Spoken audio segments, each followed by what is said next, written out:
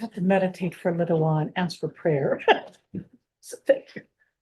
Are we ready? I have one. Five. Okay. Woo! Aloha mai kako. My name is Dawn Chang and I am Chair of the Board of Land and Natural Resources. This is a November 14, 2025 meeting of the board and it is 9:12 a.m. Before I go on to some meeting protocols, I greatly appreciate everybody who's participating either here and who will be participating on Zoom. We have a very full agenda today. We have 35 items. Many of them are extremely,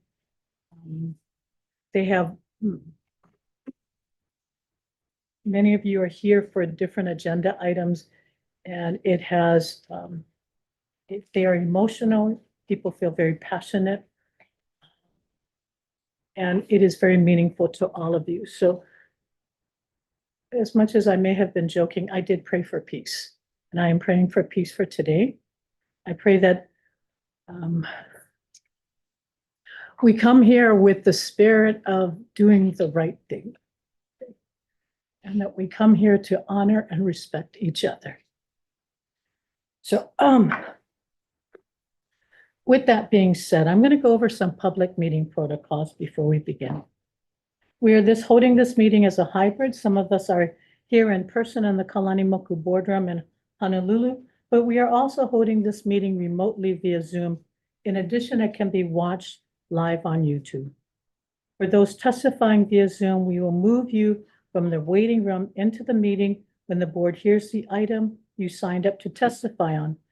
Please remember to mute your YouTube when you enter the Zoom meeting, or we will get an echo. When you enter the Zoom room, please keep your camera off and microphone muted until the chair calls on you for your testimony. The chat box is not to be used for any comments because that presents a sunshine issue. However, the board secretary may message you via the chat box to ask which item you wish to testify on so she can let you into the meeting at the appropriate time. As I said, we have 35 agenda items today. It is going to be a very, very long day. I am going to try to be very firm on limiting staff and applicants are going to be limited to no more than 5 minutes. I am asking members of the public who are testifying on agenda items to please limit your testimony to no more than 2 minutes. Many of you may have submitted written testimony, and if they were submitted before last night, those testimonies were distributed to the board members. Testifiers will not be allowed to relinquish their time to others, and I apologize in advance if I ask you to summarize. But again, we do have a lot of people wanting to testify. I ask that if you have submitted your testimony via email that you stand by your testimony or you summarize.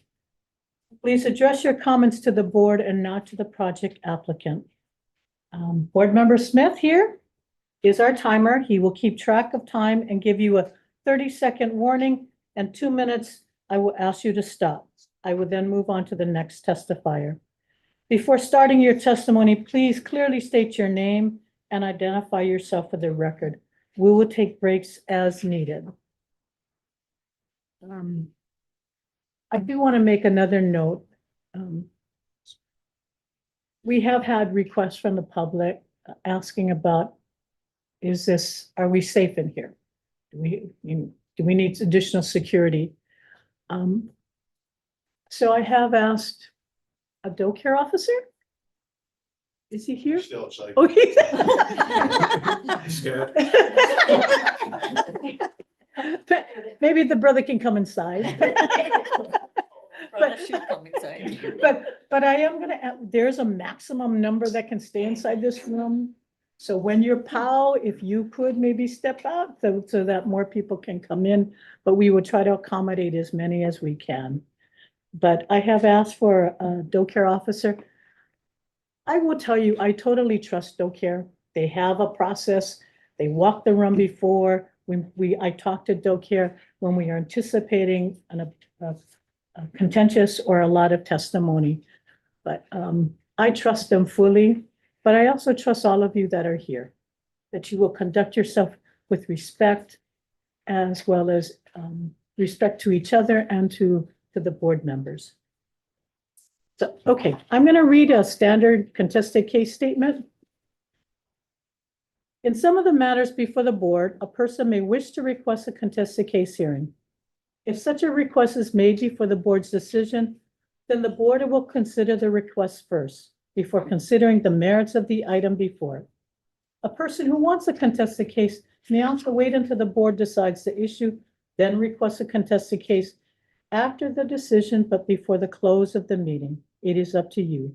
Any request must also be made in writing within 10 calendar days.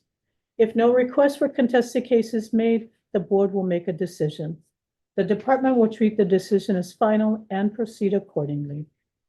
In addition, the board may also go into executive session pursuant to HRS 92-5A4 in order to confer with our Deputy Attorney General on questions and issues pertaining to the board's powers, duties, privileges, immunities, and liabilities.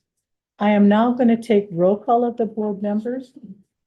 I don't believe we have anyone participating via Zoom, so I'm going to start off with board member Ono. Karen Ono, Kauai representative. Denise Seri Matsubara, Oahu representative. Calvin Young at large. Don Chang, Chair of the Board. Aloha, good morning. Riley Smith, Hawaii Island Board Member. And I will note for the record that Pua Canto is not present. She's excused. And Kaiwi Yoon is not present either. I'm not sure if he's going to join us. So we have 5 board members. The board secretary today is Rihanna Wright, and our Deputy Attorney General is Cindy Young. I am, okay. No. So, I am going to read, generally we hear our agenda items in the order that they've been agendized. There have been some requests to move up. I know that many of you have traveled afar. So I'm going to let you know the order of the agenda. And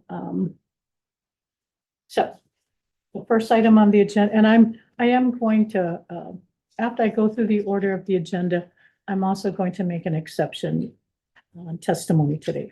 So the first is going to be approval. So he's going to be my first testimony. Okay. So so we're going to go through approval of minutes A1. Then we're going to do engineering L1, which is the Kalihi Vai. Then we're going to do DOFA C items C1 and 2. Then we're going to do K items OCCL Office of Conservation and Coastal Lands K1, K2, K3. After that, I will move on to the D items D17, D1, D3, D4, D8, D9. They all relate to Act 90. Then I will take D2, D5, D15, D6, D7, D11, D12, D13, D14, D16. Those of you who haven't heard D10, I am going to take D10 as the last agenda, as the last D item. We have had requests from the media to give us a time when we anticipate hearing D10. And D10 is the East Maui matter. It is very likely that that matter will be taken probably right after lunch. I am trying to predict and trying to schedule it as such. So I will try to complete all of those agenda items before lunch, and then D10 right after lunch, followed by state parks, E6, E1, E2, E3, E4, E5, admin, H1, and then Dobar Division of Boating and Ocean Recreations, J1, J2. With that being said, I would like to acknowledge we have Mayor Bisson here. And I am going to ask for everyone's, he's got many other things on his plate today, but he wanted to make sure that he came here. There are 2 items in particular that he wanted to provide testimony on, and I am going to permit him to take his testimony out of order. I am not going to hear those agenda items at this time, but I am going to take mayor's testimony so that the board can consider it when in context when it hears the full agenda item. So Mayor Bisson, please. And Mayor Bisson is here. He's going to provide us, provide testimony on item D12 and D10. I'm not having a presentation, but I am allowing Mayor to provide his testimony, and then I'm going to go back onto the agenda. Thank you, everyone. Mahalo, Mahalo. Chair, for that indulgence. I'd like to say aloha kakahiaka to both the chair and board members. Thank you so very much for allowing me. It's with deep respect and humility that I present my testimony today. I am Richard Bisson. I'm here representing the 165,000 people in my county. Excuse me. I'm grateful for the opportunity to provide testimony and strong support of agenda item D12 relating to the cancellation of executive orders 222, 1614, and 1675, the issuance of a management right of entry permit to the county of Maui and the set aside of 6 state parcels in the Lahaina Historic District for cultural restoration, ecological renewal, education, and related purposes. As much as the 2023 Lahaina wildfires destroyed, it also exposed and presented a once-in-a-lifetime opportunity, an opportunity to e ho'ikama kanani I moku'ula, to restore the beauty, the significance, and the spirit of this place in a way that could never have been envisioned before. These parcels are essential to the kuleana we now carry, which is to restore the Lahaina Royal Complex, Moku'ula, Mokuhinia, and the surrounding cultural landscape with care, with respect, and intention. These lands are not ordinary parcels. They are part of the storied heart of our Lahui and this Wahipana. This area, once the home of our li'i, including Kauikeauli, Kamehameha III, it was here that he was inspired to establish the Constitution and Bill of Rights for the Kingdom of Hawaii, foundational documents that shaped our island's political and cultural identity. The complex also includes birthing stones, burial areas, traditional sites, and deep connections to our ancestors. These are places of profound significance, and they deserve stewardship that honors their history. Transferring these lands to the County of Maui is a critical step in our comprehensive restoration planning.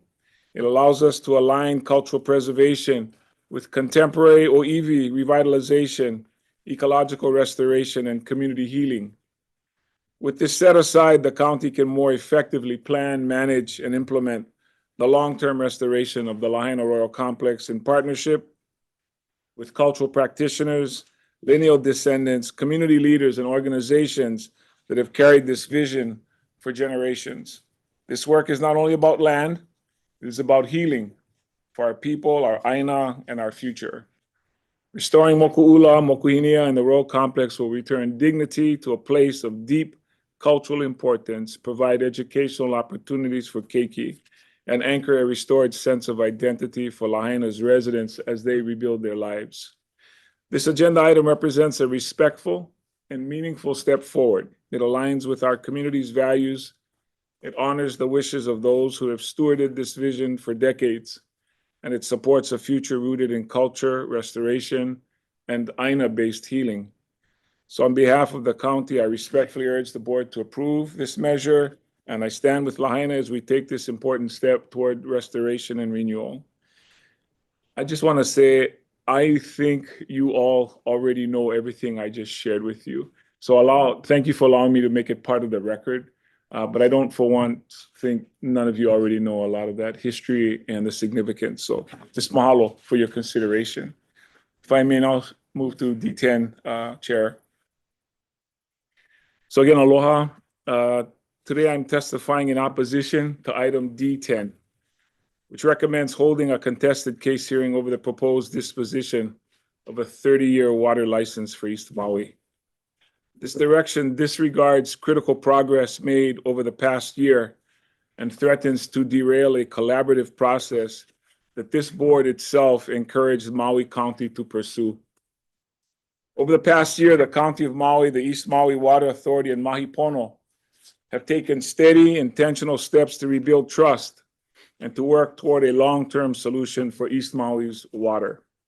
These conversations have not been easy, nor should they be rushed. Since negotiations began, the parties have held ongoing meetings. For the very first time, we are all engaging directly and working together with Maui's best interests in mind. For generations, East Maui communities, especially Native Hawaiian farmers, kalo growers, and longtime residents have navigated significant challenges related to water access and to stewardship. These longstanding issues will take time and continued commitment to work through. In East Maui, this is not an abstract policy matter. It is personal, it is emotional, and it is rooted in generations of lived experience. Pushing a contested case at this moment risks deepening divisions at a time when our community is finally working to build trust and to identify solutions. Maui's future depends on a strong agricultural sector, and Mahi Pono plays a critical role in keeping our lands productive and our island more food secure. In fact, their employees are our neighbors, our family, and also our friends, and their success is directly connected to Maui's future. While some may view the contested case as a means to protect interests, there remains a clear and viable path through continued negotiation. And I believe Maui Pono's Maui leadership sees that path as well. A contested case comes with unintended consequences, including delays, added costs, and the risk of worsening community divide. It has already caused us to publicly take opposing positions on this very matter on your agenda. And I just want to say, as an aside, who can blame Mahi Pono for being in favor of this? They have to answer to a board just like you guys. And they run a business. And given the opportunity to get a 30-year water license through this method, rather than negotiate with the county and East Maui Water Authority, really puts them in a no-win situation to have to take the position they've taken. How do you continue to share confidential information and speak candidly while you're also preparing for a contested case? I respectfully remind the board of Chair Chang's statement last year when this same item was withdrawn by this board. She noted that withdrawal was necessary to respect the newly established local water authority on Maui and to support long-term partnerships that serve both public and private interests. She also shared that she heard heartfelt comments from the community seeking a mutually beneficial path that ensures water for future generations. Those values have not changed. The parties are finally making the progress that those comments envisioned would happen. Over the past year, the East Maui Water Authority has become established and is now working closely within the community. This decision and its consequences are best understood and addressed back home on Maui. We have agreed to maintain the status quo for another year to ensure uninterrupted service while negotiations continued. Setting a contested case hearing will not speed up settlement. Let me say that again. Setting a contested case hearing will not speed up settlement. In fact, it will have the opposite result. All we ask for is the time and the space to finish the work this board has supported us with last year. No one can reasonably expect an issue of this magnitude, for having gone on for about 150 years, to be resolved in a single year. We can only move at the speed of trust.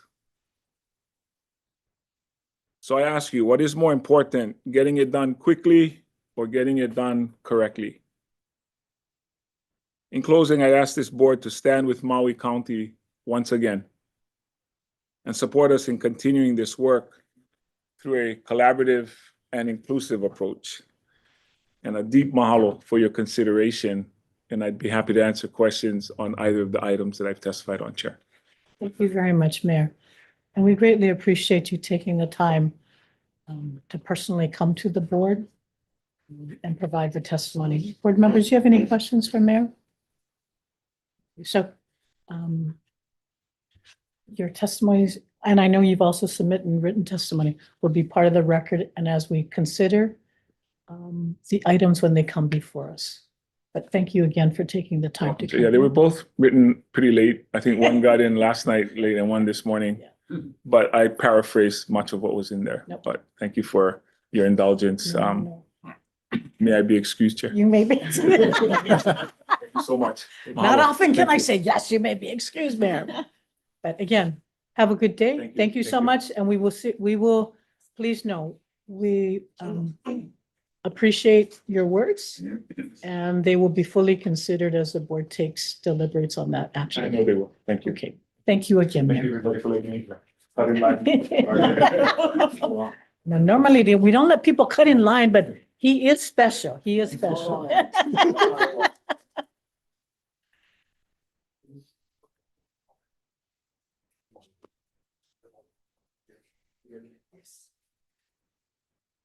Okay, all right. Thank you, everybody. So, and I appreciate your indulgence in allowing us to take the mayor out of order and to consider his testimony. So now I'm going to go back on the agenda. And the first item of the agenda is going to be item A1. This is a summary minutes of October 24th, 1995. Or 90. 2020. I am way back. Okay, let me get up to speed. Okay, Listening. all right, oh my gosh. All right, okay. With that being said, board members, do you have any questions on item A1?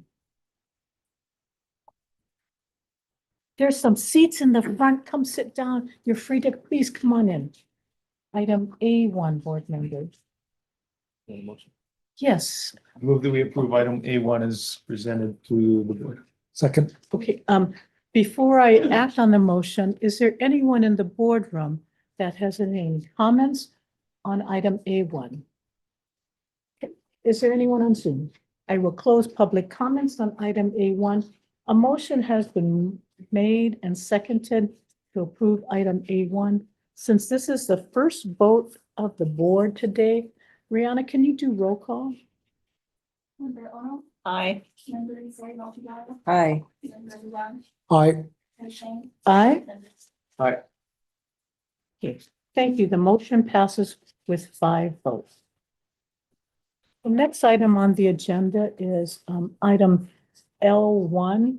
This is from engineering to authorize the chairperson to issue, amend, manage, or revoke dam safety permit number P86 for the removal of the Kalihivai Reservoir, KA 0024, through the Kalihivai Ridge Community Association. Engineering, Dina, please come on in. Thank you.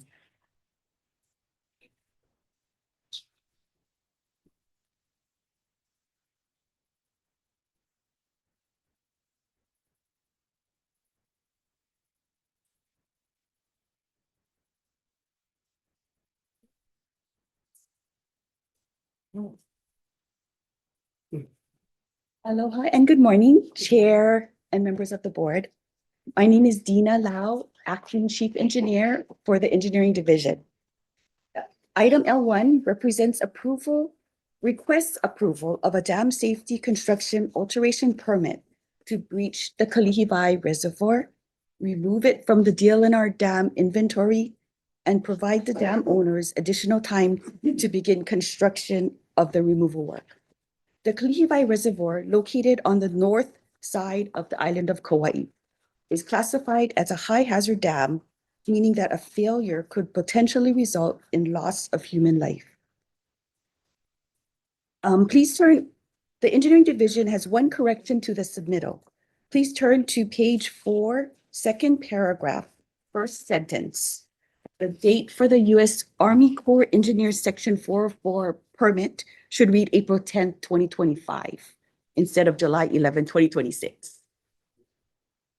At this time, Edwin Matsuda in person here and Gina below on Zoom from the Engineering Division's Dam Safety Program will present more detailed information on the project and outline a request to the board. Hello, morning, Chair. Edwin. Hello, board members. Edwin Matsuda with the Flood Risk Management section within the Engineering Division. The Kalihi Dam was constructed in 1920. It's owned by the Kalihi Ridge Community Association, fee title, and CG Utilities, LLC, and Porter Irrigation Company, who have easements and water rights. The proposed plan is to excavate a traffic loaded channel through the dam embankment, allowing any water that would have been impounded within the dam to freely return to its natural flow path. Drawings of the proposed work are in Exhibit 6 of the board submittal. Upon completion of this permitted work and permit requirements, the dam will be removed from DLNR dam safety jurisdictional oversight and will no longer be categorized as a regulatory dam, as it will no longer meet that definition. The dam is characterized to be in poor condition, overall condition, meaning that one or more dam safety deficiencies are recognized for which may jeopardize the safety or integrity of the dam structure. This dam has an undersized spillway and has overtopped twice that we know of. As such, the board at its meeting on April 28th, 2023, ordered the dam owners of this dam to comply with a set of remediation action schedule deadlines. Upon issuance of this permit, the remaining milestone will be to start construction within 6 months of issuance of this dam safety permit. Due to the timing of this permit issuance, the dam owners have requested an extension to this last remaining milestone, and staff is agreeable to a 12-month extension from issuance of this permit to ensure that construction does not occur during the wet season. The department has reviewed the requirements of the proposed action, including compliance with our dam safety statutes, HRS Chapter 179D, HRS Chapter 343, Environmental Impact Analysis. The DLNR State Historic Preservation Division has concurred, and we have a Kapalkai analysis documentation provided to the board members in Exhibit 5. This project has significant outreach efforts, I think, by the owner to reach out and trying to flesh out what types of impacts would be there. And I think it's summarized very well in Exhibit 5. We've also solicited our partner agencies that we normally do, and that's provided, their comments are provided in Exhibit 9 of the submittal. The owner's representative, including their design consultant, Andy Lynch from GFT, are available to answer questions that the board may have, and as well as us. Mahalo. Thank you very much. Board members, do you have any questions for either Dina or Edwin?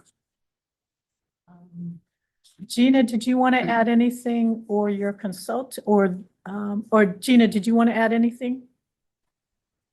No, all good.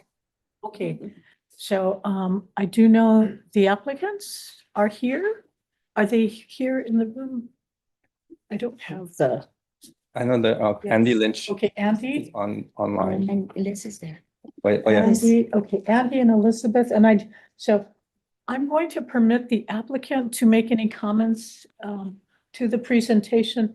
And then after that, I'm going to take public comments from those in the boardroom, and then I'm going to go on Zoom. So Andy and Elizabeth, do you want to add anything to the presentation? I'm the head of the KRCA, which is an HOA that represents one of the applicants, the landowner. And I just want to thank the board for considering our voluminous application at this point. Since we learned that the dam does not meet current safety standards, the KRCA, which is a volunteer-run organization, has been working hard to figure out how to make this safe.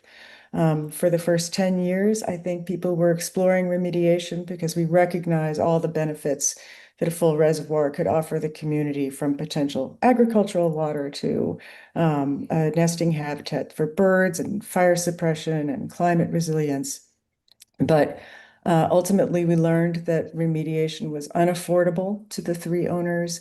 And since that time, we have been doing everything we could to pursue removal in a timely manner because that's really the only opportunity that remains available to us. Our primary concern is making the community safe, and that's what we're trying to do. So I'm here primarily to answer any questions that the board might have. And our engineer, Andy Lynch, here can answer any technical questions about the actual project. Thank you very Thank you. much, Elizabeth, for being available. Andy, did you want to add anything to the presentation? No, thank you. As Elizabeth said, I'm primarily here to answer any questions that may arise. Board members, do you have any questions for the applicant's representative? With that being said, I do have members of the public that would like to provide testimony on item L1. I'm going to read them off. There'll be Susie, is it Stewartman? Presley Wan. Leymana Damate. Yes, please come on up. And we have received quite a few testimony through the email as well. Good morning.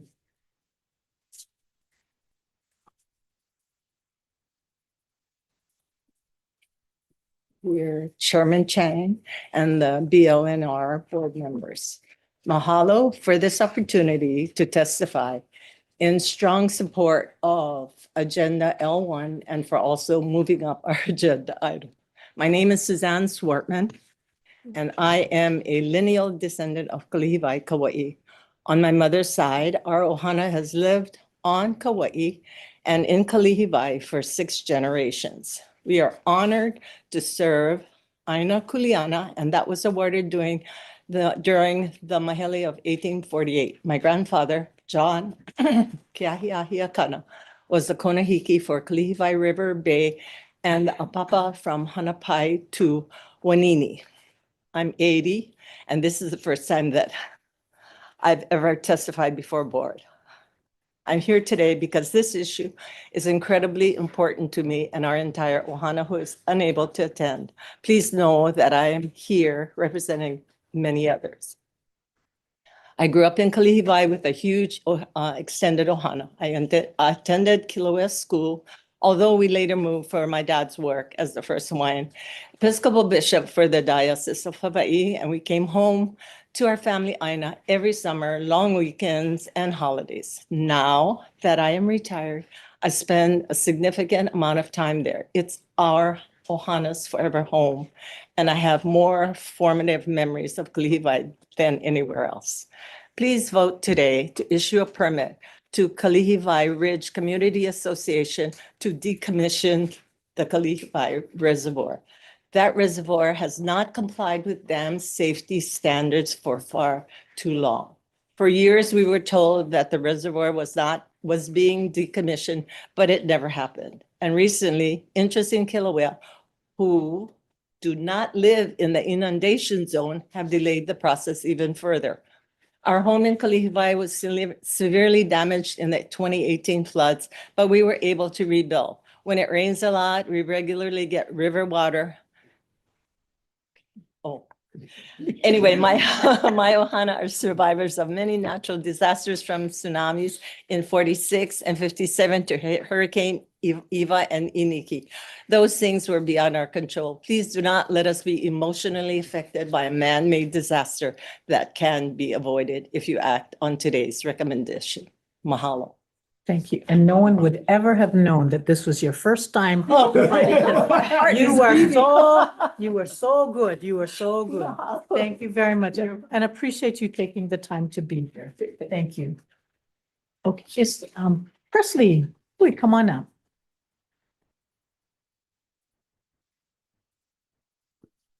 Excuse me, I have to read from my laptop. That's.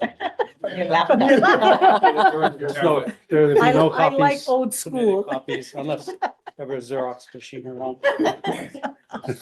No worries. All It's all in kidding here. all kidding aside, aloha Chair Chang, and respectable board members. My name is Presley Wan, and I am a lineal descendant of Aina Kalalau on Kauai, and also we have lineal descendants living in Kalihi kind of families. I serve on several community-based nonprofits in Ha'ena, Wainia, and Ha'ena. I was appointed recently by Uncle Tommy Hashimoto when he was still alive to be po'o, when he was po'o, but to be po'o for Halalea. So with that, though I have no intentions of representing the community of Kilauea, that to me, that's not a good value for me, because it's right at, I think it's a community matter. And I'm just, but I'm for the revocation of the dam. And I base it on several things. I know the integrity of the dam is compromised, you know, because you try and Google equipment, construction equipment that was available in the 1920s. I'm a retired operating engineer. I have 50 years of construction experience. So that's all I got to rely on is my experiences. I've have experienced, I think, one of the most frightening things I was lucky, and very lucky for me, when the Koloko Dam breached and blew out. I was on my son-in-law and I were on our way to work in Honolulu. And another 10 minutes earlier, we would have ended too. And it was fortunate, it was really early in the morning. One of my coworkers was just pulling up when we got there. It had from probably a 25-foot, you know, wave that went right across our Kuio Highway to, you know, it was, by the time we got there, it was still about 3-4 feet and the sky was dropped. So with that in mind, and in my construction career, I've repaired 2 major flood damages. The other one was Alexander Dam. So I just worry for my family downstream, and so I really urge the support to revoke the permit. Thank you. And Mahalo Presley for coming to. Nice to see you, Chair. Good to see you too. Thank you so much. Is there anybody else? Oh, Leimana?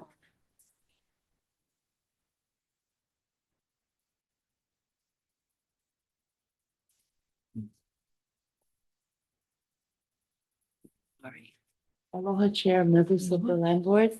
My name is Leimana Damate, and I'm the Luna Alakai, or Executive Director for the Hawaii State Ahamoku. I stand on a testimony that we have submitted, which is in full support of the Engineering Division and the removal of the dam. You've just heard Preston Juan speak. He is also the Ahamoku representative for Halelea, where Kalihiwai is located. And he was able to speak to many of the kupuna, one of whom you just heard, on what their wishes were as lineal descendants. I would just like to add that Ahamoku stands in support of these kupuna and the people of Kalihiwai in their request that the dam be removed for safety reasons. Thank you. Thank you very much, Leimana. Always appreciate your testimony. Is there anybody else in the room here? I thought so. Please come up. Always a pleasure. Good morning, Chair Chang, board members. Mahalo for this opportunity to come and share my mana'o. I'm Kupua Sport, and I'm here today as a kupa of Kalihiwai. As Auntie Susie mentioned, we have many generations of our ohana who are from this incredibly special place. So mahalo for moving us up. Though I'm here in my personal capacity, I do have some relevant experience in my day job. I'm a professor of law at UH Manoa's Richardson School of Law and the director of Kahuliao, our Native Hawaiian Law Center. So I teach and I write in this highly specialized area, including the law school's clinical courses, as well as our core course on Native Hawaiian rights. So to the clinics that I've directed, explore traditional customary rights, permitting, environmental compliance, a whole bunch of this. And I've been honored to work with this board on Waiole Valley easements and more. I'm also practicing attorney with more than 25 years of litigation experience in this highly specialized area. So for many generations, our ohana has lived, worked, and played in in Kalihivai, and before that in Limahuli and Kalalau. So I was honored to grow up along the Kalihivai River, where my children are now being raised. So I add my voice to the chorus of Valley residents, and you have the written testimony before you, that are in strong support of your staff's recommendation to remove this reservoir because we live in the inundation zone. So hano hano halelea ika ua nui. We are blessed with abundant rainfall in our area, and we live with flooding. And this has only been exacerbated by the climate emergency. I really want to mahalo Ahamoku, especially Lemana and Uncle Press, for the Kapa'akai work. But let's be real, this is a man-made private reservoir built last century. So the cultural practitioners from this area, including my ohana, exercise traditional customary native plant practices in the valley, the river, and the surrounding area. In fact, my grandfather was the last Konohiki for the Kalihivai River. There are no issues with Kapa'akai, but if you have any questions, I would be happy to answer them. So despite the commitments to decommissioning, Valley residents have endured years of foot dragging. I'll summarize right now. Unlike Koloko, the reservoir owners and the regulators are on notice in this public forum that there are many concerns from downstream residents who are living in the inundation zone. So we beg you to act today. This reservoir is a hazard, but it's also a legal liability. Well, it's not in compliance with the act. Mahalo for your time and aloha. Thank you very much, Kupo. And I appreciate it. I did look over the exhibit 5. It does demonstrate a great deal of community outreach, and you can confirm that, and you are, based upon your experience and expertise, you find that this is in compliance. I do.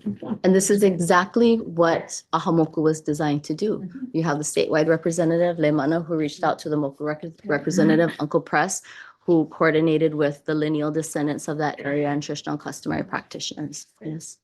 And isn't that great? Good job. Yelenar, everybody hear that? No, and what I appreciated was, because in my view, the burden is on the applicant. It is. And that the applicant embrace this opportunity rather than to see it as a burden. So thank you. And so thank you for acknowledging that and for being present and personally testifying. Thank you. Absolutely. I do want to clarify that this is a different situation because the question is about a man-made reservoir that's privately owned. So it's not like we can even go over there and exercise traditional customary practices. Yet Ahamoku did exactly what it needed to. That's So good to mahalo. know. Very good. Thank you so much. Mahalo.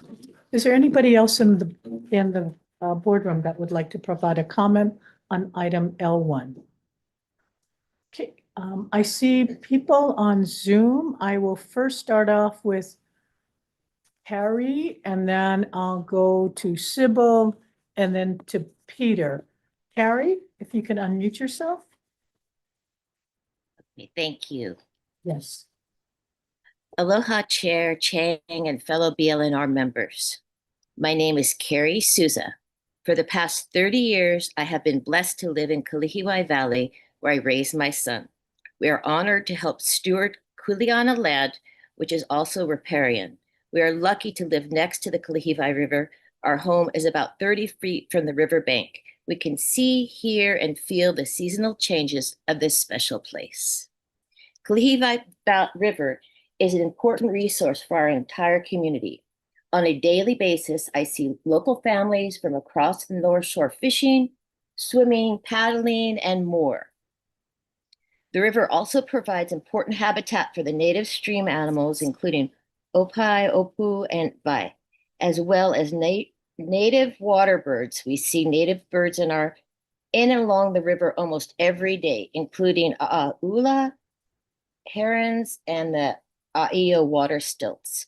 Koloa ducks have become less common over the years, but we still see them. In fact, we have some nesting in our yard. Over the last decade or so, the flooding on the North Shore and Kalihiwai has been really bad. Climate impacts are real. Given our proximity to the river, flooding threatens my home and the physical safety of my family and neighbors. During the 218 floods, I fled to higher ground in the middle of the night with nothing but my car and a few items I was able to gather. I went home when floodwaters receded, but was immediately evacuated by the fire department, who told me that the walls of the Kalihibai Reservoir were caving in. The fire department said I couldn't even have time to get my cat. They said it was too dangerous. Immediate mandatory evacuation. It was scary. The second flood was coming, and we are using our emergency resources to evacuate the failing dam. What is even more scary is that 7 years later, the Kalihibai Reservoir is still not in compliance with the dam safety standards. Moreover, Jack Gushikin, the former ditch operator for Kilauea Sugar, Guava Kai, and Common Ground, who opened the valve to stop the reservoir from overtopping in 218, he's passed away. We are more worried what will happen without him. And it's not raining any less. We still get regular heavy rains, especially during the winter. So Carrie, can you summarize? Your Sure. time is up. Thank It's you. difficult for those who don't live in the valley to fully understand, but the time for action is long overdue. Please vote today to authorize Chair Chang to issue a permit to decommission the Kalihibai Reservoir, and please ensure that the Kalihibai Ridge Community Association actually follows through this time. Okay, all right, Carrie, thank you. I appreciate your testimony. There are several others who'd like to testify. Thank you. So I'll take Peter Goldenring and then Sybil. Peter, unmute yourself. He put a note earlier saying that he wasn't going to speak unless he changed his mind. Oh, I didn't. Okay, then I'll go on to Sybil.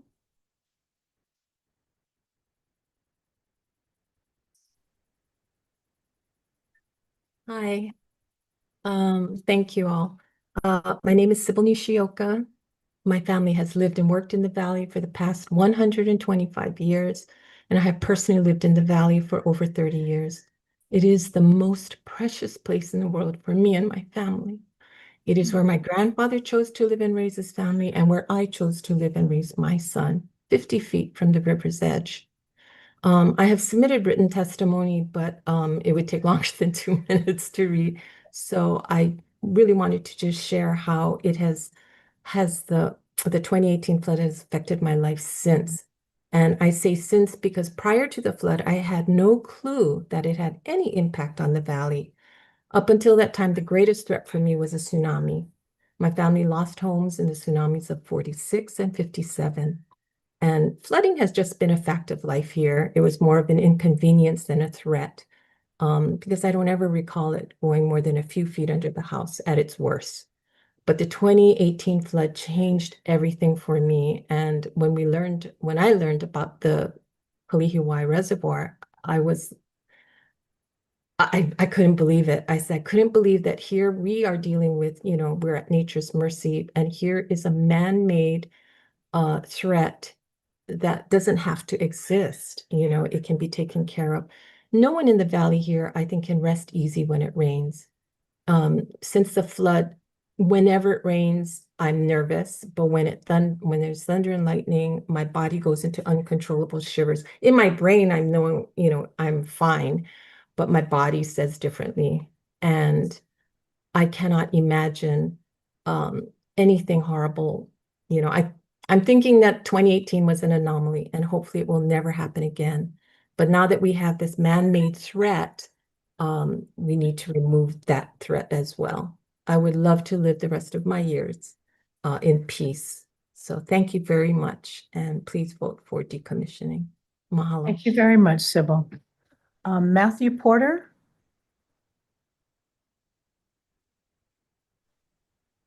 Hi, I'm Matthew Porter. I represent Porter Irrigation. I am my family has owned Waikoa for 20 years, almost 20 years at this point. And we have had water rights easement on the Kalihibai Reservoir for that entire time. And I just would ask the board to support our endeavors to remove the dam. As you've heard, it's a high hazard, and we've been working diligently for the last 10 to 15 to solve this problem, and we are ready to go. So we ask for your support. Thank you. Thank you very much, Matthew. Sam Jones?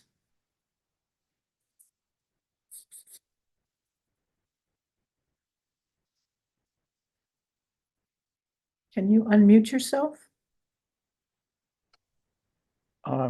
Yes, hello. I had not asked to speak, but I would just echo what has already been shared, and that is the risk of this dam and reservoir are clear, and I would hope that we would move forward with decommissioning. Thank you.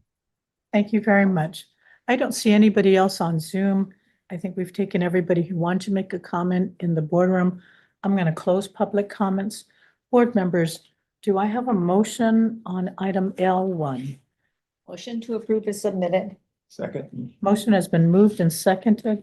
We're in discussion. Any discussion? Seeing none, I'll call for the vote. All in favor of approving staff submit on item L1, please say aye or raise your hand. Aye. Motion passes with 5 votes. Thank you very much, and thank you for all of you who have come here to provide us comments on item L1. I'm now going to move on to item C1, which is Division of Forestry and Wildlife. First is to approve a forward stewardship agreement with Waikoloa Dry Forest Initiative. David?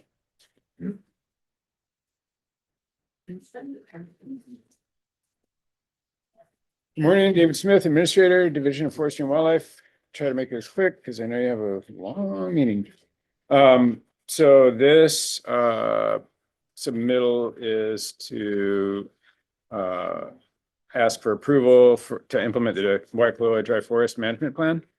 And authorize the chair to administer and modify the agreement and approve a declaration of exemption. There's quite a bit of information in here about this plan. I think we have Jen Lawson here from Waikoloa Dry Forest to provide information if you have, it's part of the forest stewardship program. They do post-fire restoration, focusing on invasive species control and native seed planting. The Waikoloa Dry Forest Initiative is a regional leader in ecological restoration. They've done quite a bit of work up in this area. And the land's privately owned, but WDFI provides public access to the neighboring preserve. So they manage another area right adjacent. It's just an extension of the existing. And there was some question, I know Board Member Smith had brought up, but some concern because it's in a UXO area. And so the question was, does the board or the state have liability as it pertains to our financial commitment or financial tie to the project, even though it's on private land, private organization. So Tanya Rubenstein's here if you have some questions. There is liability language in the general conditions of the contract. And Jen could probably provide you information too on how they manage their other areas. I know, Board Member Smith brought up really legitimate concerns, including fatalities in the past based on unexploded ordnance. I think we've probably learned something since then, but it's certainly something we want to make sure that it's disclosed and the board understands that this is, a much larger area. What's the total acreage? 125,000. 125,000 acres. So it's a portion thereof. Some of the area has been cleared, some has not. So anyway, just wanted to disclose that. And if there's any questions, I'm available, or Tanya or Jen Lawson. This is funding to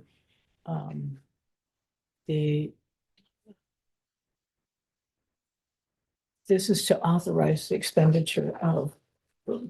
Yes, we have forest stewardship funds. Are we doing the work? We're not doing the work. So, okay. Yeah, we're just funding, it's a grant to Waikoloa Dry Forest. Okay. Just And it's on private land. So the forest stewardship program helps private landowners with planning and implementation for forest management, native ecosystem restoration on private lands. We're not in the liability question was, is it more about state officials? Because we're providing funding. Yeah. My concern was that in our agreement of giving these funds to the Hawaii Waikoloa Dry Forest Initiative, that a disclosure be included that we understand that there are unexploded ordnance potential in the area and suggest that maybe they disclose that to participants when they do work and people That's a that good visit the idea. site. Yep. Not gonna hurt. Yeah. I'm not an attorney. There are plenty of attorneys around here. Not Yeah, that many. Figure out. Many attorneys. That's a very good valid point. Thank you for that. Okay. All right. Tanya, And did you? maybe I can just share. So when I worked at Parker Ranch a long time ago, there were two employees that were out in the pastures and they'd collected some unexploded ordnance rounds and thrown them back of a truck and it detonated and both of them got killed. So I mean, it's a real hazard. When Richard Smart was alive, he allowed the Marines and the US Army to train on his property to prepare our country for defense during World War II. And because of that, when the military left, there was a lot of unexploded ordnance that remains and it impacts school areas and other things where I live is in it too. So you just be careful. Yeah. Okay. Tanya, or You want to say Jim? anything about the general conditions? The general conditions have the standard. Tanya, can you come up and just introduce yourself? Thank you. Hi, Good morning. members of the board. My name's Tanya Rubenstein. I'm the Forest Stewardship Coordinator for Division of Forestry and Wildlife. I'll just add, we have the general standard conditions of a state contract in our agreement with Waikoloa Dry Forest Initiative, which includes indemnification and defense language and cost of litigation, all the standard conditions. I think Jen Lawson might be able to provide some additional information about the procedures and protocols they use with members of the public and volunteers and staff that work in the area. And I was in touch with Bridget and Jen. Yeah. I'm comfortable with everything they're doing. I just want the state to disclose that there is a presence of unexploded ordnance and money we're providing might expose us to some liability exposure. That's all I want. I think we could work with Cindy, I think who's our assigned AG on the agreement to add some additional language related to UXO into the agreement if needed, so. Good points. Thank you. Is that would that satisfy putting it in the Good for agreement? me. Okay. Yeah. Okay. Very good. We had similar issues raised when Mick brought up the right of entry for the Army Corps of Engineers to do a bunch of exploration on state lands down by Hapuna Beach Park in Wailea. So I mean, maybe you can get something from there. It's not something that the state hasn't had to deal with before. Yeah. Okay. Is there anyone in the boardroom that wants to provide a comment on item C1? Is there anyone on Zoom that would like to provide a comment on item C1? I'm going to close public comments. Board members, do I have a motion? Jen Lawson. Oh, Jen, I'm sorry. Did you want to provide a comment? Yes, please. I'm sorry. Go ahead. Aloha Chair Chang and members of the board, and mahalo for giving me this time to express my support for C1. I'm Jen Lawson, and I've been working with the Waikoloa Dry Forest in this community for the past 13 years. In this time, I've really seen the transformative power of this particular dryland forest, not just for our rare species and ecosystem, but for our community as well. The forest connects people to the land in really powerful and lasting ways. And in addition to the conservation work that we're doing, the forest is a classroom that teaches everything from wildfire awareness to native plant ecology, and it provides a place for people to enjoy and learn from nature and get involved in conservation and practice their culture. And this opportunity to expand the preserve comes after many years of outreach and education in the Waikoloa community. The license agreement with the homeowners association that owns the land was really hard earned and took years to execute. And now we have this open door to expand the protection and restoration at a time where our region is really faced with pretty dramatic increase in development. So it's a really critical time for protecting this dry forest, and our organization, the Waikoloa Dry Forest Initiative, is ready to do it. We know that it's possible and that we can be successful and that the community will be there to help us. And the lasting benefits, I think, have already been proven in our previous work. And just to address the UXO issue, this is something that people who live in this area are really, unfortunately, really familiar with. The expansion area is in Area P. This is the Army Corps of Engineers has different letters for the different sites. It's a huge area, Area P, and it's been reported as cleared. And we know that this doesn't mean that there's no risk of seeing ordinance there.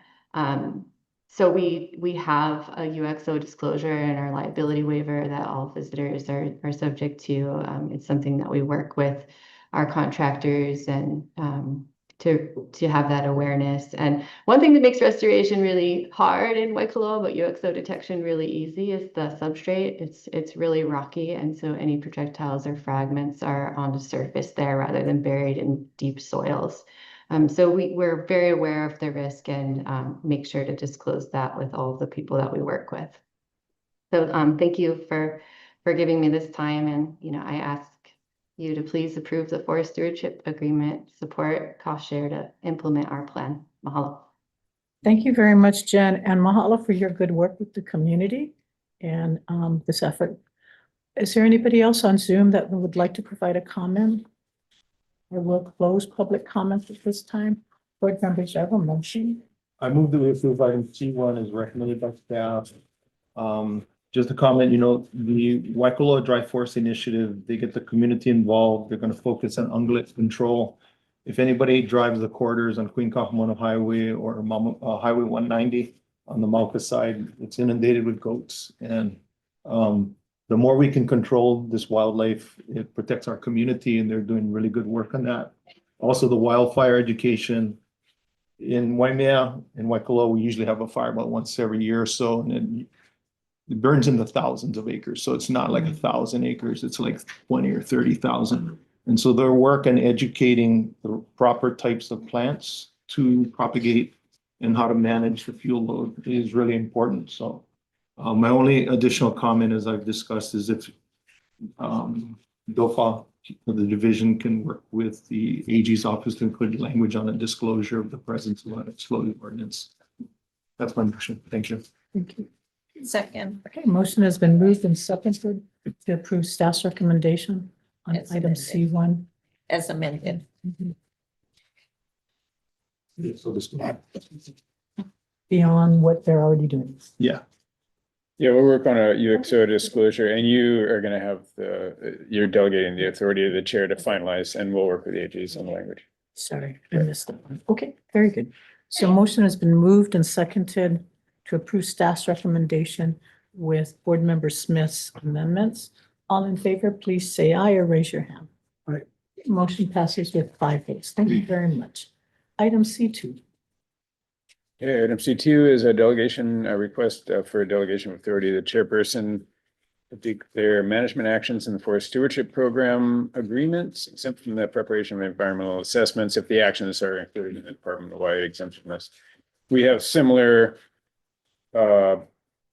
delegations to the chair for this, but since the Forest Stewardship Program has its own statutory procurement process prior to delegation for contracts under 42F, the previous delegations do not apply specifically to the Forest Stewardship Program. So we're going back and asking for something that we have broadly within the division and within the department, but hasn't been applied to the Forest Stewardship Program because of its because of the separate statutory issues. So there's extensive public review and agency review of forest stewardship projects.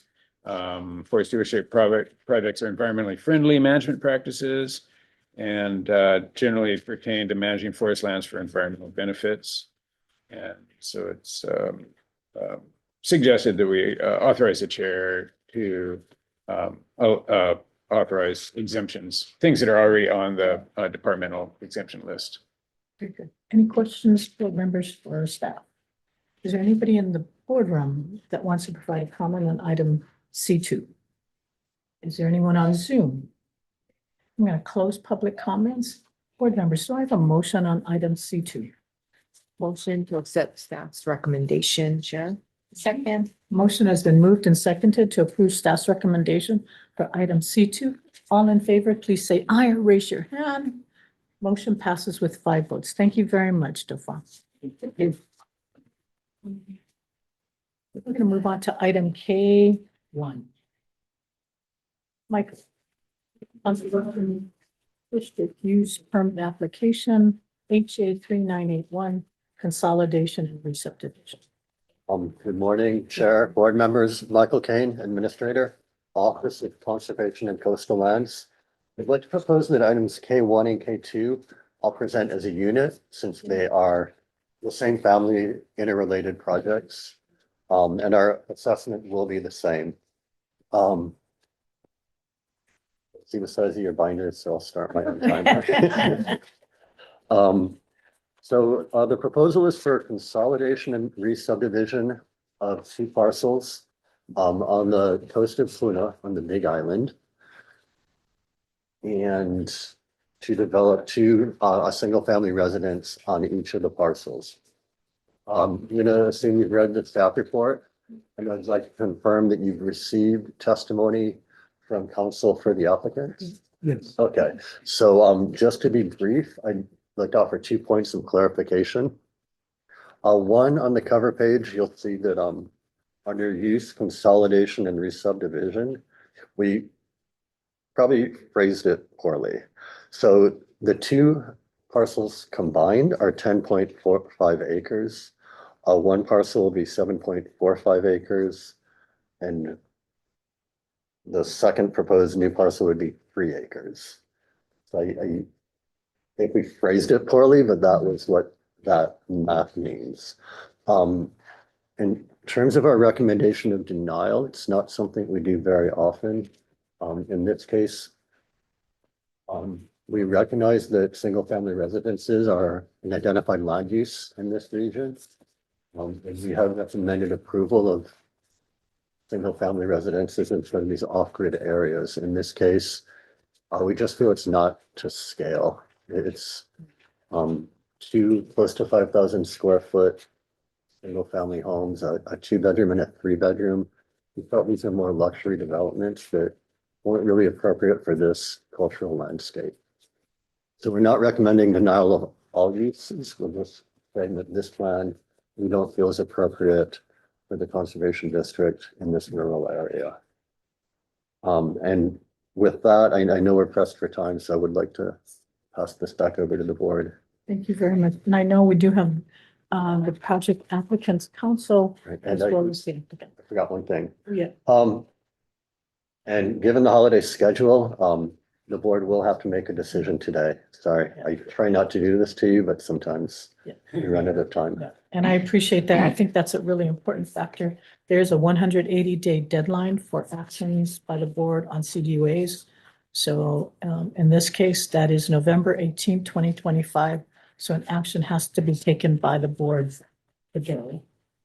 And that's why I also moved this up on the agenda as well. So board members, again, the applicant is here as well as their counsel. Do you have any questions for Michael, or do you want to have the applicant come up first? Okay, so seeing no preference, oh no.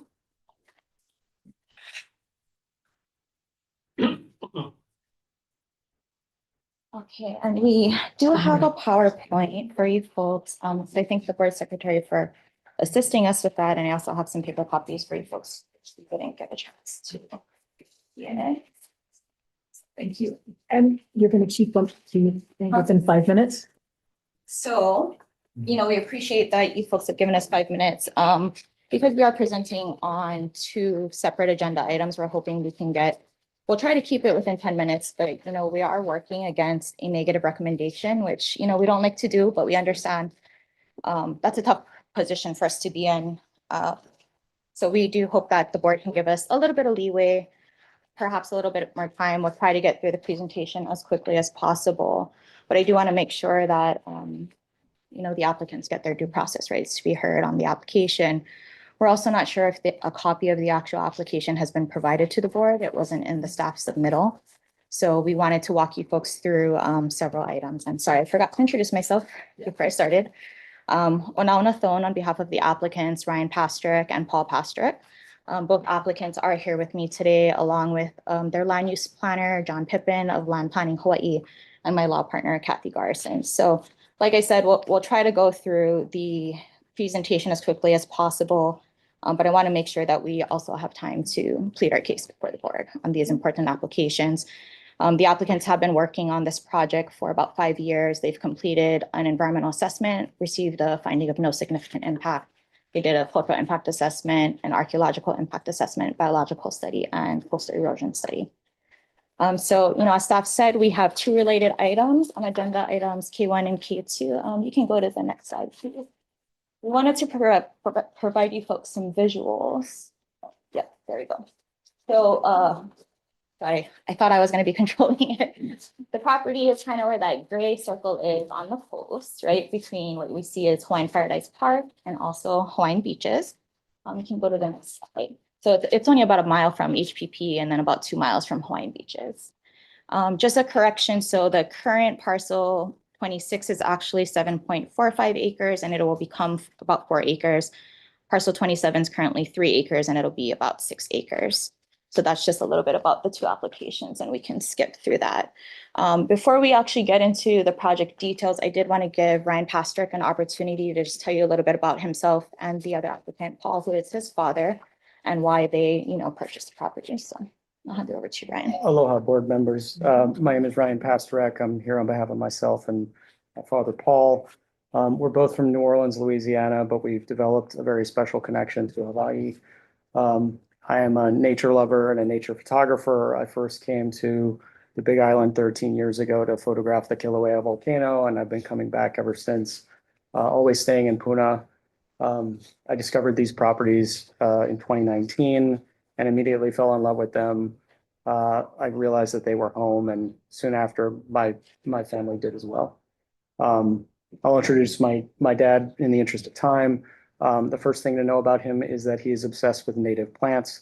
He is a member of the Greater New Orleans Iris Society, and he's currently spending his quasi-retirement returning the ecosystem of a 55-acre property he owns in Louisiana back to the native condition it was in 250 years ago. He's also been a public servant for more than 25 years, both as a state superintendent of education for the state of Louisiana, and also as a consultant focused on revitalizing and saving failing public schools. But these days, he really cares about plants. It's in my family's blood.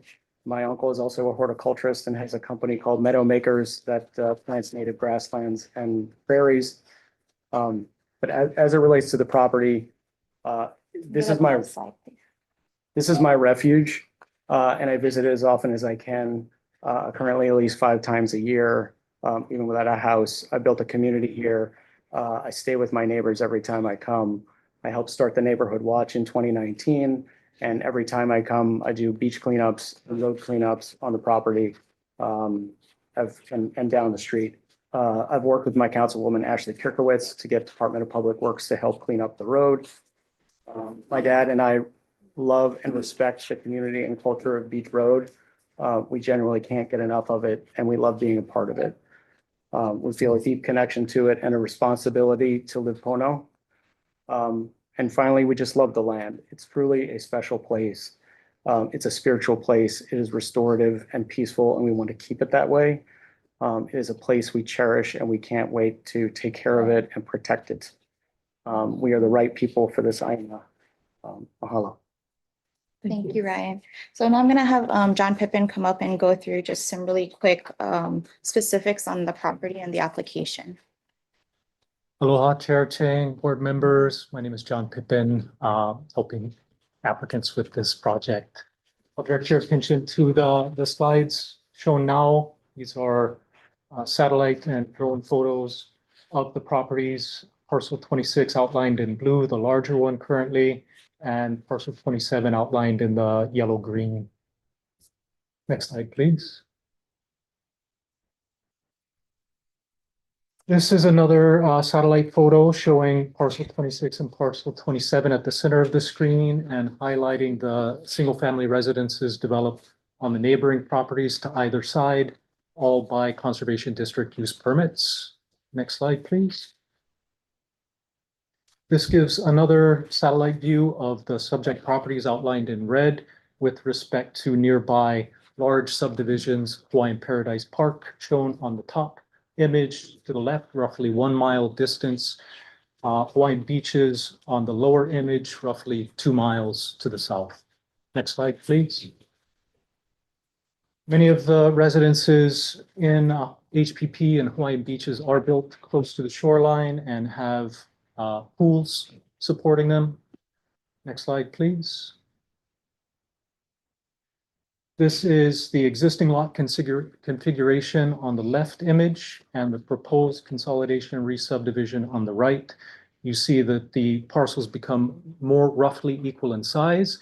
This allows siting of the proposed residence on parcel 27 farther from the neighboring parcel to the south and allows conversion of the mixed species forest, primarily non-native forest currently, into a native forest according to our plans. Next slide, please. Parcel 26 site plan is shown on screen. The single family residence, a little over 4,000 square foot under roof, under the maximum developable area of 5,000 square foot. A storage and animal shelter is proposed in support of the animal husbandry, the keeping of sheep. Also, a area of less than 1 acre would be fenced for the keeping of sheep. Landscaping is also proposed, comprised of primarily indigenous and endemic, also canoe plants. All landscaping species have been evaluated for potential invasiveness in our quote-unquote pono plants. Next slide, please. Parcel 27 similarly would host a single-family residence under 5,000 square foot, much less square footage under roof on this one due to the accessory pool use. Removal of invasive species is proposed, sorry, as mentioned earlier, on the current extent of parcel 27 that would be converted to native species. Next slide, please. These are the landscaping plans. I'll note that our landscaping plans have been significantly reduced in response to comments from neighbors and the OCCL to provide better trade wind flow across the properties, less view impacts, and have a greater proportion of native, endemic, and indigenous species. Next slide, please. All right, thank you, John. So we did submit written testimony that goes through each of the 8 criteria in HAR 13530 subsection C to grant a conservation district use permit. I'm not going to go through each of those criteria in the interest of time. Our position is that the applications do meet the criteria.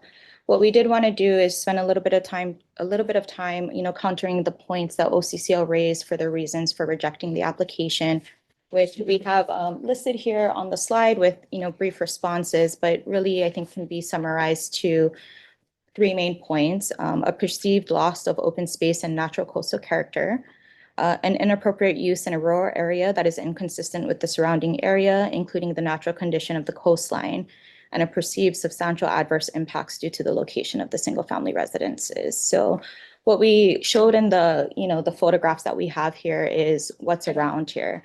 A lot of the recommendation against the project is that it's, inconsistent to put these single-family residences in this kind of rural area. But, we showed you the slide. There are several residences on the exact neighboring parcels, as well as the larger, HPP subdivision just a mile away, which is up almost 9,000 lots on that side, and then another 1,500 lots in Hawaiian Beaches.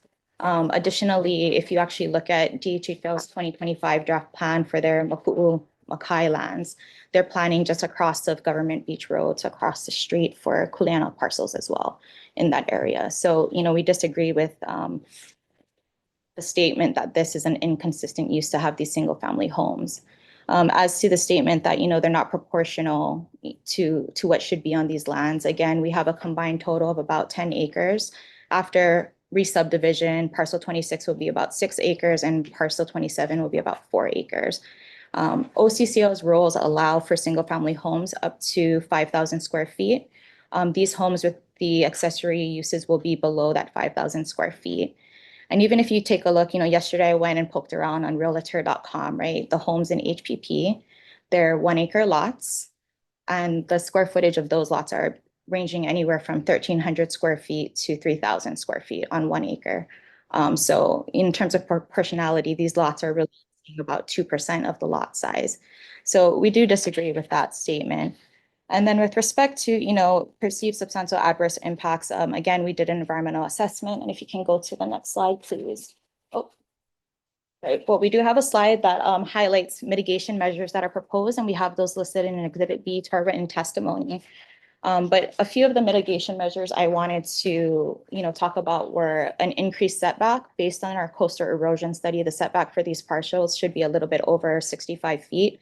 But the structures will all be set back a minimum of 130 feet. As John talked about, the applicants have modified their landscaping plans to, allow for view corridors and minimize impacts to neighboring properties. And in addition to that, we actually already got the SMA approval for the single-family homes, and the County of Hawaii included a bunch of conditions that we have to comply with. And one of them is that the applicants are prohibited from creating any man-made access from the pali from their parcels down to the beach area to, reduce the chance that there will be creating unsafe hazards from people trying to go down to the beach area. So again, we, in the interest of time, I'll kind of stop there. Or actually, one more slide. We just have the conservation district use criteria for you. We believe we meet all of it. And the applicants do hope that you go against the staff recommendation and grant the applications, subject to the standard conditions that are in HAR 13542. There are also a few conditions that staff recommended to the board if the board was going to proceed with approving these applications. One of those are prohibiting shoreline hardening and requiring removal of the structures if, the integrity of the structures are compromised in the future. The other one is, relation to protection of Native Hawaiian cultural practices and resources right on the property. And we can talk about that if you have questions. And the other one is a prohibition on short-term vacation rentals. And the applicants are amenable to including all of those conditions should you approve the permit. So again, thank you folks for taking the time to hear this matter and giving us a little bit more time to make our presentation. We really do appreciate it. Thank you. Thank you very much. Yes, please, go ahead. Thank you for your presentation. I just wanted to ask, so what's the height of the cliff along the ocean? About 40 feet. 40 feet. I'm not that familiar with Puna. I always lived in either Hilo or Waimea, but it always impressed me with the resourcefulness of fishermen and hunters and where they will go to, where I would say I would never go down there, and I would never go fishing or hunting, but they do. And so the county is preventing access stairs or things like that to get down to the ocean. Yeah, so it's a SMA condition, and I think, John, you can give a little bit more color on the reason for that. Yeah, we have shoreline setbacks, correct? And there aren't any structures proposed or allowed within, again, the county's minimum 40 foot, but we're also talking about a much wider setback here in terms of 130 feet. Shall I get into lateral access? Yeah, I'm just wondering, in a lot of areas, we will require the applicant to provide public access. So sometimes it's access to the ocean from another nearby location, but then you have lateral access along the shoreline. So I'm just trying to understand the ability of the public to get in front of this property. Yes, we consulted with Na'alahele on this project regarding shoreline access. The preservation of the shoreline area in that setback, that 130-foot setback, no structures. There won't be anything in this project that would impede lateral access for the public. Where's the nearest point of public access? It's about a mile away. And where north, south? HPP to the north. Okay, so that's at the end of one of the roadways through HPP, or what road? I'd have to look specifically. Makuru Point. But at that area, it's more at grade. I mean, the ocean and the cliff. Yeah, you can actually get. Okay. do fishermen, gatherers pick opihi or anything like that in this area? Or- We've seen some folks come and pick up EE down there, but I don't know exactly how they access it, but people do pass back and forth laterally. And I've had absolutely no issue, and I've talked to them and they've come back and forth, but yeah, people pass through. Okay. Having worked for the county before, I understand that the District of Puna, there are 50,000 subdivided lots, many that do not have infrastructure. So in this area, you're going to be off grid. There is electric poles at the road and we will have grid power. Okay, And all of my neighbors are tied up to Helco as well. okay. What about internet? They have Starlink. Okay, so that's wireless. I mean, Satellite, yeah. okay. Then for water, the applicants are proposing to try to drill wells, but if that's not fruitful, they'll do water catchment, which is, consistent with what everybody has in this area. Because in Hawaiian Paradise Park, the individuals that own properties along the highway, they can get a county water meter. But everybody else, either they run a spaghetti line or everybody else is on catchment, right? So catchment in this area is consistent with the amount of rainfall that planning requires in order to exist off a catchment. It's far in excess of the. What side of the rainfall? Over 120 to 200, yeah, so more than double the county's. And even now during this drought, what kind of rainfall are you getting? I think it's in excess of 80 inches this year. Okay. Okay, that's all the questions I have. Thank you. Board members, any other questions? I just have a couple. What is the average size in Hawaiian Paradise? They're like about 1 acre. Yeah. How large are the homes?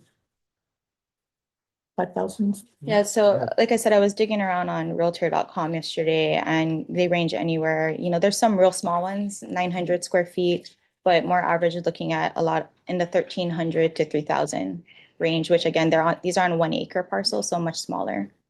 And those numbers wouldn't include areas under roof. Those areas would be enclosed interior Correct. areas.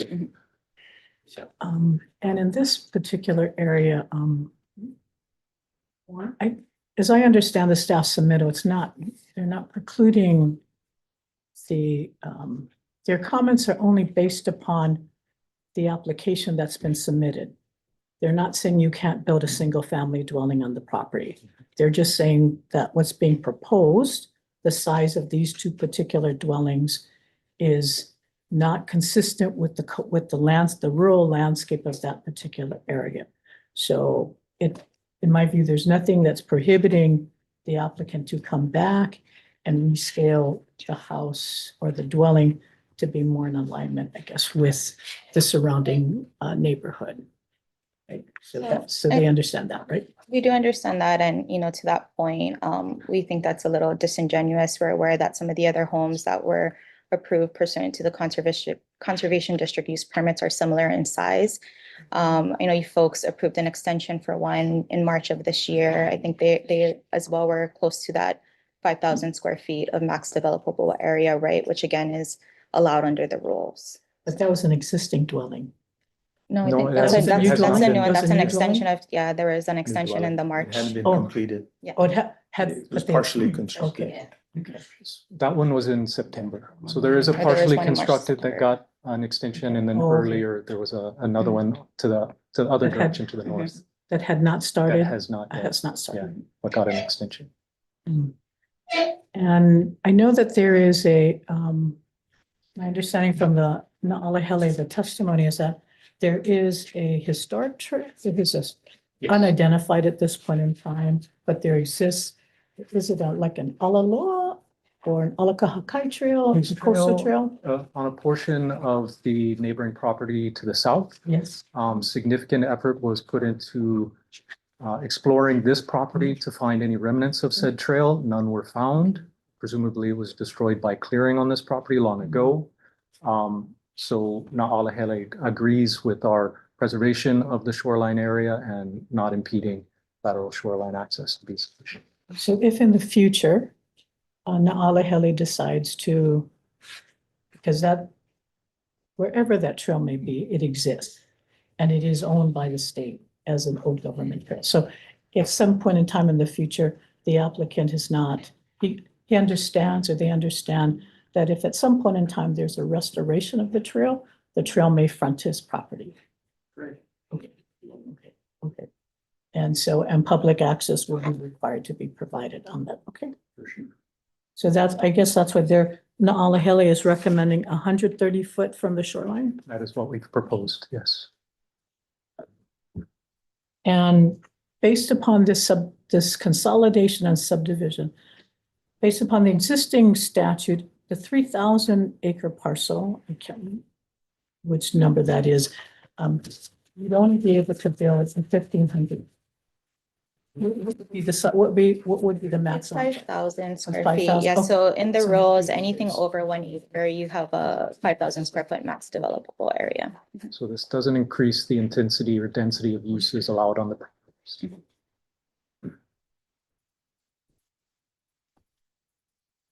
But the subdivisions that you have associated, and I recognize that there are many other, as you were suggesting, similar lot size are most of these acres near adjoining to the applicant? Are they about 10 acre parcels? No, I'd say most of them, 5. yeah, are around 5 or less. 5. Lots is 14. Yeah, there are some larger ones though. Can I ask how much he paid for these parcels? Sure. Lot 26, the current 7.5 was 585. 585,000? Yes, Okay. and parcel 27, the 3 acre was 330.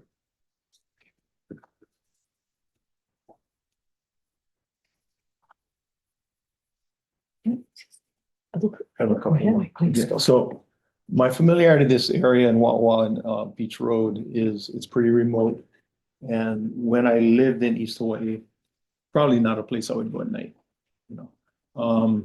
So when I see additional improvements and urbanization in this area, I think it's a benefit to the area to have more responsible people in the community. I mean, this is where Dana Ireland situation occurred, right? Understood. Okay. With this type of development, the valuation of the property and the improvements on the property would contribute to the county's real property tax base. And you would pay, the owner of the property would be assessed real property taxes according to the level of improvements on the property, which would enable the county to be able to fund their ability to serve the needs of their residents.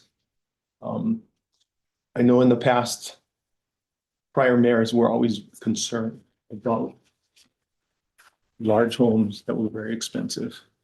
But I think after they figured out that people that live in these homes pay a disproportionate amount of real property taxes that contributed to the needs of the community. And typically people that live in these homes do not call the police department or the fire department or other law enforcement services.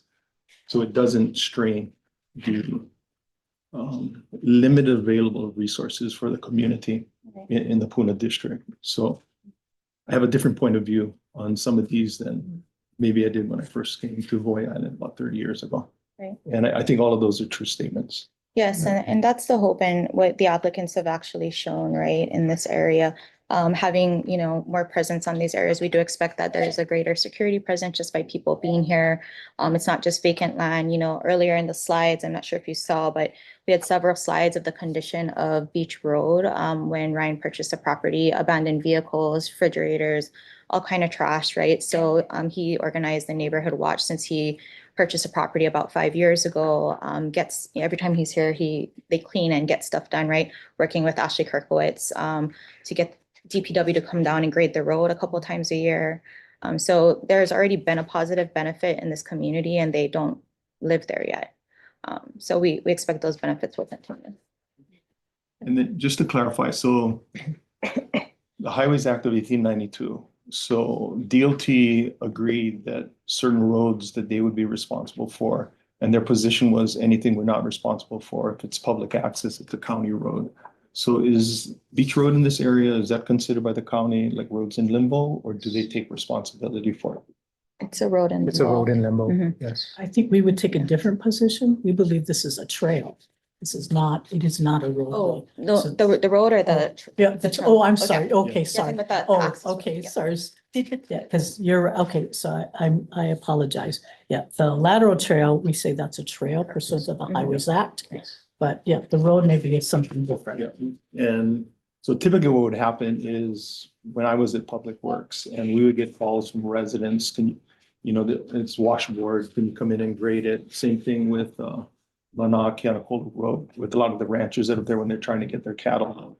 They would ask for services, and it was really sort of at the discretion of Public Works Highway Maintenance when they had the resources to come in and improve the road. And so I think the more, and I have friends that live in Hawaiian Park, and that's a private subdivision, private roads. And so you have a much lesser level of road improvement than in other areas. So I see limited improvement like this in this area as being a positive impact on the safety and security of the area. So I just wanted to state that. Thank you.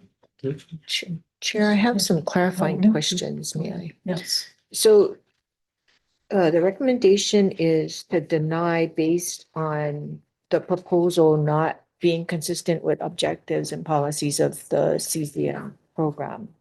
CDUA program, yeah. Michael, do you want to come up? And this, it was said that it's mainly, we're not prohibiting a residential dwelling unit on the property, it's just the size. Yet I'm hearing from the applicant that there are similar sizes of dwelling units in the area. Could you get clarity on that and comment and verification? Sure. We identified 5 CDUPs that have been issued by the board in the stretch between the 2 developed neighborhoods. The immediate neighbors are 3,705 square feet per developed area and 3,013. The other 3 further afield, 2,644, 3,847, and 3,868. And that, the square footage that you're quoting me is the size of the dwelling unit or area, square foot of the entire area? It's maximum developed area. So the way it's calculated in the conservation district is slightly different in the counties. And I should have the rules in front of me to go through that. So MDA includes both floors and it includes pools or pertinent structures. We don't count like water catchment tanks. Okay. Or So driveways. dwelling unit and amenities or Like erections. pools, Okay. yeah, and I don't know, so I believe the county just looks at square footage, the footprint, whereas we're looking at Of the total dwelling livable unit, area. okay. Which is the biggest difference, yeah. And there was a statement made that there is another dwelling unit with related structures that are similar in size to what they're proposing? I mean, similar is relative, that's why I just read off. the All actual that you sizes. had? Yeah, Okay.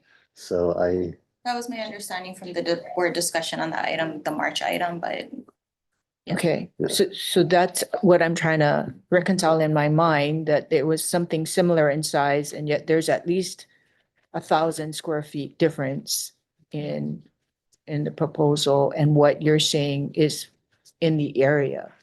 So I just wanted to get that clarity. yeah, I mean, our position would be that these are significantly bigger, but we also admit that that's subjective, 3,800 to 5,000 Mhm, mhm. is Okay, a thank subjective decision whether that's significant or not. you. I know that this is, staff really struggled with this and I greatly appreciated that the applicants, your sincerity and your here. I also take into consideration Riley's comments. I guess maybe before I say anything, I see on Zoom that we have, that there are 2 people who would you like to provide a comment? Yes, go ahead and unmute yourself.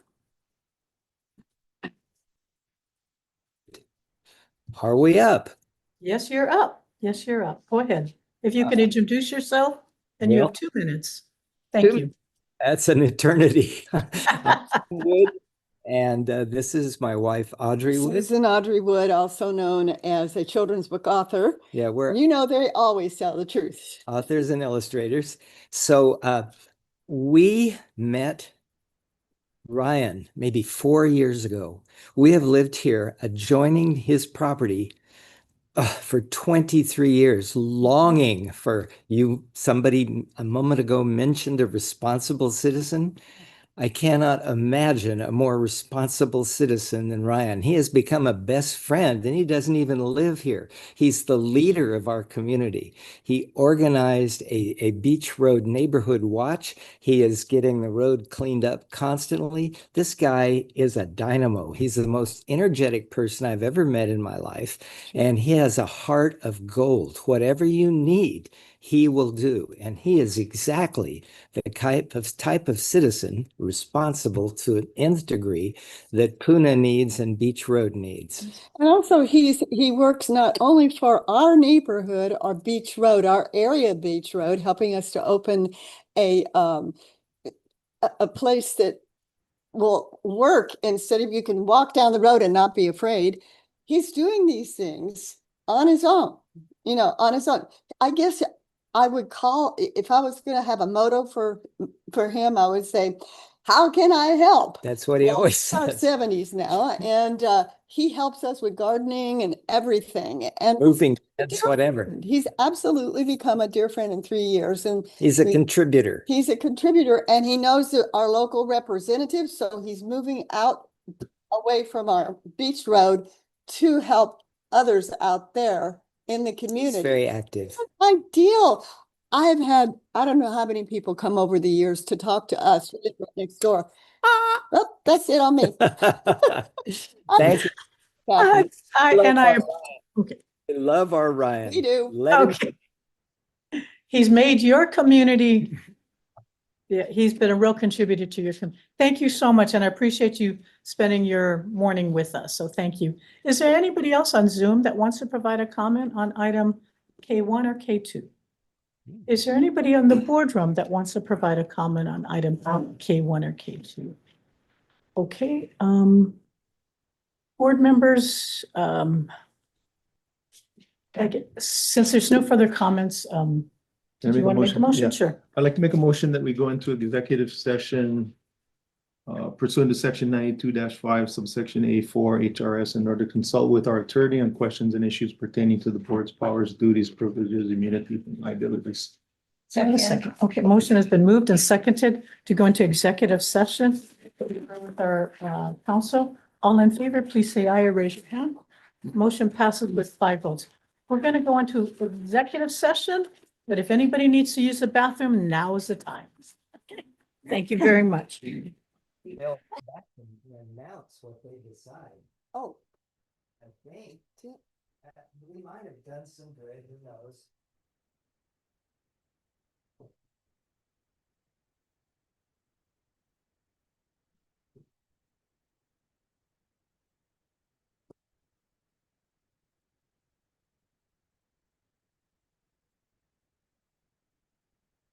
The next episode of Curator's Forum, which also Beautiful. We didn't mention who got the neighborhood. we are going to the Civilian City of Gizzy. This is the quickest way to clear out stuck poop. The rites of passage that we can look at as checkpoints for our own spiritual evolution. These checkpoints are usually ones that we can consider dark nights of the soul. Are you sure? There's At a collective level. And they always have something to do with pointing to darker elements of our reality. These checkpoints and these rites of passage for humanity. We were so.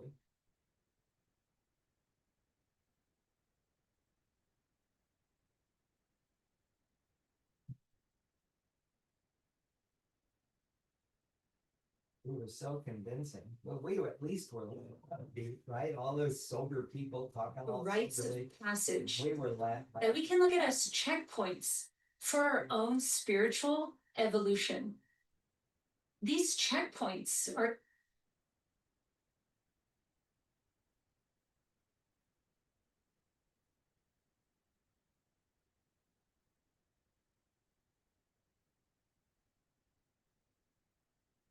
Damn, I'm nervous.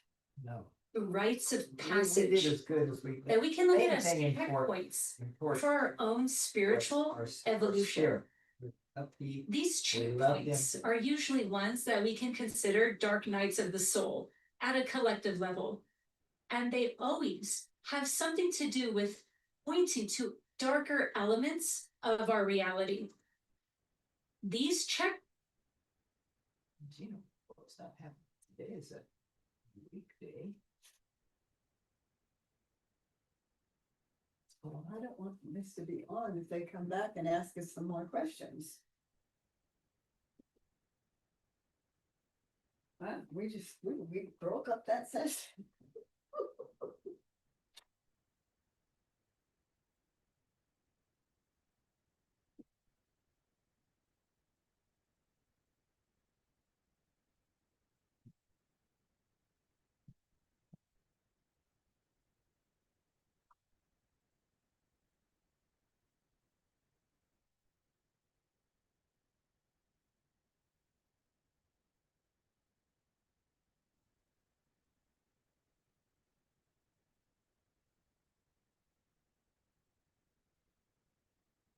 You're too old, you'll die without ever winning the lottery.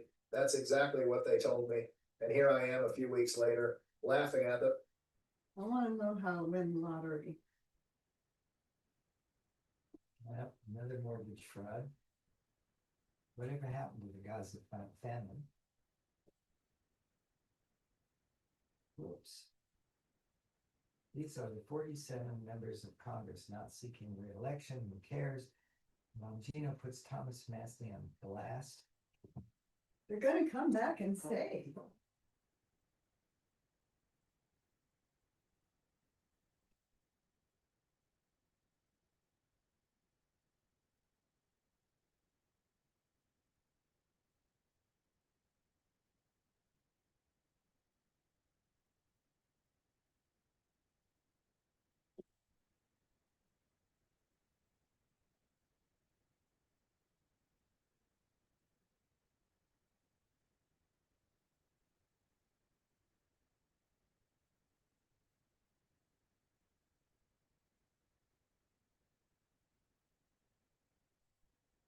Executive session.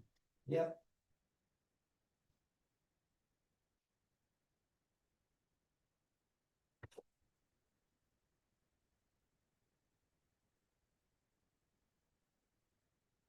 Was the motto the right term to use?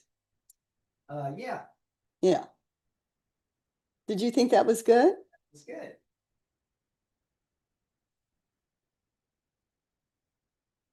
God, that 2 minutes goes fast.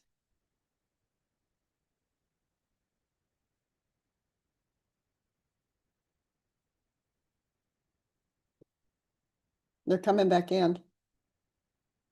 Don? Yeah. They're coming back in.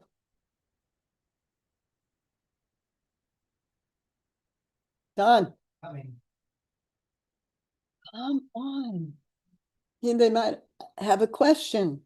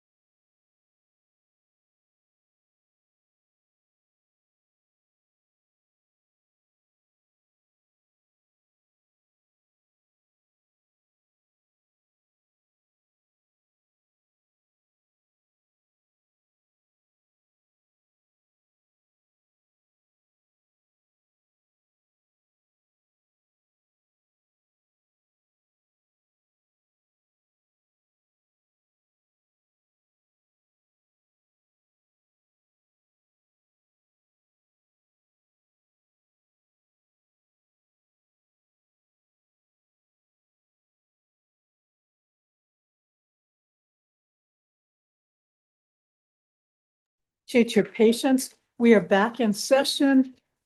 We were in executive session to confer with our Deputy Attorney General on issues, duties, and liabilities and privileges related to the board's issues and concerns related to the board's duties, privileges, and liabilities. Thank you very much. We're back in session. We are on item K1. We're on item K1. K1 and K2, we took them together. So with that being said, board members, is there anyone in here who wants to provide a comment, or did I close public comment? I think I closed. I'm going to close public comment. I didn't see any more. So board members, do I have a motion or a motion, then we can go into discussion. I move that we approve item K1. Is there a second to the motion? Okay, a motion has been moved and seconded to approve item K1. We're in discussion. Is there any discussion? Seeing no discussion. Yes. Is it to approve JMQ1 as submitted in staff submittal or to approve the permit? To approve the permit, I'm sorry. Oh, I'm sorry. Okay. Yeah. Okay, that was different. So it's to approve the permit, not to approve staff's recommendation. To approve the permit as submitted. So, okay. Do you want to withdraw your second? I withdraw my second. Do I have I thought it? it was to approve the staff's recommendation. Nope, he's moving. Okay. Do I have a second? I second. Okay, a motion has been seconded. We're in discussion.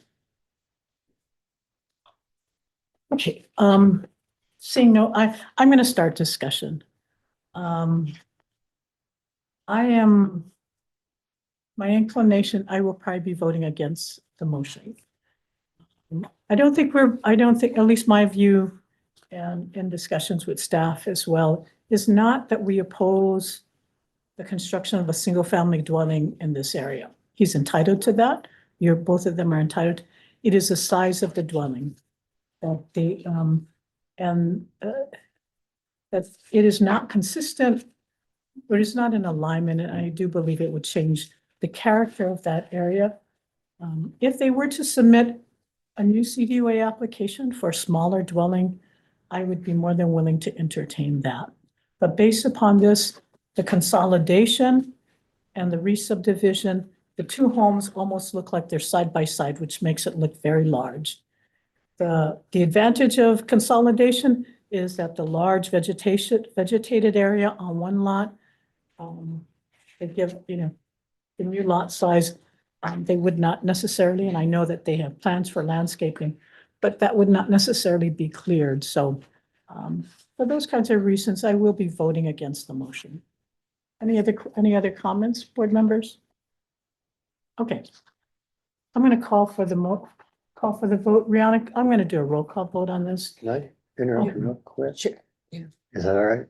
It's Is it- supportive, Okay, it's important. or, and you can hush me up. So if the board were to approve the permit, we did draft conditions that we have run by the applicant and council, would it be appropriate to share these with the board? Standard conditions with additional conditions to protect. Okay, why don't you go ahead and do that? Okay. Question, point of order. So I thought we can't amend. No, this is part of the, It's for the permit.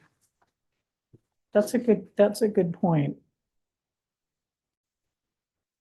Well, these are standard conditions that are recommended as amendments to the standard terms and Standard conditions. conditions, and then we also have additional. We can't amend the application, is that correct, AG?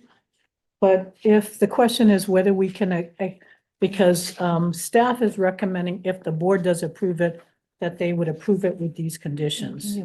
Additional conditions. So we could still adopt additional conditions. And we have run, these mostly deal with natural resource protection.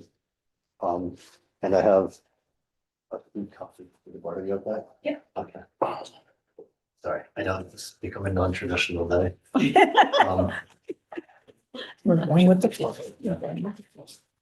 Thank you. These are the common sense. You guys are looking at those, if I may, just to clarify, based on your comments about the size of the neighboring lot. So during your executive session, we went back and checked the March, what was it, March 21st or March 14th? March 14th, 2025 meeting, I believe, agenda item K1. Yes, HA 3868. Yes, the size of the home that you folks approved the extension for, which is not yet built, is 4,600 square feet, a little over 4,600 for the max developable area. And ours are And this also was in the same location? same location. Yeah, it's a couple parcels, 2 lots from. So just want to put that in the record. Thank you.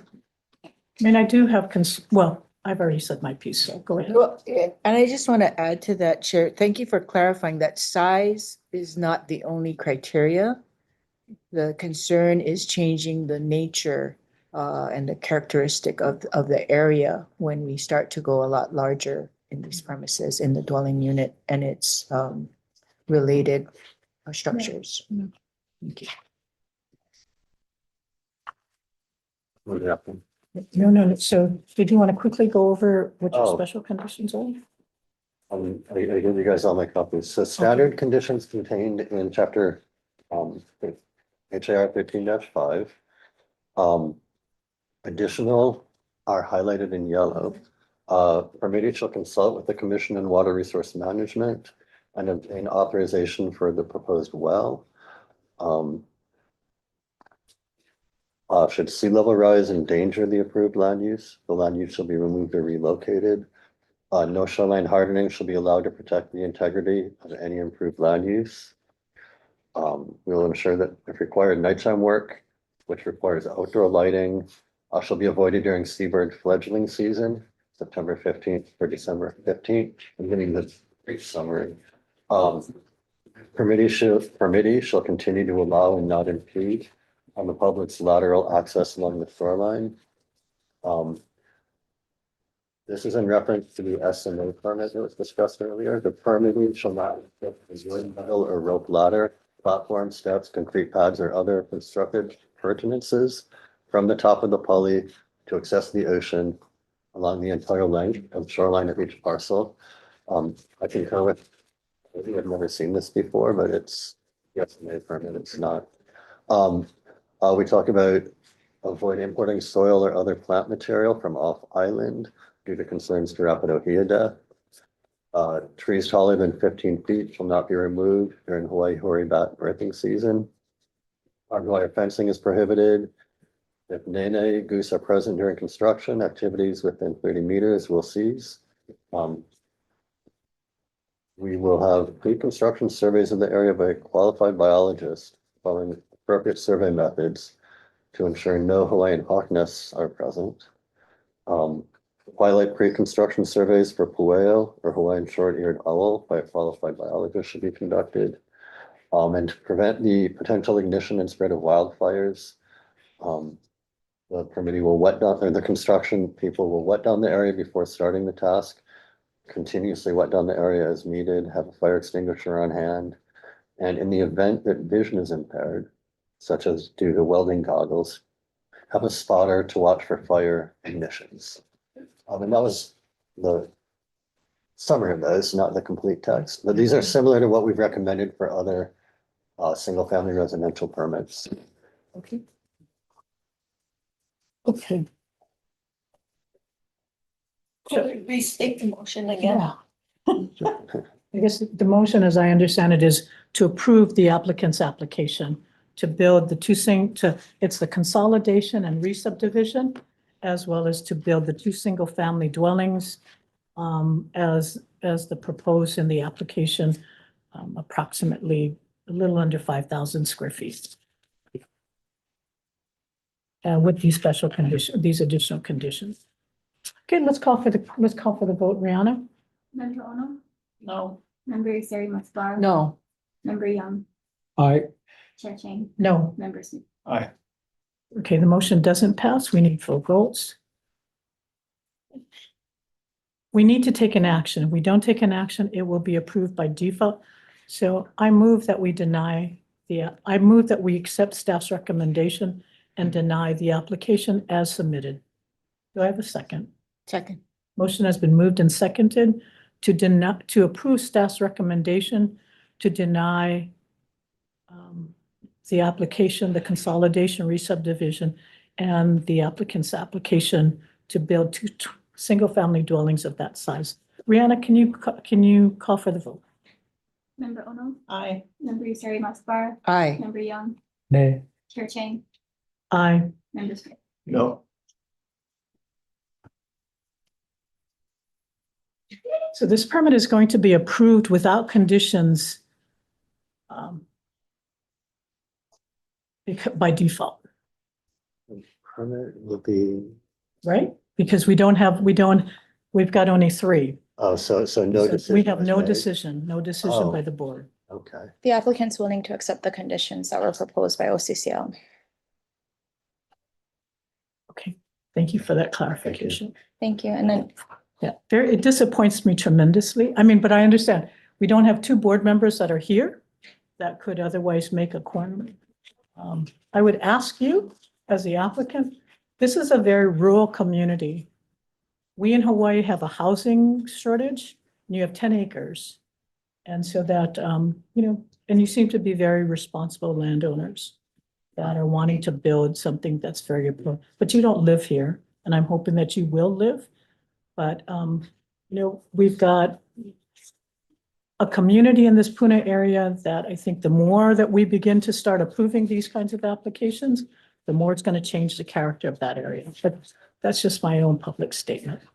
All right, with that being said, the permit is approved by default because the board could not take an action. Thank you. we appreciate you folks taking the time to look at this. I know you have a very busy agenda, so thank you very much. So both items K1 and K2. So the motion was for K1, K2? Yeah. Okay. I'll follow up in writing. Yeah. All right, let's move on to item K3. All right, Thank you. thank you. Thank you, board members. I know that was a challenging one. Item K3, is, paired with, land division item C17. If this be approved, I will pass you over to land division to approve a subsequent right of entry. So the CUA OA-3. Oh, I'm sorry. Oh, We have to take a recess. oh, okay. AG's has just informed me that we need to take a recess. Oh, okay. Can I stop myself?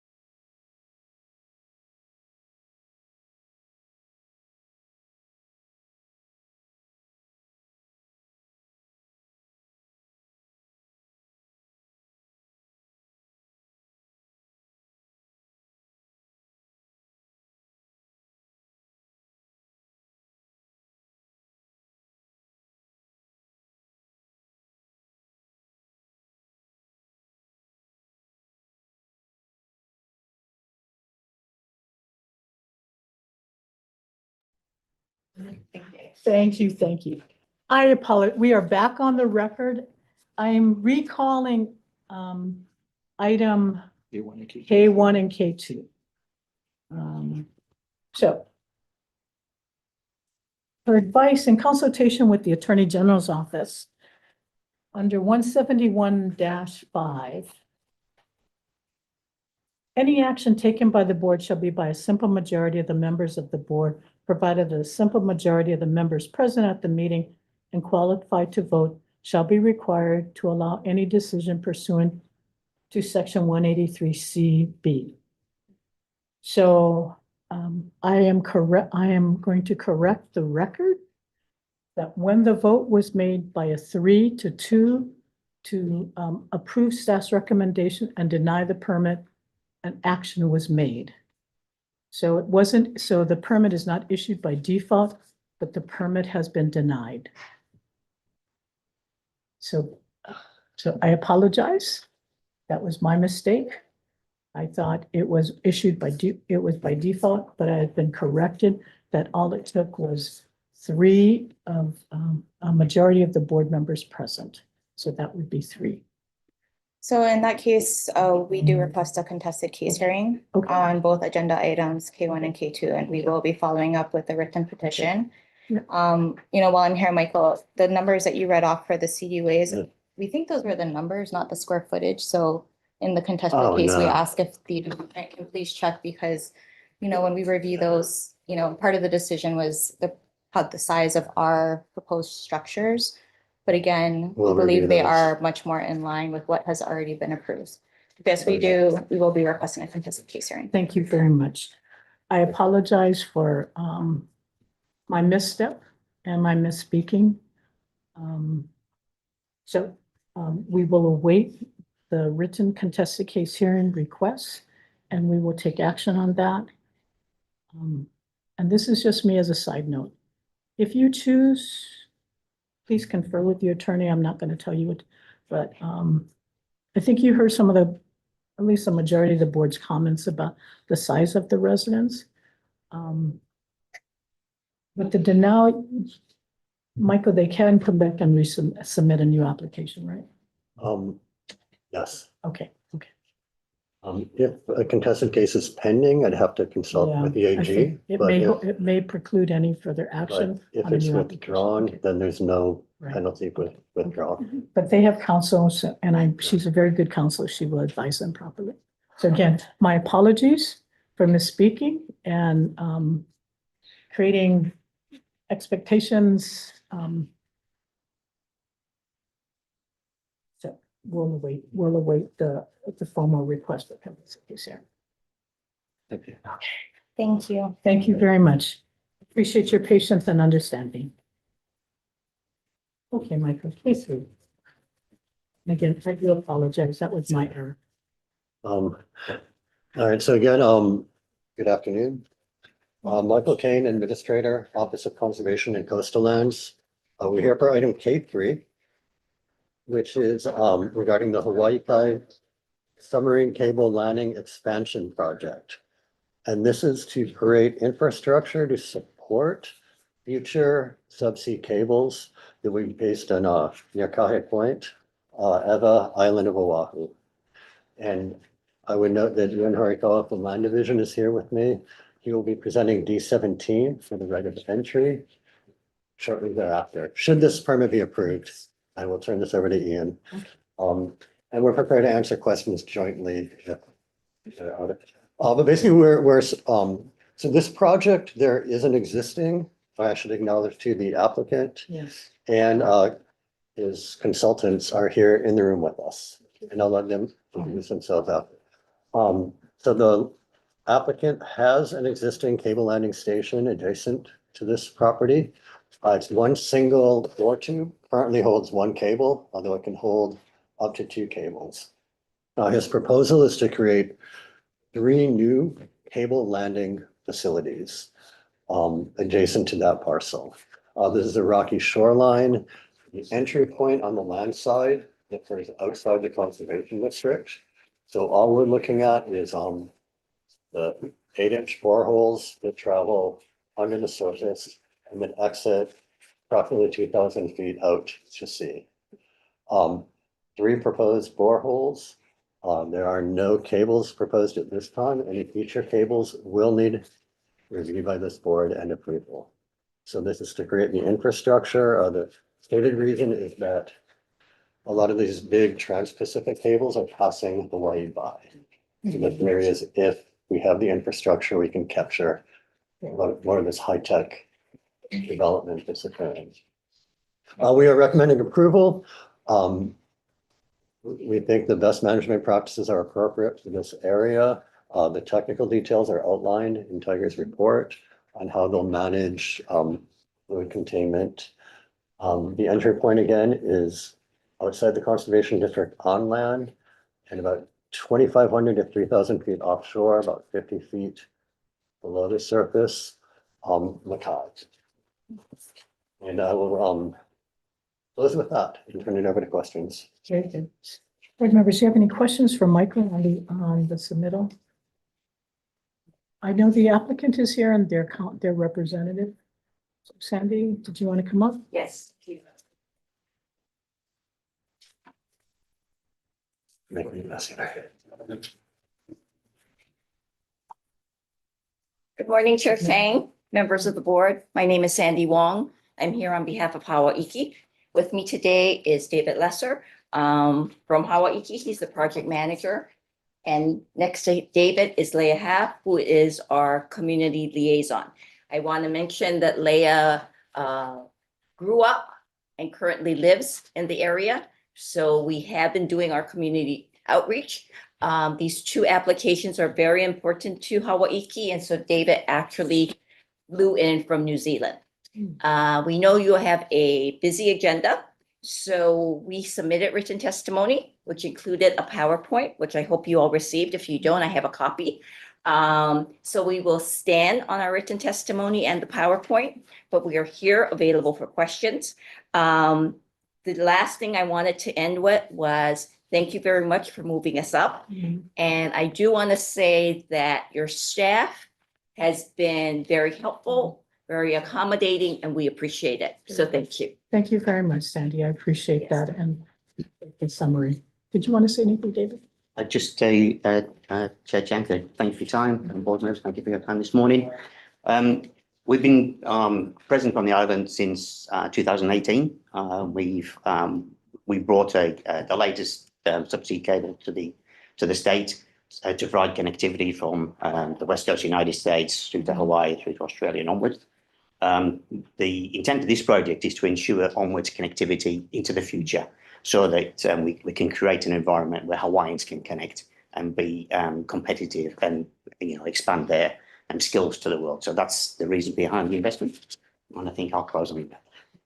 Thank you very much. Thank you. Did you want to share anything? Your outreach coordinator?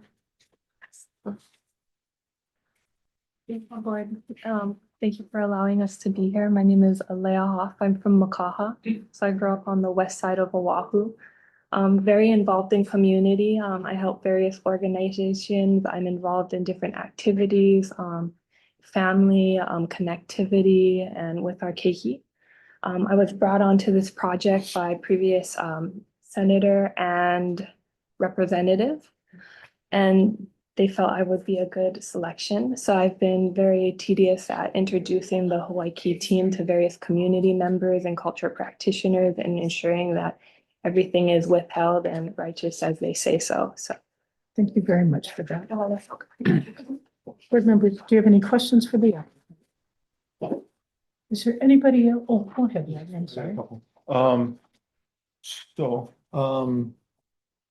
And in talking to Michael, he thought you guys would be comfortable if I asked questions that were addressed in land divisions commentary to us. Yes, that's fine. And actually, our testimony is a consolidated testimony that captures for both applications. Okay, cool.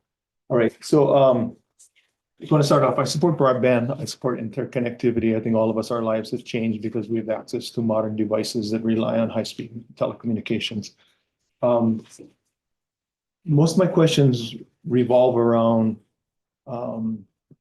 more so addressed in D17 that you're exempt from doing an EIS. Okay.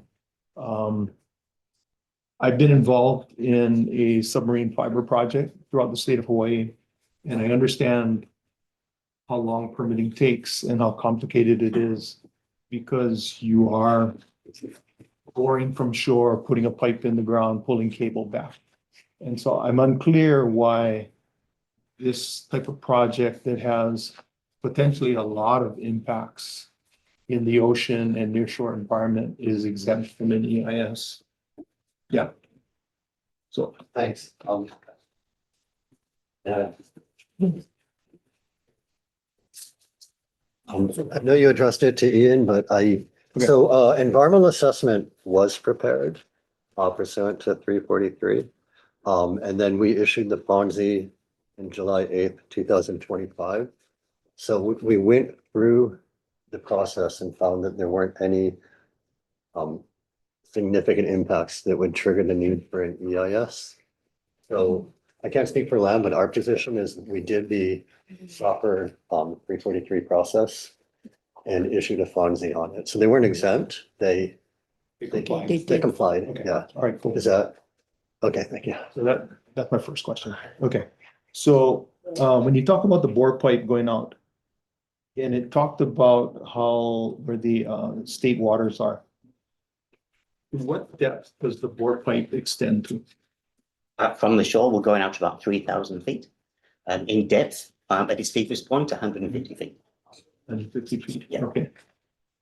Okay, and at that 150-foot depth, is there presence of foam? No, we're actually sub the ocean floor. Okay. So we're actually 150 feet below the sand, if you like, yeah. Okay, okay.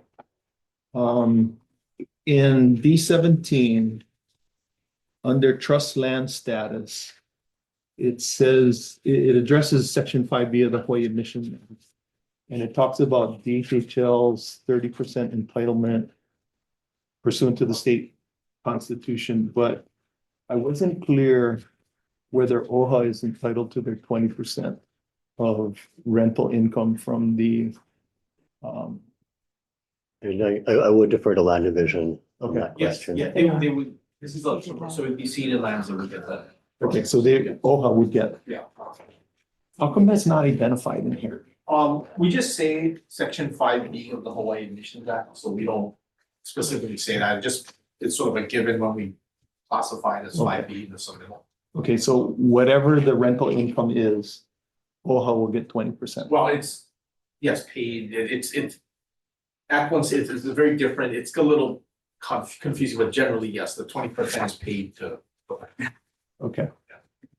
Was paid to BNF. Yes. And then for the 21.5 paid to. Okay. And I guess I would assume that if the Office of Hawaiian Affairs knew that it was getting income from these landing tables, that they might submit a letter of support for this project. Did they? I don't know if that's an assumption we can make. No, that's why I'm kind of asking all you guys. I am not aware that they did. We requested comments and did not hear back, which is standard. We generally hear back when there's concerns or opposition and rarely in support. And I guess maybe I would have thought that it would have been it would have come on their radar if they saw OHA here instead of DHHL. I understand. And especially because their chair is very communicative recently. I just thought he would have. Okay. Let's flag that. Might be listening now. But I mean, the intent is to pay what is entitled to be paid, right? Absolutely. Yeah. Absolutely. Yeah. Okay, All right. cool. Okay. All right. And the amount of rental income, was that identified in the EIS? Or is that based on appraisal or something, or how is that determined? I think that's, there's an appraisal due, I guess, subject to the CDU approval. Switch seats. Sorry, answering. Sorry. Ian Hirokawa with Land Division. It would be, for an easement like this, it would be a one-time payment. We would do a appraisal and they would have to pay the fair market value is determined by appraisal. It's a one-time payment for easement of this type. Okay, because I understand that other applicants that have been approved a permit like this pay an annual fee. For leases, yeah, or RPs, yes, they're charged either monthly or annually or however, they're infrequently, but this is this is a perpetual easement. I think it's just, I think, easier for administrative purposes to do a one-time payment rather than set up billing because and again, I'm not an appraiser, but I think from how the process works is they take the value and kind of, prorate it over time and like a perpetual would be almost, to keep charging would almost not be worth the time it takes to maintain the account, just charge them one time, they can pay us and then that's it, as long as they keep up with the insurance and the other requirements. We don't have to worry about billing them every year.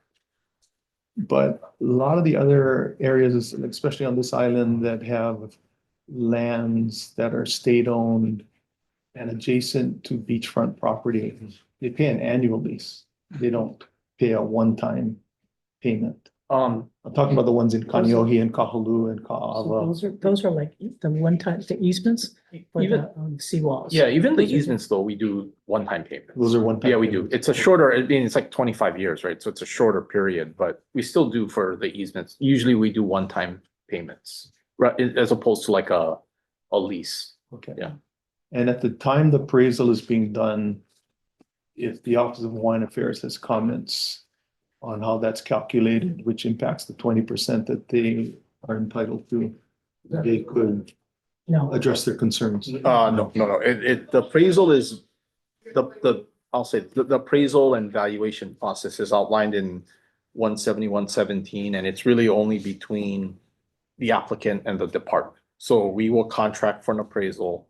We'll give them, we'll provide the number to them. They can either agree or disagree, and if they disagree, there's a process to resolving the disagreement, either by a settlement or mediation, going up to arbitration, but it's not a process that involves other parties. The idea is Other state parties. yeah, not yeah, involved. because they get, OHA gets a share of their pro rata share, but that doesn't mean they get to opine on what the value of that is. It's 20%, or It is whatever. our position at DLNR, OHA by the Constitution is not entitled to manage or question what we charge, because we charge gratis. But they are entitled to income and proceeds by statute. That amounts to about 21, but it's the legislature that determines how much they get. And right now it's 21.5 million per year.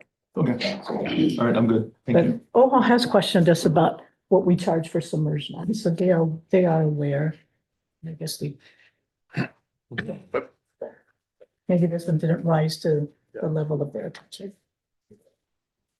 Any other questions, board members? Is there anybody else in the boardroom that's here on item? We're first taking K3. Because we have to approve the CDOA first. Is there anyone on Zoom? K3, yeah, anyone on Zoom? No, on closed public comments. Board members, do I have a motion on item K3? Motion to accept staff's recommendation. Do I have a Second. A motion has been moved and seconded to approve staff's recommendation. All in favor, please say aye or raise your hand. Motion passes with 5 votes.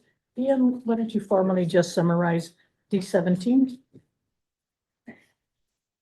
So D17 is the associated perpetual non-exclusive easement for the infrastructure, as well as immediate construction and management right of entry.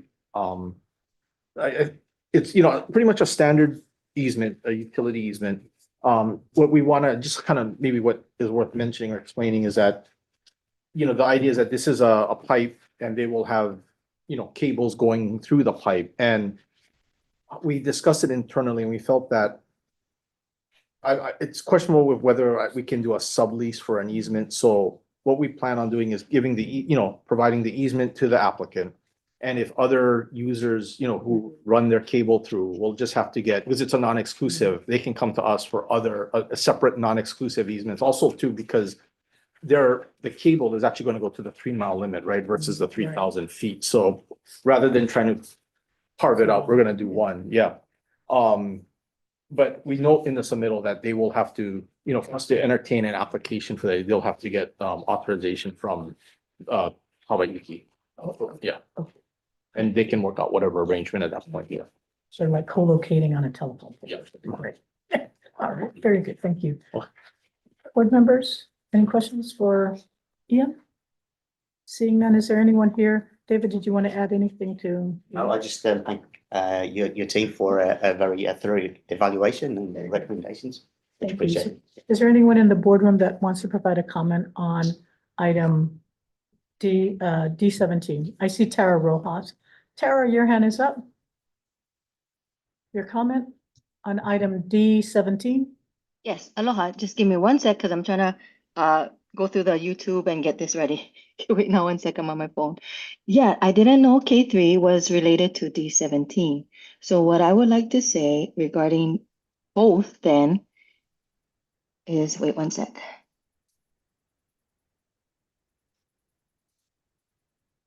It is,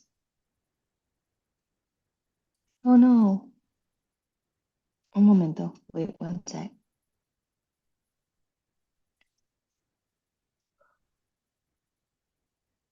I can find it. And I'm sorry, Tara, your time is still running as you're. Yeah, that's okay. Okay, right, I have it right here. So I pose, this K3, which is part of D17, because as the board member was mentioning, the disturbance and the EIS or the EA, and then even the FONSI, I don't really trust, I guess, the FONSI. And so a perpetual easement on submerged ceded lands off Kapolei for private cable infrastructure is a major, public trust decision, not a technical footnote. So the EA and testimony claim minimal impacts and no comments, but that does not equal informed consent. So I would say to this K3, thus D17, however you guys gonna hear it, please deny or defer and require a process that centers Native Hawaiian cultural practitioners, Kanaka Maoli, fishers, and Ohana who rely on that shoreline and nearshore ecosystem. So if you have even any doubts about the OHA being aware, defer this. Why just pass things through if you have your doubt? So again, deny or defer the K3 and also D17. Mahalo. Thank you, Tara. All right. All right. Is there anybody else on Zoom that would like to provide a comment? Seeing none, I will close public comments on item D17. Board members, do I have a motion on item D17? Motion. Motion to approve. Do I have a second? Second. Motion has been moved and seconded to approve item D17. All in favor, please say aye or raise your hand. Motion passes with 5 votes. Thank you very much. Much appreciated. So we are now going to move on to item. We're going to start with the D items. Ian, can we do Olamana first before we do Sure. the Act 90? They've been waiting. Sure. But we're going to let Ian do his presentation and then I'll take you up after that. All right, go ahead. I'll kind of get through these quick. So We're going to do, this is Olamana, which is D15. 15. Yeah.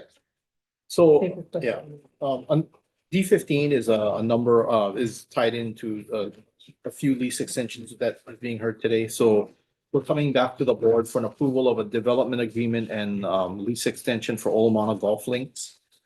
We just note that the prior board approval, the board gave a approval to negotiate a development agreement, which we have. And in addition to approving the DA and the lease extension, we're also asking that the board amend the prior approval to waive the requirement for a phase 1 environmental site assessment.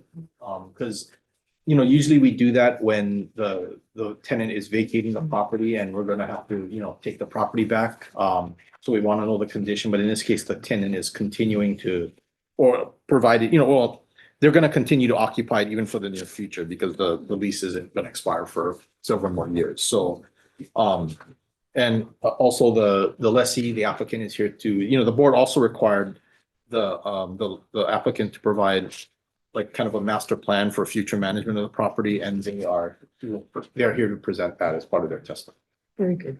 Thank you so much. Any questions, board members, for Ian on item D15? Right, if not, I'm going to have the applicant come up. Thank you for your patience, and we still have a very long agenda, so if you could.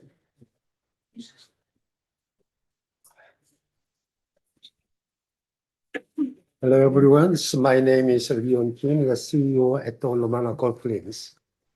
Okay, so I would like to thank the DLNR staff and the state for working with us over these past years. We wanted to continue working with the state and people of Hawaii to make Olomana Golf Links great place. But once again, my goal is to make Olomana gathering place for residents to experience and be a part of. The people of Hawaii will be able to make wonderful memories with family and friends. As we all did the past, I believe Olomana Golf Links will be place that benefits the community and the state.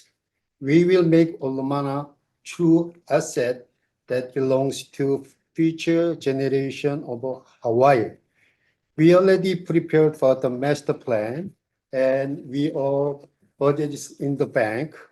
We're ready to working this project right away. One more time, thank you for this opportunity. Thank you. Thank you very much. Did you, Please, any, you introduce yourself. Hi. Hello. Hello. Sorry, Chairman. My name's Alex. I am the Director of Operations that kind of help Mr. Kim out with translations and helping things out. I run the day-to-day operations, everything that's inquired. do you want to add anything more to the presentation or to the staff submittal?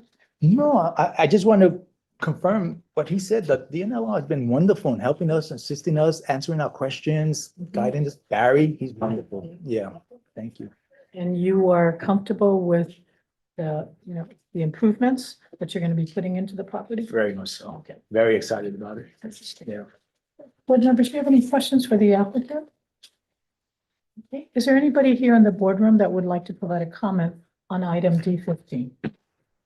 Is there anybody on Zoom? I see Tara, are you going to provide a comment on D15? Yes. Okay, Go so ahead. aloha Tara. So Tara Rojas. This is a interesting one because my dad, who was, used to golf, he used to do the long drive contest over there. However, where we're at now, having just gone to a presentation on Vai, the future of our water on Oahu, and the three speakers, Kapua, Kamana, and Ernie Lau. I don't know if you know, but Ernie Lau says we all should be reducing our water use by 20%. And what all three speakers said was to reduce the use of water on golf courses. So this may not be popular with, if that's your pastime. However, extending a lease for 40 more years is giving control of the Aina in a water crisis. Also, just generation control and ability of Lahui to claim stewardship. And depending again on the classification of the land underneath and the lease status, this may involve land with public trust obligations or non-ceded lands. And so the board must ensure the decision aligns with Article 11 Hawaii Constitution. And so kind of just keep that in mind, but also we're in a water crisis, and Ernie Lau is saying we all got to reduce our water consumption and use by 20%. And we really shouldn't be using potable water for golf courses. So unless they have the plan to use recycled water, then really think about the decision that you're gonna allow when we're in a water crisis. Mahalo. Thank you very much, Tara. Actually, Tara raises a good question. You have a wastewater treatment plant. Do you use that some of that recycled water for the golf course? At the moment, the recycle plant is not operating, it's still under construction. Okay. But that's a great option though, because we could capture some of that water too, as it's filtered in chemical. Out all the. Good idea, Tara. Thank Yeah. you for bringing that up. So if you could. And then there's a consider- second thing, that we have a natural spring that pops up on Olomana. And we were thinking about doing activities with some of the community members. There's this wonderful gentleman, his name is Robert Silva. He's an assistant professor at UH, I believe. And he does taro planting all around the island. And that's his thing. He has a passion for it. I could tell when I was talking to him. So we spoke with them because we did a little tour. And we identified a couple areas, especially the freshwater stream that came through. So it's a small stream. It's very, very, very small, but it's enough water to grow taro in. So we're going to give him a little bit of land, test it out, see how it works. And if it grows, what a great resource. He wants to take that taro and give it to the Kupuna. Kupuna. Thank you. So, I'm from New York. You got to forgive me. Yeah. You got to forgive me. A spoon, so. Yeah. Oh, is I that know right? You meant kupuna. Okay, cool. Kupuna. Yeah. So the Thank you. Kupuna. Yes. So they could enjoy that because that's what they want to. I think he's done it with them in the past, so he wants to continue That's a that. great community benefit. Yeah, that is a You nice. can- When I heard about it, I was like, yeah, we're on board. Let's do it. Very good. Thank you. Yeah. Thank you for considering these things. Is there anything else?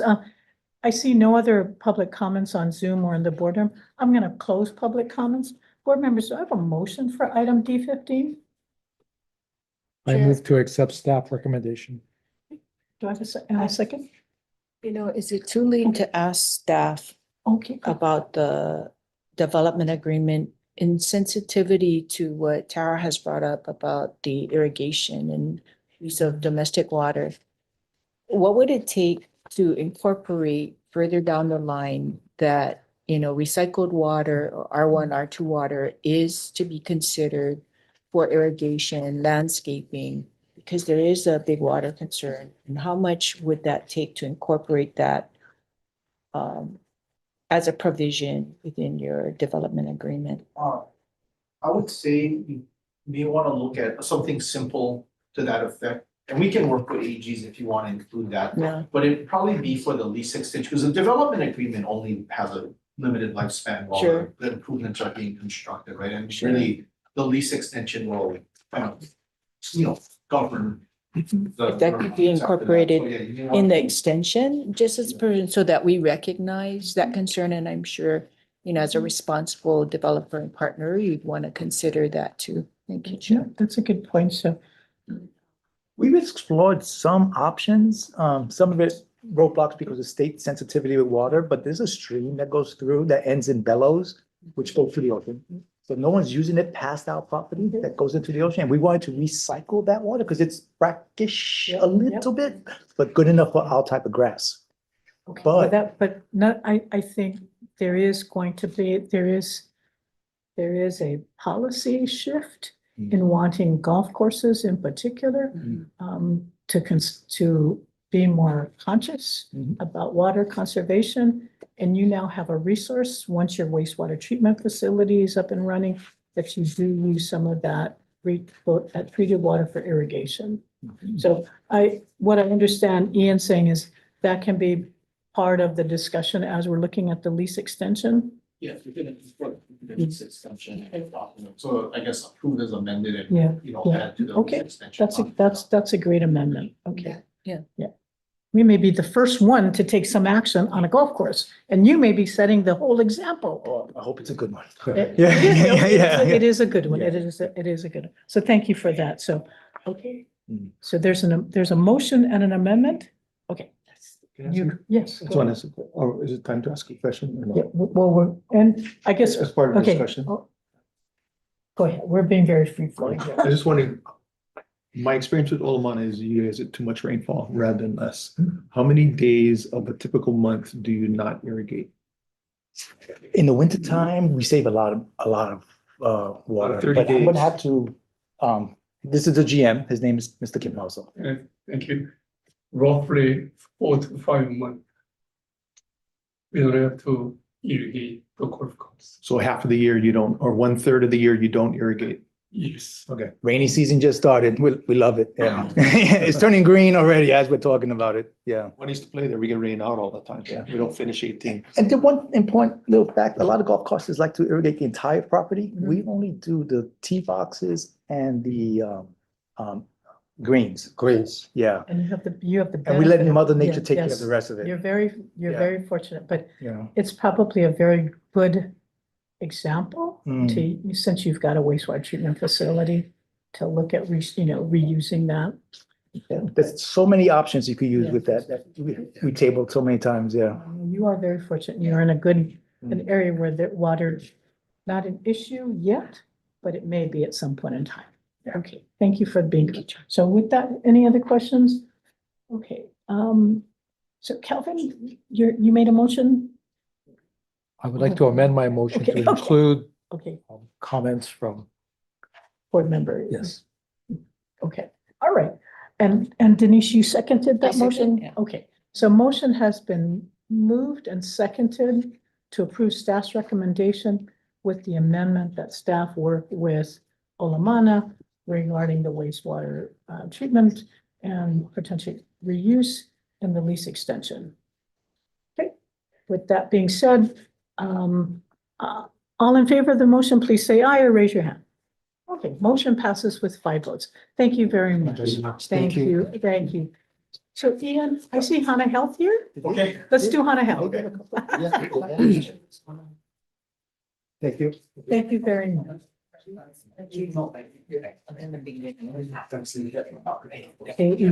K11. Board members, we're gonna move on to K11. I mean, D11. I'm trying to jam all of our D items. So if any of you are here, D10, I'm gonna take right after lunch, Gina. Okay, thank you. Okay, no. We've got you, we've got you. Go ahead, Ian. D11. 11. Okay, so we're coming back to consent to one, the construction of the workforce housing and specialty clinic, placement of the notice of federal interest on the leasehold improvements and a further amendment of GL 5548, the Hana Health. If you recall, Land Division brought the unilateral agreement, right, that's proposed by the county to the board. The board did make some and make an amendment, to the agreement per staff recommendation. It went back to the county council and the county council has approved it. So this is the final step in getting this approval to help Hana Health move forward with the project. Board members, any questions for Ian? The recordation of the notice of federal interest. Didn't we previously have some concerns about that?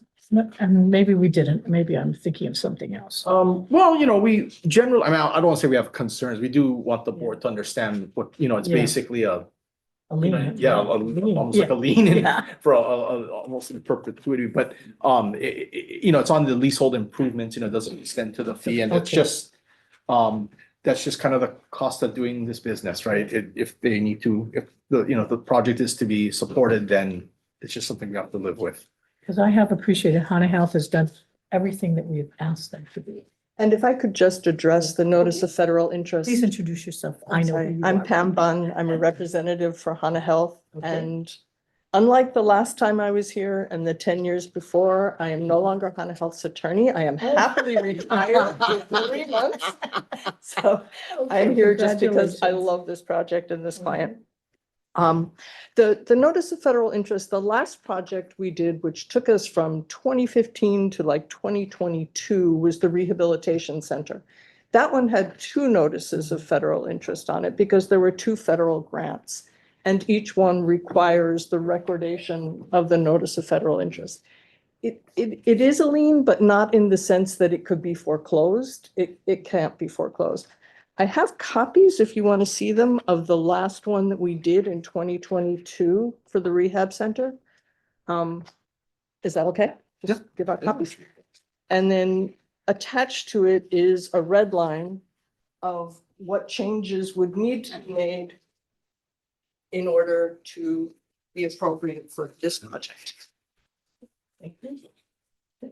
Pass it down. And one for the deputy agent. So did you want to add anything? No, I just wanted to explain that this is something that's been done every time. It would be very much the same. There's a few minor changes to it for the grant number and the date and things like that, but. Has our deputy AG reviewed this, Ian? She approved the one in 2022. It's got the little stamp at the bottom. But are you making some proposed changes to that? Or you, the red We line would- that you We showed? would work with the deputy AG, but it okay. would really only require the changes that are redlined on the last two pages. But I always get scolded that before I sign, I need to make sure we're working with the AG's office. But thank you for the red line version. Anything else that you want to add? I just want to thank the board for its support of HANA Health over the years, and it's been wonderful working with you all, and your staff has been wonderful. I enjoyed working with Ian and Andrew on this one, so thank you. Very good. And I do appreciate that HANA Health we did ask you to do a district boundary amendment. You did do that. And you did and you addressed the 343 issue. So this is a necessary project for this community. And we appreciate the work that's been done. Thank you. Is there anybody in the boardroom that wants to make a comment on item D11? I see Tara Rojas's hand up for item D11. Go ahead, Tara. Aloha. And again, kind of like the golf course, like the health center is great. I just want to bring to light these facts so that you can consider it and it's on the record. So as an ally to Kanaka Maoli, the Lahui, and watched meeting after meeting, where public trust lands are quietly carved up by lease extensions, Act 90 transfers, as we're going to hear soon, governor's executive orders, and perpetual easements, items D1 through D11, I will have to oppose, for the record, any action that further removes Aina and Kai from the oversight of this board and from the possibility of true Kanaka Maoli governance. So specifically on D11, where the stated purpose is health and workforce housing in Hana, these are still leasehold decisions on public trust lands. So any notice of federal interest or further entrenchment of U.S. control over these Aina has to be fully transparent and conditioned so it does not undermine Kanaka Maoli jurisdiction now or in the future. And finally, on again D11 specifically, healthcare and housing, they're important. But again, one last time, they cannot come at the cost of deeper federal control over public trust lands. And so, again, just to not undermine Kanaka Maoli sovereignty or future restoration of these Aina back to the Lahui. So yes, health goes hand in hand with this, but again, true ownership of the Aina, always keep that in mind. Mahalo. Very good. Thank you very much, Tara. Is there anyone else on Zoom? Okay, I'm going to close public comments. Board members, do I have a motion for item D11? Motion to approve is submitted. Second. Motion has been moved and seconded to approve staff submittal on item D11. All in favor, please say aye or raise your hand. Motion passes with 5 votes. Thank you so much, Pam, for being here.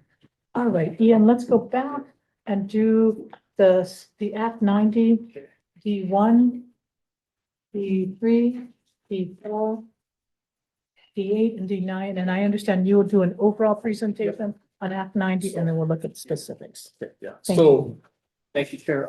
So just to give, the back, some context to, especially to the new board members about these transfers is, previous Act 90 called for the transfers of what was known as like non-agricultural parklands from DLNR to Department of Agriculture with the consent of both of the governing boards, to effectuate these transfers. From the enactment of that act in 2003 to just recently, the department has taken a position that, agricultural lands contemplated in Act 90 did not include pasture lands. That was a position of the department. Since, 2003, the current leadership administration has sort of reevaluated, I think, that position and said, no, they could, they should be considered for transfer. However, it was key that in doing so, because the reason why is that pasture lands do have the potential for forestry, watershed management, other, public use, other uses in pasture. So there was a concern of, okay, you transfer those over and much like has been raised, you keep them in private hands for potentially much longer time, or do you convert those to like forest reserves or other public uses? So in moving forward, I think both departments and staff, DOFA has been heavily involved to ensure that any transfer of pasture lands also takes into account the other, like the natural resource public use. So what you see before you today in the transfers are, and that's what it is, you know, there, some certain ones, leases, you know, the lands will be kept by DLNR under the lease for future or present or future management in keeping with DOFA's mission. Portion will be transferred to DOA, you know, for continued pasture uses, you know, because at the end of the day, there is a compelling, you know, argument for, you know, under farm ownership under the Admissions Act, and also our own food security and you know, local agricultural sustainability. So this is really a balance to try and, you know, achieve both to the best extent possible through compromise. Really, the 5 transfers brought before you, those are the overarching goals. The mechanics, if you notice, are a little different, you know, depending on the situation. But mechanically, they'll be handled differently. But that's the overall goal that we're trying to achieve here, is to balance the interests and to sort of further both public purposes. And if you have questions about any of the specific ones, then I can. And yeah, just sorry for the record, it's D1, 3, 4, 8, and 9. And I also have Emma here, and Emma's been quite instrumental in the Act 90 and identifying DOFA's purposes. So Emma, did you want to add anything to these? Yes, I'm Emma Ewan with Division of Forest and Wildlife, and I've overseen the negotiations with the individual the individual ranchers that have basically, for the Mana Road parcels, we have the policy that we wanted to negotiate and compromise that the lands Malka of Mana Road should stay within DLNR, but we're accepting transferring the lands Mackay of Mana Road.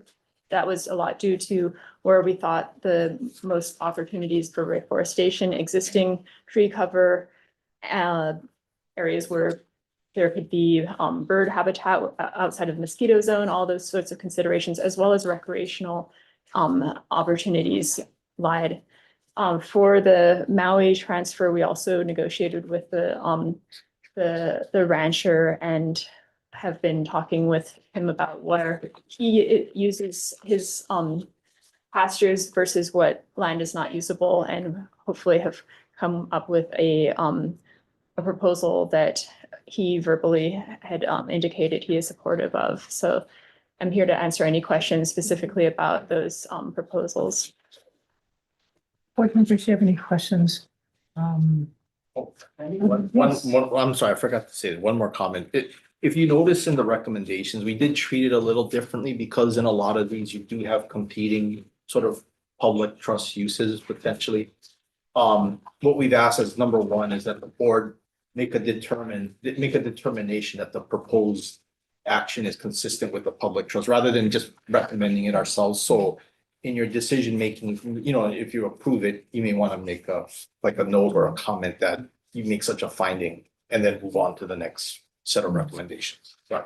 No. Thank you for that clarification, because if you recall, one of the more recent Supreme Court decisions, it did instruct DLNR in specific, but all state agencies, that we have to look at public trust duties before we look at commercial uses.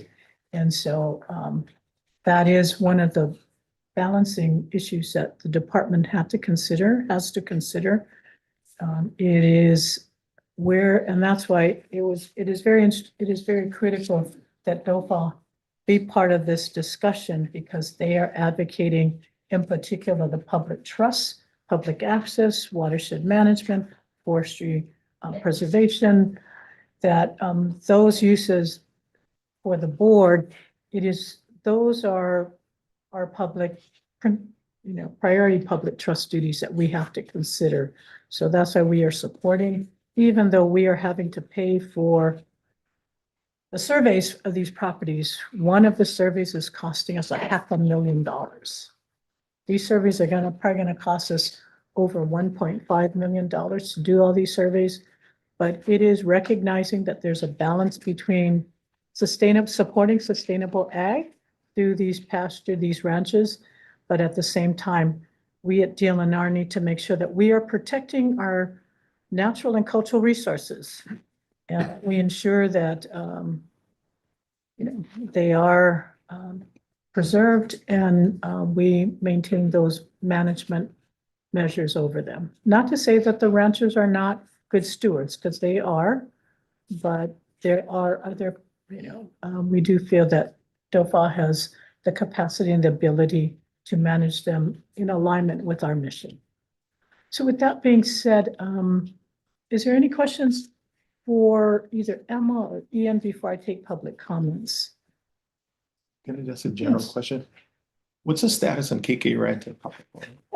That's the $500,000. That survey. Yeah, we actually, so KK Ranch has been transferred officially. Kapapala required multiple surveys and subdivisions. We have completed the subdivision. However, they are seeking an easement through areas that they approved to be, or you folks approved to be transferred to DOFA to this little reservoir that was set aside. And so those surveys are still being worked on. And that's kind of what Don was mentioning as far as the very costly and long survey process.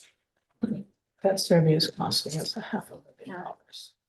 And just perspective of a landowner is if you're renting land out, you should have a survey of your property. So if it was something that wasn't done before, it's probably something that should have been done before. So maybe it's the Act 90s that are elevating the need to have a survey. But I mean, if you're renting your land out, you should know that you're renting it. That's not really the case. Because of the proposal to subdivide certain areas, that was something that the Kapalwala Ranch had proposed to us, because there was that 7,000 acres that was that the Kapalwala Ranch had indicated they're okay with turning into a forest reserve, but then there were these cutouts that needed to happen. That negotiation and then those cutouts are the things that need surveys. So it's not like the overall parcel, but in general, some of the revocable permits don't have surveys, and and so theoretically in the future they should be surveyed when they get transferred. Okay, all right, thank you for the Yeah. clarification. But these are costs that the department is assuming. Mhm. Yeah, both the subdivision as well as the survey. I do see some, I do want to recognize Kevin Moore he is now with Division of Ag and Biosecurity. Kevin, did you want to add anything from the DAB? Yes, Chair. Thank you. Good afternoon, Chair, board members. Kevin Moore, Department of Agriculture. Did we lose you? You're frozen, Kevin. How about now? Now you're okay. Go ahead. Yep, you're okay. I just want to thank Land Division and DOFA for bringing these items to the board today for action. Chair Hurd has submitted written testimony, so the department will stand on that, but I'm available for questions. Thank you. And this is just to confirm, Kevin, that the DAB board has approved these transfers, acceptance of these transfers. Is that correct? It's correct, except as to Diamond B Ranch. That has not Oh, gone yeah. to Okay. the Board of Ag yet. All right, very good. Thank you so much. So I do see Candace, and then, did you want to add anything as staff?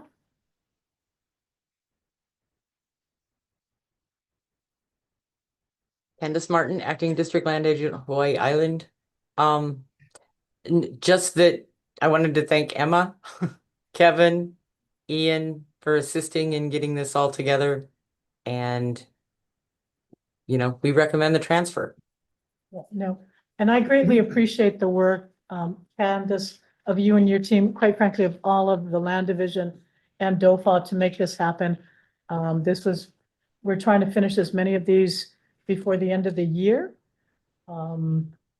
Statistically, we have transferred probably over the last 3 years, 50,000 acres from DLNR over to DAB. Prior to 2022, 2023, 19,000 acres were transferred, but that's how large these pasture leases are. And we were willing to transfer some of them, but we hope that this will help to close Act 90 at this point in time.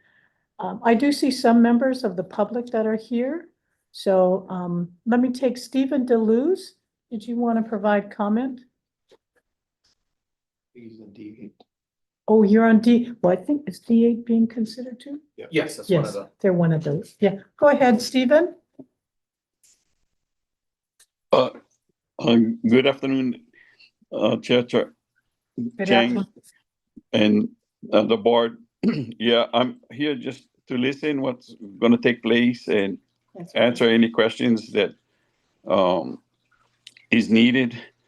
But this Act 90 is very, very important to us to hold our lands and provide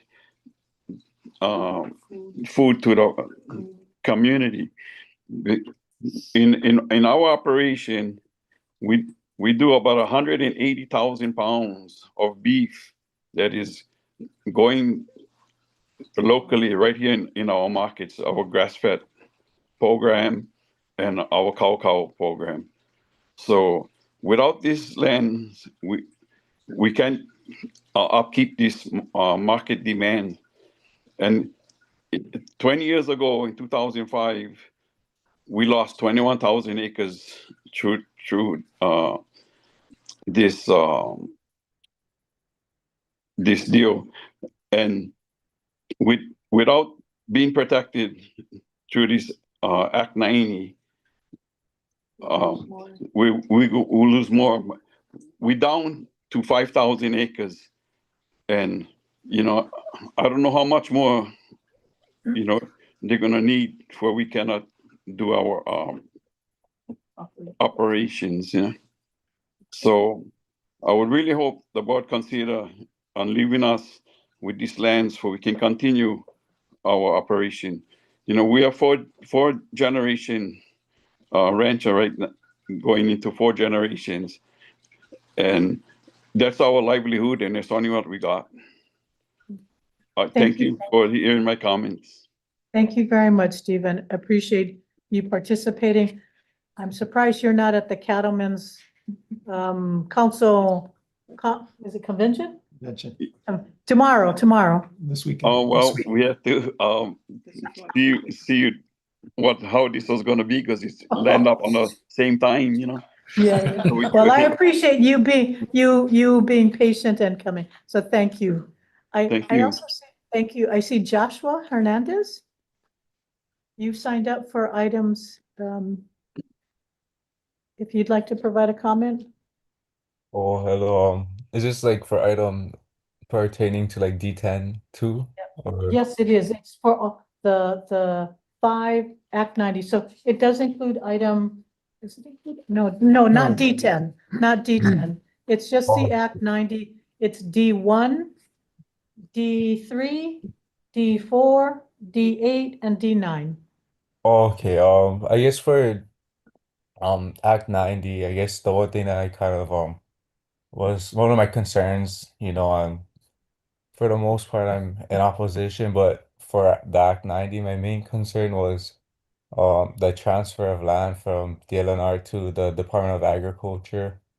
And that it could lead to like shifting management away from the public trust responsibilities, and could lead to a reduction in consultation and access sometimes for Native Hawaiian practitioners on Maui. That item D8 and 9 transfers roughly 10,000 acres Hamakua and Nakula to Kaupo, and that item D1 does the same on Kauai.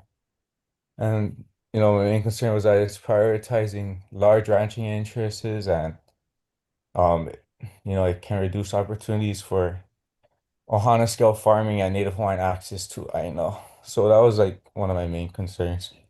Okay. Thank you, Josh. I appreciate you taking the time. I have Tara Rojas, who's also wants to provide comments. Yes, and since they're all taken together, I have my structure of an overall, then going into individual points, then a really quick closing statement, and then one last comment, if that's okay. Go ahead. Okay, so Tara Rojas, and one sec. So these Act 90 transfers, as the previous testifier just mentioned, transfers from DLNR to the Department of Ag. They're not minor housekeeping. So these are Section 5B and 5F, public trust lands being shifted by the governor's executive order. And your own submittal say that once they're set aside, DAB is no longer required to come back to BLNR for future disposition. That is literally this board voting to give up its trust responsibility for these lands. Act 90 working group itself acknowledged that many so-called ag or pasture parcels are actually multi-use lands with watershed, native forest, cultural, and recreational value that should stay under DLNR, not be permanently locked into pasture and future ag leases. Now, mind you, because local, and I hear the cattle community and the providing, offer like the subsistence and the hunting, gathering, and just local families. Yeah, so I have that part as my part of my closing statement. But let me continue on now. This to individual points, specific each item. So, for example, D1. These are Section 5B public trust lands being transferred by executive order to DAB. Once transferred, DAB doesn't have to come back to BLNR for future dispositions. That is this board voting away its own trust oversight. So even though it's hard to say, because I heard that, the people it's going to affect, again, this is for Kauai, I would just have to say deny or defer. D3, D4. These are thousands of acres in Kaohe 2. Act 90 working group already warned that multi-use pasture lands with forest and watershed value should stay with the DLNR, not be converted to permanent ag park. So please keep these or just under BLNR and carve out all conservation and cultural value lands, not set them aside by executive order. D8, D9, these split actions move big chunks to DOA and DAB under Act 90, again by executive order. You're fragmenting landscapes and public trust responsibilities. I'd have to say defer until a full transparent inventory of ceded watershed, culture, and community uses is done with Kanaka Maoli at the table. And mind you, I'm going to put my last statement like now though, but also mind you that the recent court decision ruling in favor of Junior Nakoa regarding the excessive use of governor's, executive orders. So just kind of keep that in mind. In addition to when you had mentioned Chair Chang. And then finally, my last statement for all of those altogether is that, these are mostly longtime local ranch and business families, but also not clearly identified as Kanaka Maoli owned in any public record. So regardless, these Act 90 and these set-asides are structurally alienating public trust aina from the Lahui. And this is like a challenging one. However, it's not just about, like So local rancher. Tara, I'm giving you some leeway, but could you just summarize? Yeah, I will summarize. Thank you. Okay, because I know you're taking it all together, so I was thinking maybe a couple minutes for each one. But Act 90 governor's executive orders are being used to permanently carve public trust and ceded lands away from BLNR's oversight, and thus away from the possibility of true Kanaka Maoli government. So the fact that a lessee is local does not fix the deeper problem. Well, that's my last line. The state is structurally locking aina into leasehold and ag park frameworks that keep Kanaka Maoli as tenants, not as the governing heir of their own lands. So challenging, but have to bring that to light as well. All right. Thank Mahalo. you very much, Tara. I have, there's someone who's got a telephone number, 446. If you can is it star? What do they, if they're on a phone, how do they? 449. Start, yes. *5. If you press *5, we can hear you. If not, I'm going to take Clayton. Aloha, can you hear me now? Yes, we can. Just checking. Did you say you can hear me? Yes. Hi, my name is Kaimaile Makekau, and thank you to the lady that just spoke.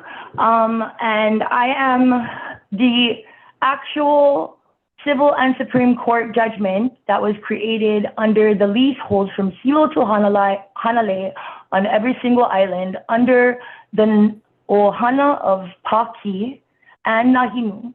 My family, Bernice Pawahi Paki Bishop, she was under Konia. They only, as Kamehameha schools, will mention wife number 2 and number 6. Never have a mention of 1, 3, 4, 5.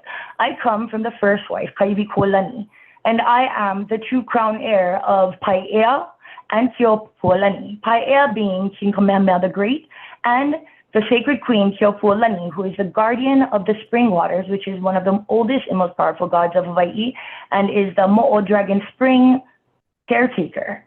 I had won a 100% civil and Supreme Court judgment against AMB, Maui Land and Pine, Interdict, Kahana Solar, Tetra Tech, and Elon Musk himself for the 500 acres that you guys had tried to place, according to the logistics of an environmental impact of 500 acres on the top of Ukukui watershed, the largest watershed in the state of Hawaii. The environmental impacts would have been devastating. And luckily for people like me and the lady that spoke before and the uncle wanting to farm cattle, we are the people of Hawaii. We are the people that you work for. We do not work for you, nor do we need to understand what you're trying to do with our farmland, our OP picking land on our oceans due to the water. Number 1, the environmental impacts of Haleakala and the military spill of 752 tons of diesel toxic hail in 2022 is an environmental response of all of you. And where is the liability? 0. In my Palapala of Pioneer Mills lease from Wahiniaea and Palauke Kahapaki, which initiates 104. Miley, your time is up. So thank you very much. I'm speaking on several agendas.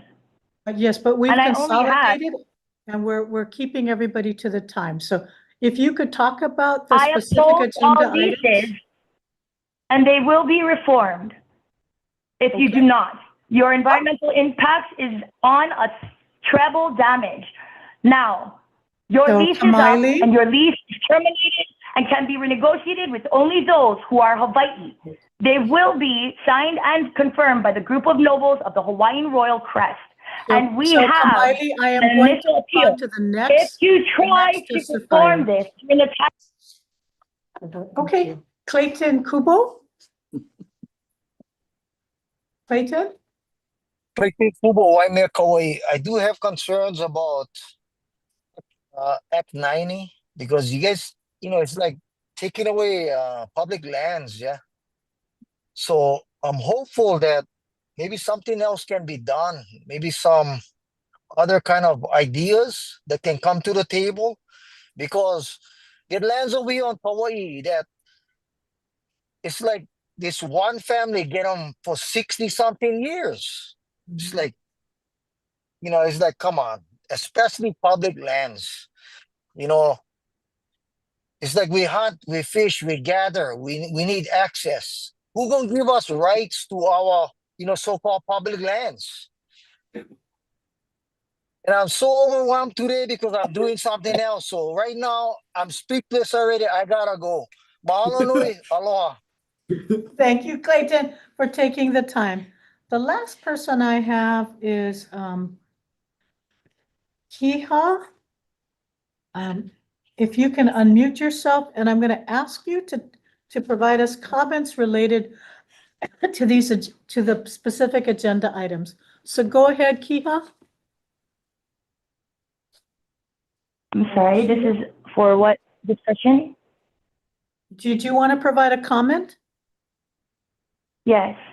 And which discussion were we speaking on? No, It's the same no, person from no. Oh, I'm sorry. So, you've already provided us comments? So is that the same person, Kiha, and the number? Kiha's Telephone another number? No, it's a different person. So Kiha, go ahead. The same lady. We can. So you have 2 minutes.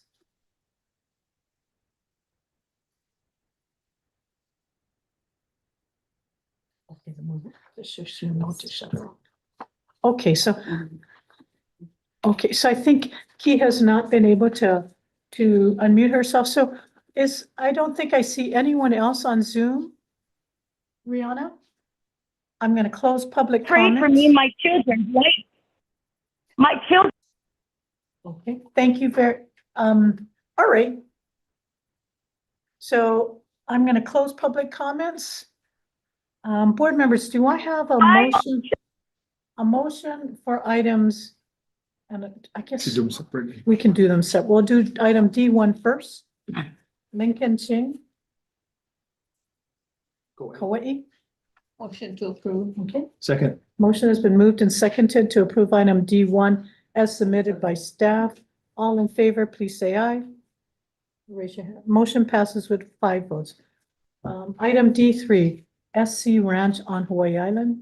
Move that we approve item D3 as recommended by staff. Second. Motion has been moved and seconded to approve item D3 as submitted by staff. All in favor, please raise your hand. Motion passes 5 votes. Item D4, Batella Hawaii Enterprises, Hawaii Island. Move that we approve item D4 as recommended by staff. Second. Motion has been moved and approved to approve item D4 as approved by staff. All in favor, please say aye or raise hand. Motion passes with 5 votes. Item D8, Ernest DeLuz Ranch LLC, Hawaii Island. I recommend that we approve item D8 as recommended by staff. Is there a second? Second. Motion has been moved and seconded to approve item D8 as submitted by staff. All in favor, say aye. Thank you, Mr. DeLuz. Item D9, Diamond B Ranch, Maui. Motion to approve or Second. seconded. All in favor to approve item D9? Oh, Who's second? oh, Oh, right. as, to approve D9 as submitted by staff. Please raise your hand or say aye. Motion passes with 5 votes. All right. It is 1:10 now. I did want to finish. Shall we, excuse me, which item are you here? Well, D12. yeah, application of. Oh, okay, this is the one, well, let's just do that one. This is one the mayor has.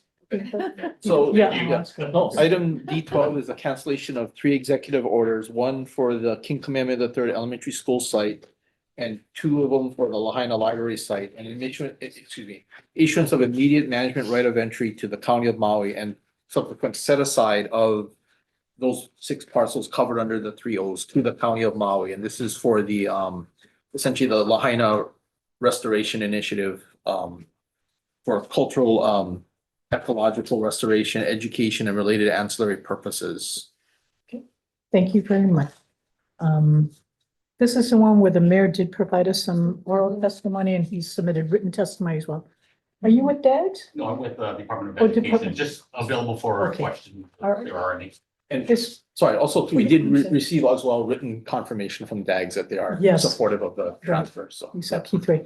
Okay, is there anyone in the boardroom that wants to provide additional information? Seeing none, is there anyone on Zoom for item D12? Hi, Ellie, are you here for item D12? We're not taking D10 at this time. I see Tara Rojas's hand up. Go ahead, Tara, for item D12. Hey, I was gonna do a chunk, but I'll just do D12 right now. Yeah, that's the item. So just to repeat, every set aside transfers public lands into permanent jurisdiction of another agency, removing BLNR oversight and removing the possibility for Lahui Kanaka Maoli governance, as you heard the previous testifier testifying. So that is a breach of fiduciary duty under Article 11. So you should defer these because all you're doing is really just pushing through land dispositions with zero meaningful Kanaka Maoli governance with them in mind and no constitutional public trust analysis. So you listen, but you just as a push through and just, accept everything regardless of what we're saying. So I really hope that you're listening to what is being brought up because you have the duty to not just do what has been done. So stand in pono. Mahalo. So Tara, is it my understanding you oppose the transfer to the county of Maui for purposes of their cultural restoration of Lahaina? Okay, No, thank you. oh, yeah, mahalo. Okay, Ellie, are you here for item D12? I see you on Zoom. Yes, aloha. Can you folks hear me? Yes, we can. Go ahead. Hello. Yes, I'd like to echo what much of it was already been said regarding D12, especially through Mayor Bison's testimony to support this item. Given the landscape of Lahaina and the trajectory that we're heading in to kind of reinvigorate and reestablish this cultural corridor, I see this as that opportunity. And it is my hope that through this effort, we work to support, especially those down there like Uncle Keamoku in recreating this space. Much of our history has been basically paved over without any regard. And I believe that much of the hurt and eha that we feel right now, especially after the fire, can come to fruition with this potential item. So keep it at that. Mahalo for your folks' time. Thank you for your testimony. Is it Kaea Maderos? On item D12. Go ahead. Yeah, aloha. Yeah, aloha, board. Mahalo for the time and opportunity. And I just want to recognize what Tara was mentioning too. It's a very complicated situation that we're in, but we know that we have kuleana to this space. So I'll just introduce myself. My name is Kaia Madaris. I'm a mahiai, servant to Aina. I currently serve as the Aina advocate for our County of Maui and our Department of Oiwi Resources, where I project manage the restoration, healing of our Lahaina Royal Complex, Moku'ula, and Mokuhinia. After the aftermath of the Lahaina fires, there was a lot of uncovered history that we now have the opportunity to heal, dating back over 30 plus years now. The Friends of Moku'ula, led by many community leaders, most notably Okoni Akana, have been working and sacrificing for E Ho'ikanani i Moku'ula to bring back the glory and beauty of Moku'ula. Post-Lahaina wildfires, Uncle Archie Kalepa described the opportunity to restore Moku'ula and the greater Lahaina Royal Complex as having one shot, and we got to do it right. And I just want to take that just one step further and say we have one shot, but we got to do what's pono. And the transfer of these lands to our county signifies an incredible milestone in the restoration of the Lahaina Royal Complex, but also the healing of our beloved Lahaina community. Personally, I've been assisting with E Ho'ikanani Moku'ula from before the fires, volunteering with Na'aikane and Uncle Keamoku and Auntie Uilani Kapu for their Moku'ula cleanup days, which were held out of their Hawaiian Community Center, which was an old state building that was tragically lost in the fires. One of the parcels of the lands that are being executive ordered to the county today is where that building used to stand, and is a space that we seek to reestablish as a community educational and healing space. There is so much work ahead to heal our Lahaina Kaia'ulu and the greater community impacted by the 2023 wildfires. Our community has been long dispossessed before the fires and now even more post-fire. The transfer of these lands signifies hope and an opportunity to heal our Oiwi community. E Ho'ikanani Moku'ula. Mahalo. Mahalo. Okay. Daniel, did you want to provide testimony on this, or you're available for as Yeah, staff? Daniel Ornelas, District Land Agent. I'm just here for support. Thank you. Okay. I don't see anybody else on Zoom. Anybody in this room that wants to provide comments on D12? Seeing, oh, okay. Okay, thank you. So with that being said, I'm going to close public comments. Board members, do I have a motion for item D12? I'm gonna make a motion, and this is on behalf of Kua, who couldn't be here today. This is the step forward to heal Maui. So I make a motion to approve the recommendations as submitted by staff. Thank you. Motion has been moved and seconded to approve item D12. All in favor, please say aye or raise your hand. Motion passes with 5 votes. Thank you very much. Excuse me, is there an item that you're here for? D7, okay. Oh, thank you. Oh, all right, Ian, let's do D7.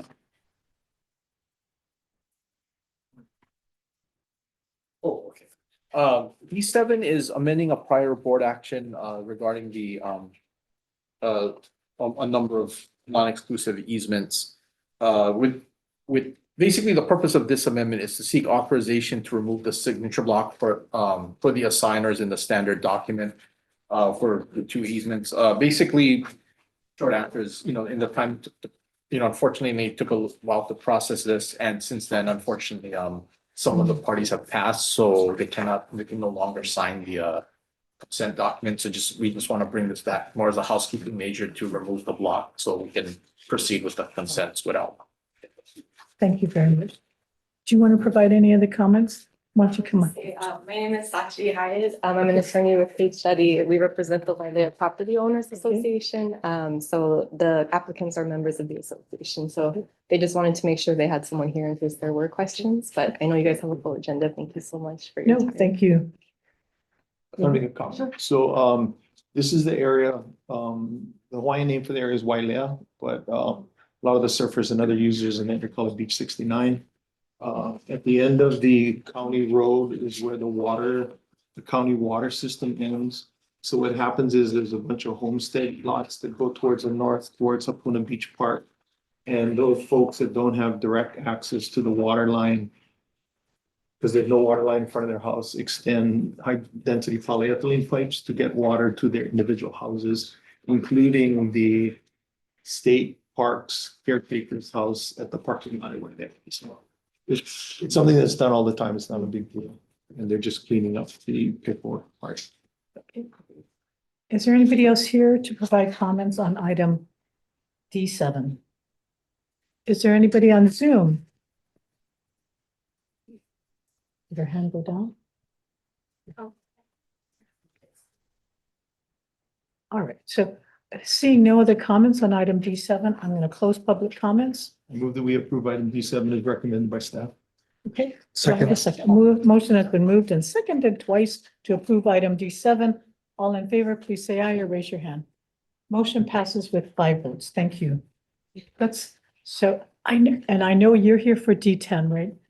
We're still trying to finish, and then we're going to take a lunch. So I'm going to try to do as much as I can to get to 1:35, and then I'm going to bring us back at 2 o'clock. So if you want to go out and then come back at 2, we're going to bring D10. Okay? Thank you so much for your patience. Really appreciate your patience. So Ian, let's go through D2 and D5. Okay, so D2 and D5, they're sort of, they're related. So D2 is a consent to sublease for General Lease 3599 to Central Supply. At the same time, we've also been working on an extension for the Central Supply lease and need to bring this sublease for consent, which was, I think, executed earlier this year, if I'm not mistaken. As a result, we are asking, because of the use, the type of sublease and the use in the sublease, we are asking for an adjustment to the annual rent in the amount of $365 a year as part of the premium. But this is just to December 31st, 2025. Yeah. And then that's the next item, right? Yeah, and then, yeah. Okay, Because I okay, think, it was only from May to December, it was yeah. like 6 months, Right, or okay. 7 months. okay. Yeah. With that being said, is there any questions for staff? Is there anybody here for on item D2? Okay, Tara, go ahead. Item D2. Okay, aloha. And Kalamai for the last one, there was just kind of, for the Maui one, anything like to heal Maui that I'm for, so just to Kalamai for that one. But for D2 and, is it D2 and 5 or just 2? Okay, thank you. I'm just really jamming, Tara, because I've got. Yeah, okay, so really quick, okay, so just the request for consent to sublease on public trust land in Waiakea. If you don't have Transferring any. use, yeah, so who defines how the land is used? You know what, since a lot of these, I'll wait for the next ones. Excellent. Mahalo. Thank you. Okay, is there anybody else on Candace, you're just here for any questions? Thank you. Is anybody else here for D2? Seeing none, I'm going to close public comments. Board members, so I have a motion on item D2. I move that we approve item D2 as recommended by staff. Do I have a second? Second. Motion has been moved and seconded to approve item D2 as submitted by staff. All in favor, please say aye or raise your hand. Motion passes with 5 votes. Item D5. So, okay, so item D5 and D6, actually, I mean, I'll take them separately. Item D5 is a approval of a development agreement and 30-year lease extension for the same central supply lease. I think one of the things, you know, the board has seen these actions before, but I think one of the things I want to stress too as part of these extensions, and it applied to Olomana, it'll apply to D6 as well, is that as part of the improvement plans, all of these lessees are agreeing to close cesspools and convert to an alternative wastewater system. And I can't stress that that important it is for one to meet regulatory legal requirements, two, to ensure public health and safety, you know, and also three, to, you know, prevent essentially further environmental issues, right, with the continued use of cesspools. And Act 49 has proved to be a means to where, yes, the lessee gets a longer lease, but at the same time they reinvest, address a very critical issue, and you know, they reinvest and address a very critical issue as well. You know, so we do support these. And otherwise, if they were to just leave at the end of the lease term and we have to deal with the cesspools, we'd be bankrupt, not bankrupt, but you get what I'm saying. We wouldn't have the money. It'd just way too much of a cost burden and a staffing burden to do it ourselves. So. And may I just add to that? We are under a consent decree with EPA. And EPA is not giving us any extensions. So these lessees who are willing to close the cesspools and convert to a septic tank does provide us a public benefit, because now at the end of the lease, we do have, they're in compliance. But EPA is being very strict with us. So we are not, I think, almost on monthly reportings with EPA. So as Ian said, this is critical. So some of these agenda items where the lessee is willing to do that, it does alleviate us from using our state funds to do that. So any other questions to staff on item D5? Is there, oh, yes, go I just want to ahead. make a comment. So, you know, I mentioned this before. So in Hilo, there are not a whole lot of big box stores like exist in other parts of the state. Sears is closed down, JCPenney is closed down, Macy's is struggling. And so these small businesses, you know, Paradise Plants, Central Supply, those are really the core of the business community in Hilo, Kaneohewa Industrial District. So I just wanted to stress that we need to support these small businesses that employ people, pay real property taxes, and clean up environmental issues that would otherwise not be addressed. Thank you for that. Is there anybody here on item that wants to provide a comment on item D5? Anybody on Zoom? Seeing none, I'm going to close public comments. Board members, I have a motion on item D5. I move that we approve item D5 as recommended by staff. Do I have a second? Second. Motion has been moved and seconded twice to approve item D5 as submitted by staff. All in favor, please say aye or raise your hand.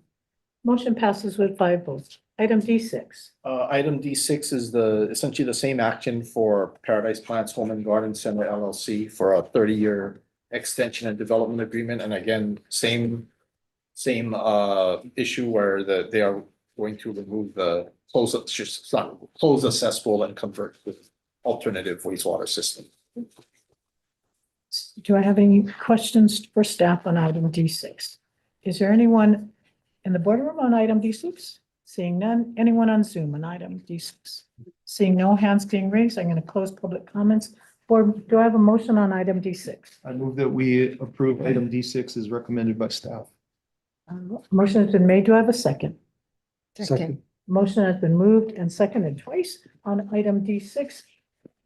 All in favor, please say aye or raise your hand. Motion passes with 5 votes. Item D13. Okay, so essentially, this is another housekeeping measure. We're doing after the fact consent to assignments of a non-exclusive easement, multiple parties here. And also, we want to amend the grant of easement, the same grant of easement, to update the current insurance provisions and essentially allowing the easement to run with the land, so we don't have to keep coming back if there are future assignments. Do we have any questions for staff on item D13? Is there anybody here to provide comments on item D13 in the boardroom? Is there anyone on Zoom? I see Paul's iPhone and Darcy Kerrigan. Are you here for item D13? Would you like to provide a comment? If you do, could you unmute yourself? Go ahead, Paul. Hi, this is Paul Stater. My family has owned the land since 1966. And I just retired after 30 years of being a public school teacher in Hawaii.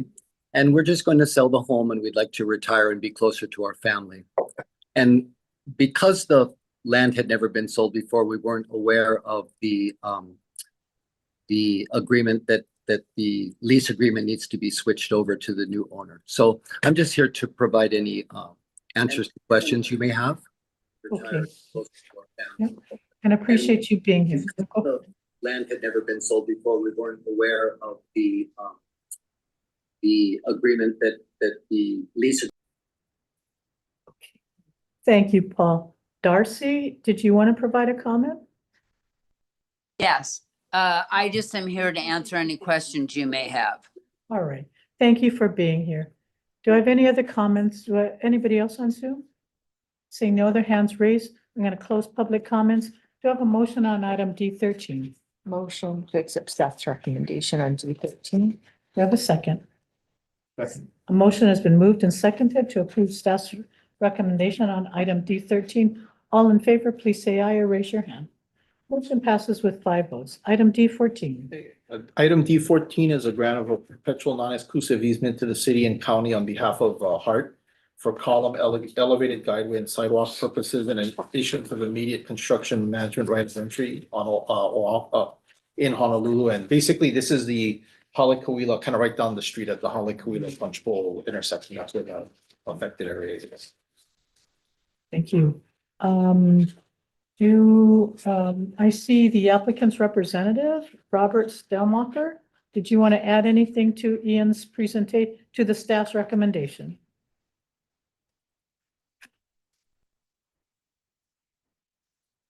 Okay.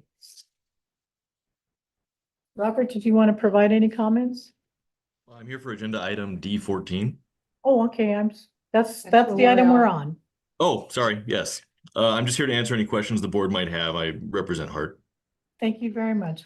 Tara Rojas, your hand is up. Go ahead. Okay, aloha. Regarding D14, Yes, go again, you ahead. see this, the land lease easement without clear documentation of Kanaka Maoli representation. I have to add this in. Hart, this is a question for you, maybe part of my testimony. You all did receive documentation, factual evidence from when he was still here, Kumu Mike Lee and John Bond, both of Kanehili Huli, and they have sent you, they did tons of documentation and research for decades to why the Hart shouldn't have even been built because of the sinkholes, because of geography, and they sent it all to the engineers. But it's just been ignored. And so what do you have to say? So Tara, I'm going to ask you to direct your questions to the board. Okay, not to so the- board. Okay, so board, you must enforce your fiduciary duty under Article 11 of the Hawaii Constitution. So pause D14 again until genealogical ties to affected Aina are clarified, public trust uses and community benefit are certified, and the receiving identity is identified. So again, always keep in mind that Kanaka Maoli, who have title, true jurisdiction to the land, below everything we're discussing today, that takes precedence over everything. And you're just the trust, holding these lands in trust. So keep in mind, it's been documented for decades. What did you all do with the information? For you, board, to ask of the Hart. Mahalo. Thank you very much, Tara. Seeing no other comments on Zoom, I'm going to close public comments. Board members, do I have a motion on item D14? Motion to accept staff's recommendation. Do I have a second? Second. Motion has been moved and seconded to approve staff's recommendation on item D14. All in favor, please say aye or raise your hand. Motion passes with 5 votes. And those of you who have come back into the boardroom, the board has not taken a lunch break, so I do apologize, but we're going to end up taking a lunch break in here. Great, we're looking forward. Item D16? Okay. Item D16 is a sale of remnant state land to Cool Ranch. Basically, this remnant was put up for sale before, and the interested party back then did not ultimately consummate the sale. Therefore, staff, I guess, we were approached with interest from Cool Ranch, and staff went out to the, same parties to see if they, other adjoining landowners had interest, including the prior party, that didn't consummate the sale, and apparently no other interest was received, so we were asking to move ahead with the sale of this remnant. Any questions for staff? Is there anybody here to provide public comments on item D16? Is there anyone on Zoom to provide comments on item D16? See? Yes. Okay, Hi, go sorry, ahead. my name is Tanner Quinn. Thank you for your time. Go I'm just ahead. here representing Cool Ranch to answer any questions. Thank you. Thank you for being available. Seeing no other hand up for item D16, I'm going to close public comments. Board members, do I have a motion on item D16? Motion to accept staff recommendation. Second. Motion has been moved and seconded to approve staff's recommendation on item D16. All in favor, please say aye or raise your hand. Motion passes with 5 votes. Okay, we are finishing the D items. So, except for D10. So we're going to take a lunch break and we're going to come back at 2. But board is going to have their lunch inside here. So if you don't mind. Whatever you bring, David. We have no idea. So I apologize again for your patience. We will take D10 right after this. So we're going to be on a We can do these.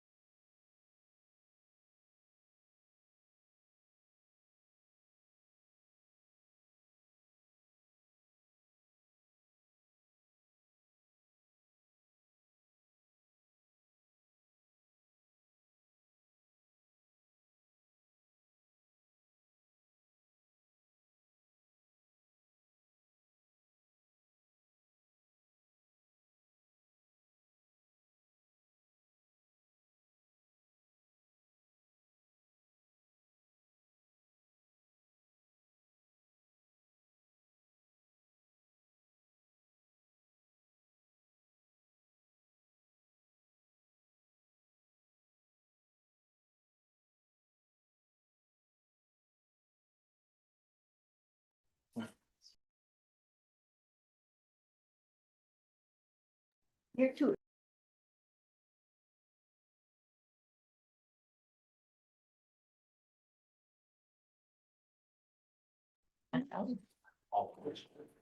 All right, we are back on the record. I really want to extend my appreciation to all of you, especially those of you who have traveled afar and your patience. I did want to take D10 after I completed all the other items that had a time period and complete our Z items. So as I previously stated, we do have people, quite a few people on Zoom. We've received a lot of testimony.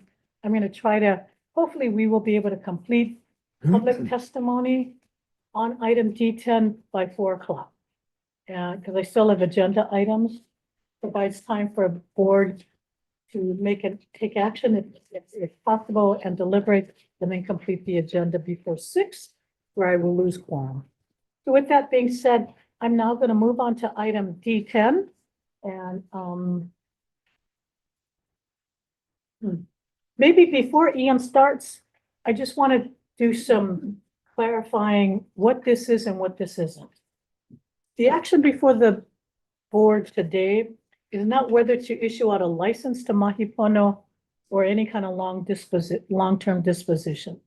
The only action before the board is whether the board will approve the board initiating a contested case hearing on some kind of a long-term disposition. It could be a license pursuant to public auction, or it could be a negotiation directly with the County of Maui. That's why both of those forms have been included in the staff submittal. We did have early testimony this morning from the mayor. I appreciated him physically being here. He has shared that there's been productive meetings between the county, Mahipono, and other stakeholders. This by in no means, it can run concurrently. It doesn't have to interfere. If you end up getting an agreement, this is moot. Then this contested case, whatever the decision by the board is moot. But we are in the same place today as we were a year ago. And through the best efforts of everybody, you tried to get as much as you could done, but we're still not at the point there's an agreement. But there's nothing to preclude that. So I encourage everyone to continue the discussions, talk story with each other. If you can reach an agreement, that is better for us. I will assure you, the board is not, we're not prejudging, we're not biased, we're not saying it's going to go to Mahipono, it's going to go to the county. We have a public trust duty. We got to make sure that there's water that flows to the people of Maui. Our natural resources are protected through the IIFS. So that is the board's kuleana, and we just need to make sure that there's an entity that can manage this system. So with that being said, again, this is not about issuing a license to Mahipono or to the county, but it is to the board to approve the holding of a contested case hearing. Now, the board may choose not to. That's what happened last year, and then we'll see what happens from there. But okay, so that I wanted to say, this is not, again, more time. If you want, please proceed simultaneously, concurrently with this. But with that being said, Ian, could you provide us some information, background on the submittal? Well, kind of covered a lot already, but thank you. So basically, we're bringing this matter back as we did last year. I do want to acknowledge that, the county and the water authority have done a lot of work to move this forward. But as we noted, as you noted, we're still in the kind of the same place. And again, this is not to I want to stress that this is not to subvert any efforts by the county. In fact, this is about starting a process that could end up effectuating what the county wants, ultimately. I mean, we're not talking about doing a license or it could be also the contested case. I'm sorry, it's not only dealing with a license. The contested case could address a license or a set aside by executive order of the water resource to the county. And that will be done, through a thorough contested case process, which which the integrity of which, again, will be held with a hearings officer and it will come back to the board for decision making. The board will ultimately issue an order. So I guess I would reiterate that, again, this is not about making a decision on a disposition today. It's about a process to move forward on this path toward a resolution. Did you want to add anything more? No. Okay. Yes. And I do want to, so I did receive from Director Cully Watson. I think he has provided some public testimony. But if you read the staff submittal, any disposition is subject to reservations in favor of Department of Hawaiian Homelands as established by CWRM. So whoever gets it, whether it's by, in whatever means there's ultimate disposition, Department of Hawaiian Homelands reservation will be met, or at least will be satisfied, and we are acknowledging that. So with that being said, I am now going to take take from the, I don't know if I call them applicants, stakeholders? What do we call it? What do we call county stakeholders? And then I'm going to take public comments. Who would like to go first? County of Maui, Authority, Mahi Pono. I leave that. Okay, Mahi Pono. They all agree. Mahi Pono will go first. Now, not sure whether it's a pleasure to be first or last, but I'm Cal Chipchase. I represent Mahi Pono and EMI. Keeping us on track, as the chair has asked, my testimony is very brief for my comments. We support the staff recommendation for agenda item D10. We feel like a contested case at this point is appropriate to move us from annual dispositions to a long-term disposition.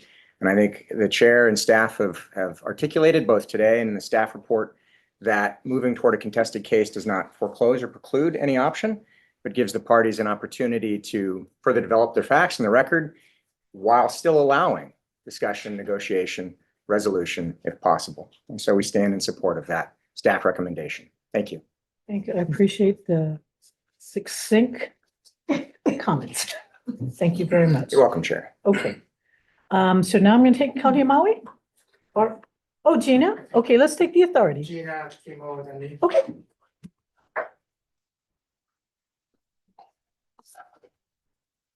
Good afternoon. Good afternoon.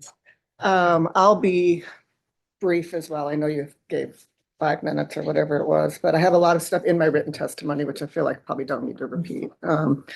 So just to introduce myself, I'm Gina Young. I'm the director of the East Maui Authority. I sat before you a year ago. It's nice to meet both of you, new members. Almost exactly 2 years ago, 2 days after I'd been sworn in. And at that meeting, you asked me to take the football and run with it. And boy, have I been doing that. I've been running and working really hard. I submitted a mid-year update, which was, the board had asked for that. It was a letter to Chair Chang. And in there, I explained the things that we're doing. We've created positions. We've hired some staff. The staff started in June. I'm working on 2 more positions. County Council gave me 2 field workers, which are slotted for the spring. We've done a tremendous amount of community engagement. We've had 7 comprehensive public meetings. We've had 2 field trips.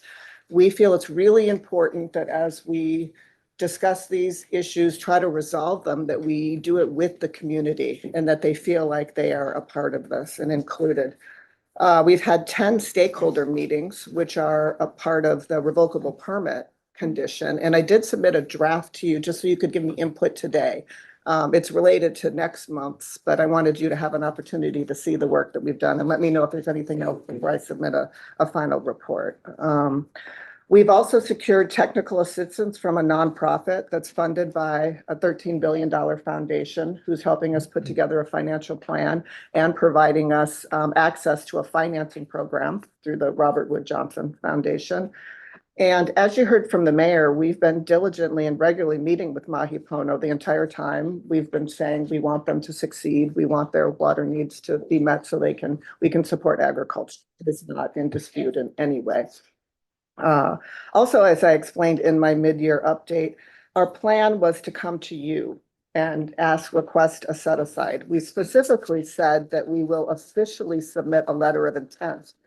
And then that would allow us to have a conversation with you on what you want to see and what's required. I believe that's normally the process. I saw in your other item for an executive order that there's a letter of request with some details. We want to make sure that when we do come forward with that, you have a complete record, that there is plans and details with that, and we're in the process of doing all that. I disagreed that now is the time to do that because you want as much details as possible to understand how something would work. You really only get one shot at a contested case on an order, and it's kind of unfair to have it come up while you're moving forward on developing that. So I humbly ask you to allow us the time to focus on building our capacity as opposed to shifting our focus to a contested case. I ask you to allow the process of working with Mahi Pono and equally as important, the East Maui community to play out. And you allow us, all of us, to create a path forward and then provide you with details on that path and that plan. That would make more sense than a contested case. I disagree that we're at the same place we were a year ago. As you can see in my letter, a lot has been done. I know it was 4 years to have the EIS written. We're just barely a year old, and we're continuing to move forward. I do want to say that should you not grant us the time or what the mayor asked or what hundreds of testifiers asked, that we would like a contested case on this matter. You want a contested case on the contested case? Yeah, it's important that we understand what this process truly will result in and what it is and whether the timing is appropriate. But also, I just wanted to end with, if you did have a chance to look at the annual report for the stakeholder meetings, a lot of work went into that, but there's still time for us to include other things if you feel like there's something else that you would like in there. So I hear you asking for a contested case, but are you also permitting us to proceed forward? Or, because normally when there's a request for a contested case, we stop. We take no more testimony and we wait for the written petition to be filed. What are you proposing to do? I think we'd like to hear what the outcome is and then make a decision. Okay. So we hope that you hear us and that we're all on the same page and you support us moving forward. Gina, can I ask you, how much more time do you need? I think we're looking at 6 months to a year, where we could at least have some more details and information to you. And if we know that Mahi Pono's revocable permit is going to expire and the board needs to ensure that water continues to, are you supportive or are you going to object to if the board takes up the revocable permit to Mahi Pono? We haven't crossed that bridge yet. There's a lot of people that we need to talk to. We need to see what the outcome of today is. So I'm hoping you appreciate sort of the dilemma that puts us in. Okay, thank you so much for your candor. Okay. All right, so next, County of Maui.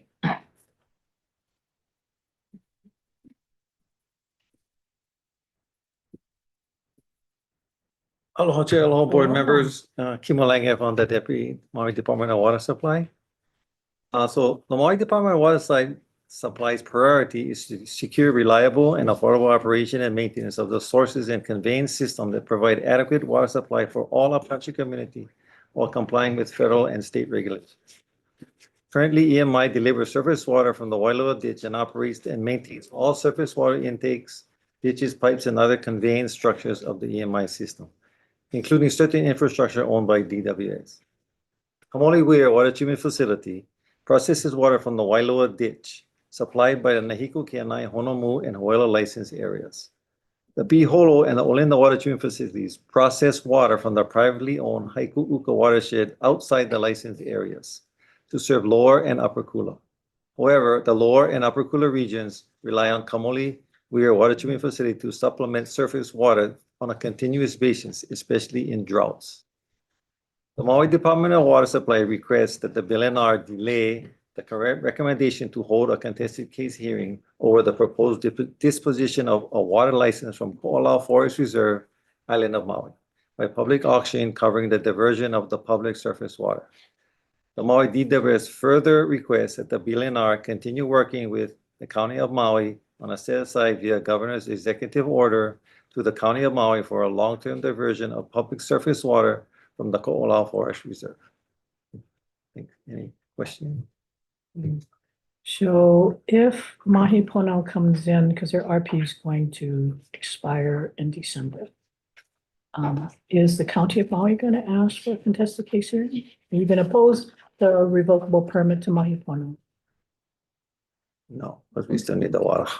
So how long, so what I hear the county of Maui is delay the contested case hearing that's currently before the board and provide you more time to work out. Work out between Work the out a parties, set- yeah. Okay. How much time do you need? 9 months. 9 months.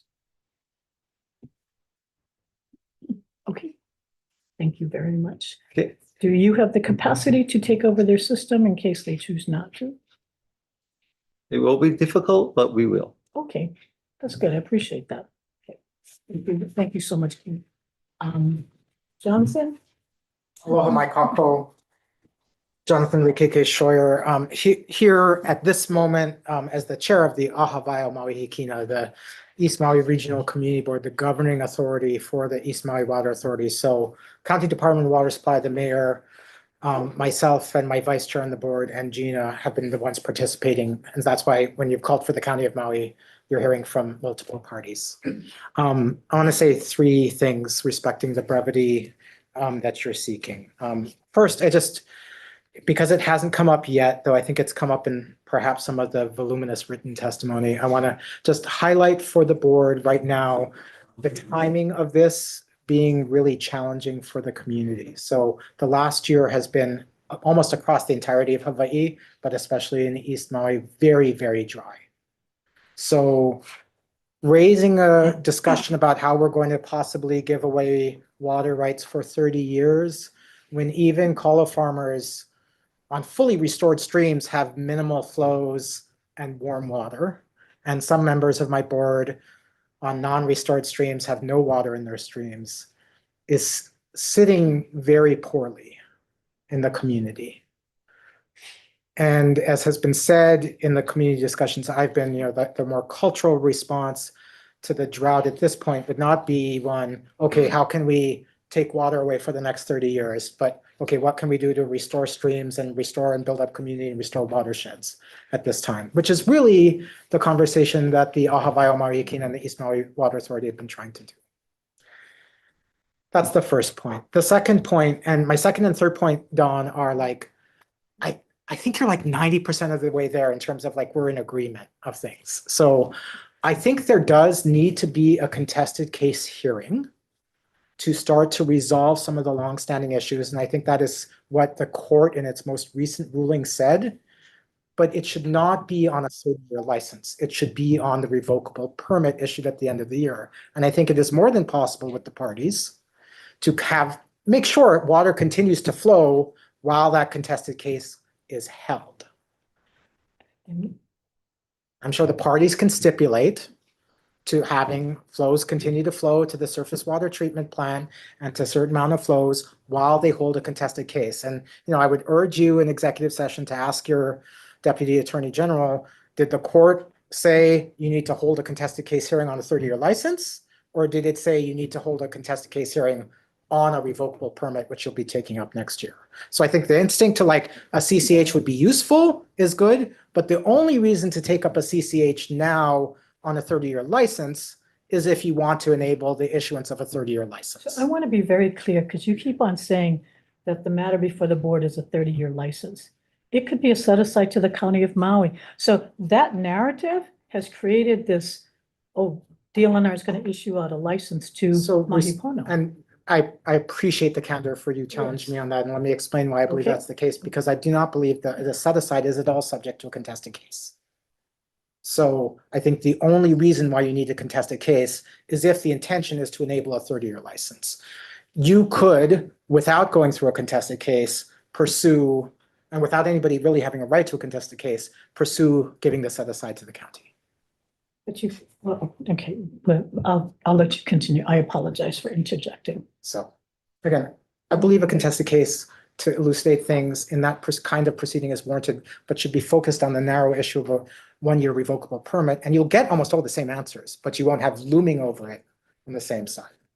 This is the first time that the county has suggested, or the authority has suggested they're requesting a contested case. I'm not saying that we're requesting a contested case. What I am What saying, Gina just did. She's on behalf of the authority.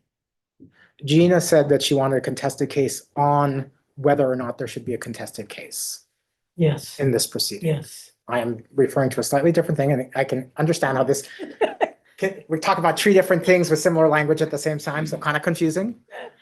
To restate the last point that I was trying to make, for the revocable permit, the 2026 permit that I think every party agrees is going to be needed regardless. And I know that, and I'll ask David Franco the same question. Because I know you don't speak on behalf of David I Franco, certainly do. but you have not. But the county of Maui has never, you've not fought a contested case. So the stakeholders, I need to make sure his voice and his clients' voices, as well as Namoku, they're also part of this discussion. Yes. So are they part of your, the discussions with the authority? Discussions with, so there have been communications with them, but the discussions convened by the mayor have been with Mahi Pono and the Maui County entities. If they are a So- stakeholder, If I can proceed, go ahead. Go ahead. so. I'm sorry, no, please go ahead. I don't want to. I was on the second of my 3 points, and just to clarify again, since it might have gotten a little confused in the dialogue of what that point was. I think there needs to be a contested case by the court's order. I would assume, but do not know, that the parties who have historically asked for contested cases will again on the revocable permit. And I think that is the proper venue, and you will get all the benefits you want in terms of clarifying how these dispositions should go from that, but not a contested case on a 30-year license, which, because you don't need a contested case for the set aside, the only reason to hold a contested case for a 30-year license is if you want to issue a 30-year license.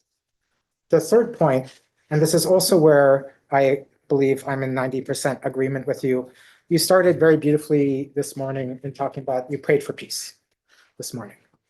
And I think that's great. And I guess the only thing I just want to say on that is that, right, the prayer of St. Francis of Assisi is not, oh, please give us peace, but it's let me be a channel of your peace.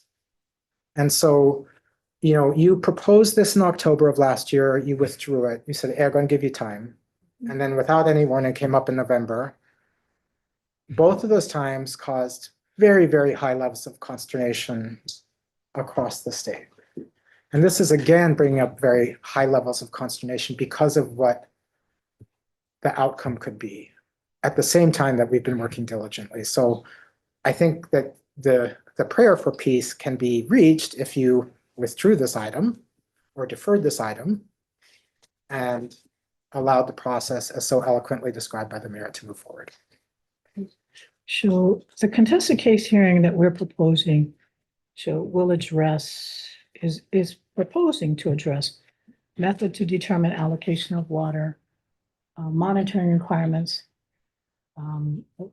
discussion on system losses, restriction on the sale of water, term of whatever the disposition, capacity to deliver water effectively and efficiently, watershed management, method of disposition. Will those issues be addressed in a set aside? Is the authority going to address those issues as well?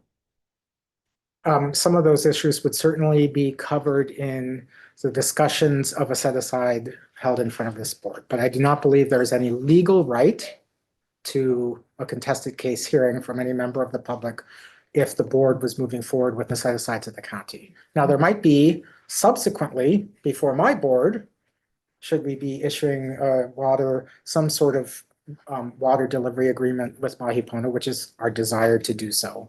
There could be a right to a contested case at that level. Okay. Thank you very much. Thank you very much for your time. Okay.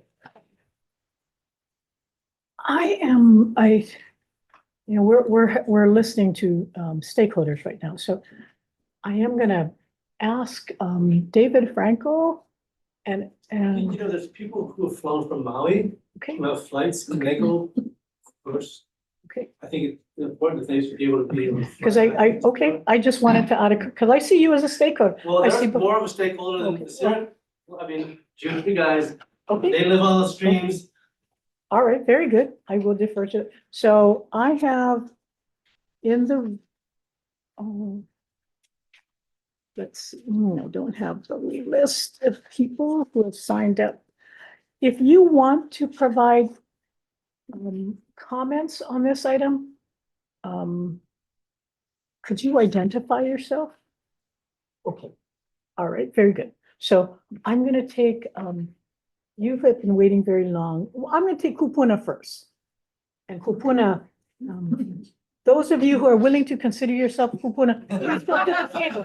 I'm not gonna say who's Kupuna. You identify yourself if you could, and no be shame, no be shame. I would come up to the table if I was going to. Is there any Kupuna who would like to testify? Brother, I wear that with a badge of honor. Choice of word. Badge of honor if you Kupuna. You get to go first. Not everybody can go. Please. Hello, Winala, board members, chair. My name is Moki Bergao, Moses Bergao, Palakiko. Junior. Nahiku. Namoko Okolau, and I reside on the Makapipi, Kahawai. And for 1975, my first experience of what sadness and loss is all about. My ohana down in the Kahawai, Makapipi, all we seen was red, colored by Opai, ponds after ponds. Now that was a really profound sadness and loss. Yeah? Now we asked ourselves, what happened? Where is the Makapipi? Where did he go? Well, through history, as we all know, a private entity, a ditch system was built. Starting at Makapipi at the 1,200-foot elevation and traveling across 3 mokus to water the plains of central Maui. And to today, that question is still asked. Where is the Makapipi? Where is the Hanavi? By many people. Now, Makapipi is a perennial stream. I've been told. I've been a number of times, I've searched it. It is. Is that true or false today? With no water in it. Now that's a very serious question, yeah. Because when that happens, all other connecting streams, Punawais, and coastline seepage get affected. Interferes with all our biosphere, all the animals that live in the ocean, all the fishes, yeah. So a ditch system, not putting my opponent on the, any form, but it is a very important issue that needs to be addressed today. And I'd like to leave you to, we reject the staff recommendation of pulling forward, yeah. Without considering the Department of Homeland's water resource, the water. And also, I'm going to put this in, we totally object to a long-term lease to a private entity. Mahalo board. Thank you very much, Moses. Thank you for the invitation. Do I have another Kupuna? Okay. Brother, you are not Kupuna. But you have initiative, so come on out. Aloha, Chair. Aloha. Members of the board. My name is Jerome Kikivi Jr., the current president of our nonprofit organization, Namoko Puni o Ko'olahui, based out of Kianai, Wailuanui, Aupua, Ko'olau Moku. I want taro farmer. Our farm been in operation from my tutu's days. We lived through the water. We have seen the water. We seen the water go. We seen the water come back. Today, I like represent our kupunas that are no longer with us. And I like represent our kupunas that with us that never have the chance for be here. In 2001, Namoko went apply for a contested case hearing, but we was never granted that opportunity to fulfill that. And just this past 2 months or 3 months ago, we pretty. I know you guys heard that we had on a severe drought. So we was in the mountains at that time, and kind of heartbreaking when we go up to the rivers that's supposed to be supplying us with water, completely dry, and then we go to the ditch, millions of gallons going this way. Like I kind of went break down when I was in the mountain. Like I was just like, wow, like that's sore to me and to my families. But within this past year, we got to work with Miss Gina Young and the Ahawai East Maui Water Authority, and I think she's doing a fantastic job bringing a lot of stakeholders together and getting the communities manao as well as Mahipono's manao.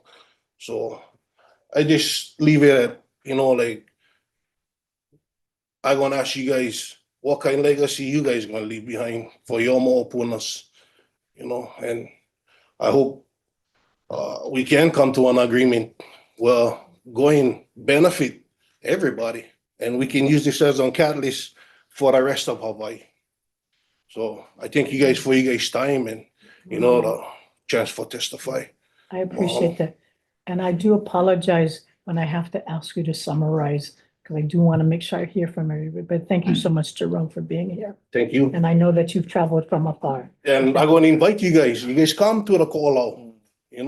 Come see our lo'is, our rivers, and come when dry though. So you guys get the full effect of what happened there. But thank you guys. Mahalo. Thank you very much. I gotta go home now. Go deliver my poi. Okay. Right on, you guys. Mahalo. So you know what? I'm going to take people from Maui. Who's from Maui that would like to provide comments? Yes, please come on up.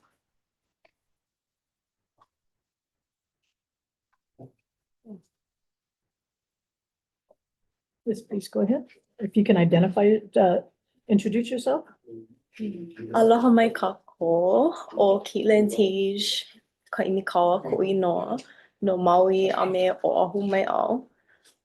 Hello, Chair Ching and honorable members of the board. Mahalo for the opportunity to be here. Today, I strongly encourage you to listen to the descendants, stewards, and protectors of East Maui as you consider how to proceed with a long-term lease agreements or a contested case, whatever a contested case is, involving haole corporations. As you may know, haole means foreign, not just white. Like all of Hawaii, East Maui is sacred aina. It must be overseen by the people who live there, who are ancestrally tied there, and who carry that kuleana in their bones. I urge you to reject any step toward a long-term lease for Mahipono PSP investments. Maui voters have carved a restorative path. They created the East Maui Community Water Authority to steward these streams for the public good. Your board should be supporting that transition, not clearing a path for a foreign corporation to continue controlling public trust waters. The public trust waters is still being violated.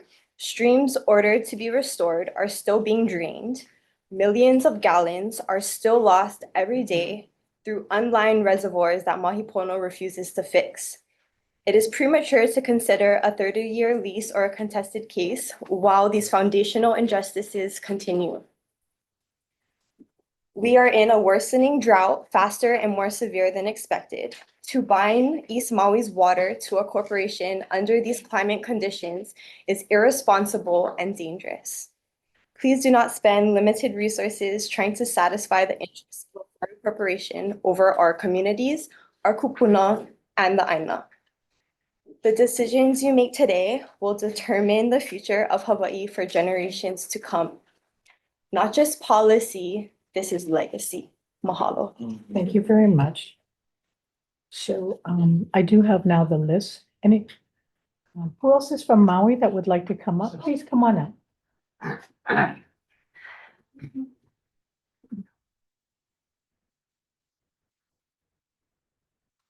Aloha. Aloha. Aloha, everyone. Aloha mai kako. Aloha. My name is Mary Ann Kamalani Pahukoa, and we are from Maui Hikina. Okay. Kale Mahina Pahukoa, here to testify on item D10, supporting her vai. Aloha, o ka ui no o ka lemahina o ania pahukua. Hulu ko o hana I ke kalo uala mai a me ka niu, me na mea ea e. Ke ao nei wau pehea e la vaia a pono ko mako muli vai e holo I ka vai. No leila hiki na ia ke hanai I pepe ia. A pono ko mako kupuna I ka vai. A ole pono na poe mahi pono e lave I ko mako vai. Mahalo. She said, she's her inoa kale mahina o ania pahukua.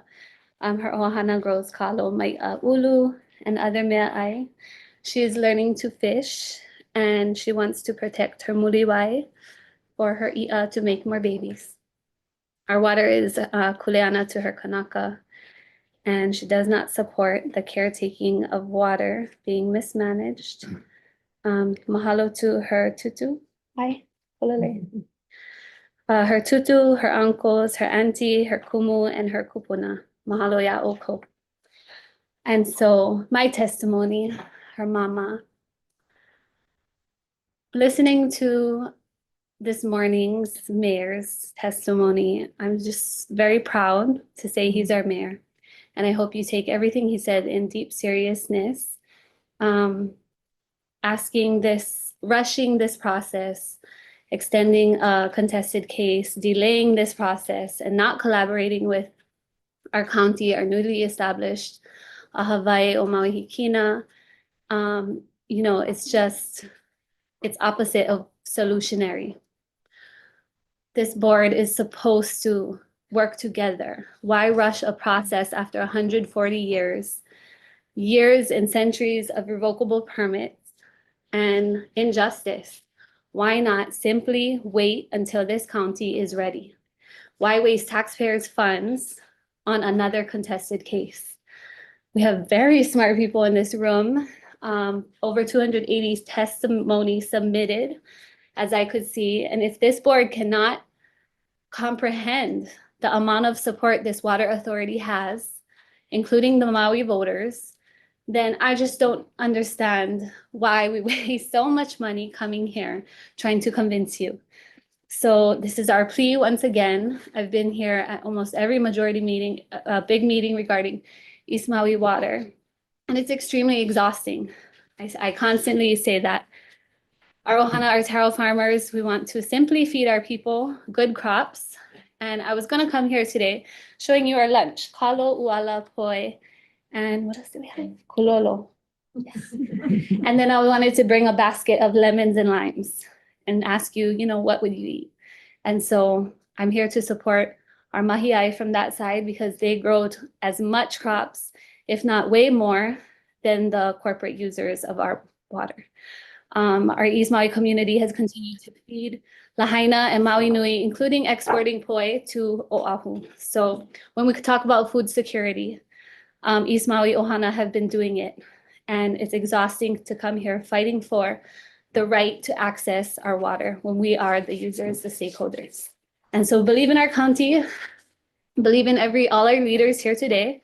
And I want you to simply understand the detrimental effects of allowing a foreign corporation just rights to our water, rights to the management, understand the future threats that are to come. It's detrimental. So keep our vai in Maui Hikina's hands, give this new board a chance, and honor your neighbors. Maui County we're government neighbors. We have to support each other. These backdoor deals and these backdoor meetings are unnecessary. I just don't know what's going on. So, Mary, okay, thank you. Are you? Thank you. I'm Pao, flew here for Thank you that 2 minutes. You did a great Mahalo. job. Thank you so much. Yep. Anybody else from Maui Helena. that would like to provide testimony? Mahalo. Please come on up.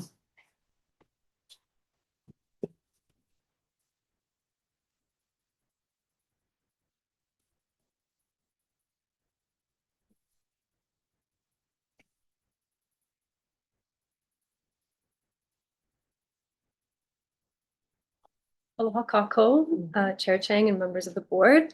Ovao o Brigitte Lelani Axelrod, or Gigi, and I'm a recent graduate of UH Manoa in getting my master's in political science. I currently reside here on Oahu, but my family and my mo'okua is tied to Maui, and my ohana still lives there. I'm here today to urge you to not move forward with any process that gives Mahi Pono or PSP Investments a long-term lease for Maui streams. In 2022 elections, the people of Maui chose to establish a community-based East Maui Water Authority to assume long-term stewardship of East Maui streams.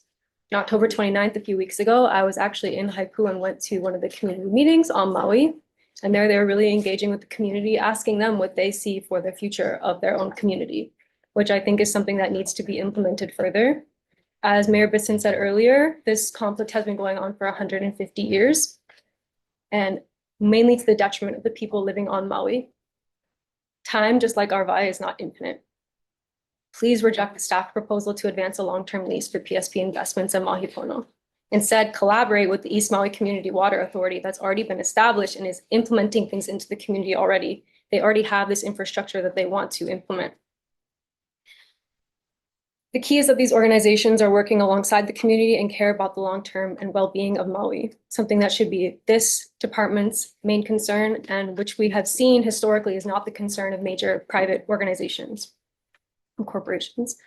The way that we have to continually show up and fight to have our voices heard makes it feel as if we weren't here fighting and they had unfettered access to our vai. They would take and take and take until there was nothing left. And that's what happens when our resources and our non-human kupuna like vai are treated as disposable or commodified. And we know that that's something our kupuna would be against. And we don't have 150 more years to solve this problem. Time is ticking.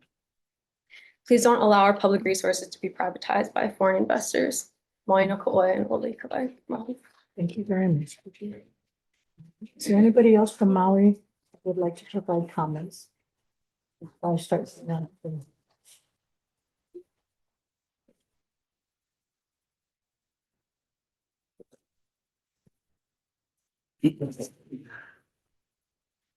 Aloha, Chair. My name is Herman Leolo Haka'awamo Jr., son of Herman Ka'awamo Sr. and Lynette Ka'awamo, descendant of Solomon and Cecilia Ka'awamo from Wailuanui, Maui.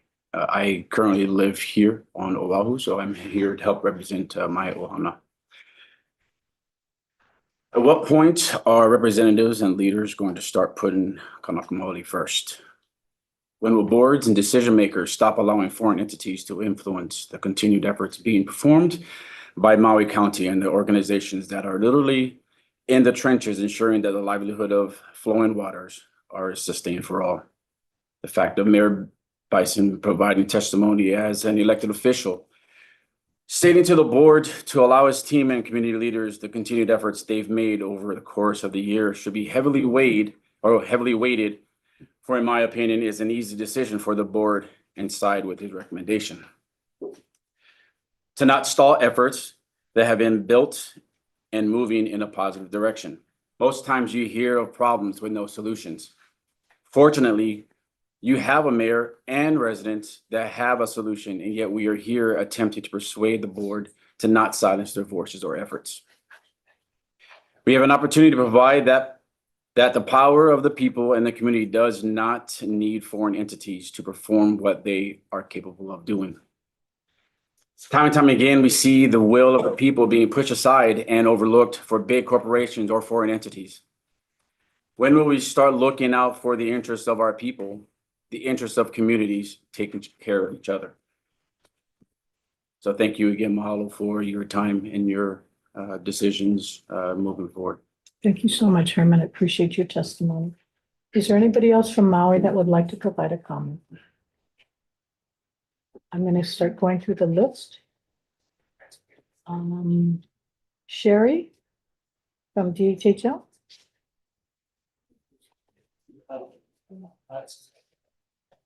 I'm going to take people in the order that they signed.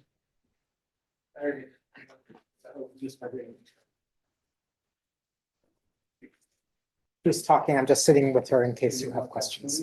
You're a consultant, that's why. You wear many hats.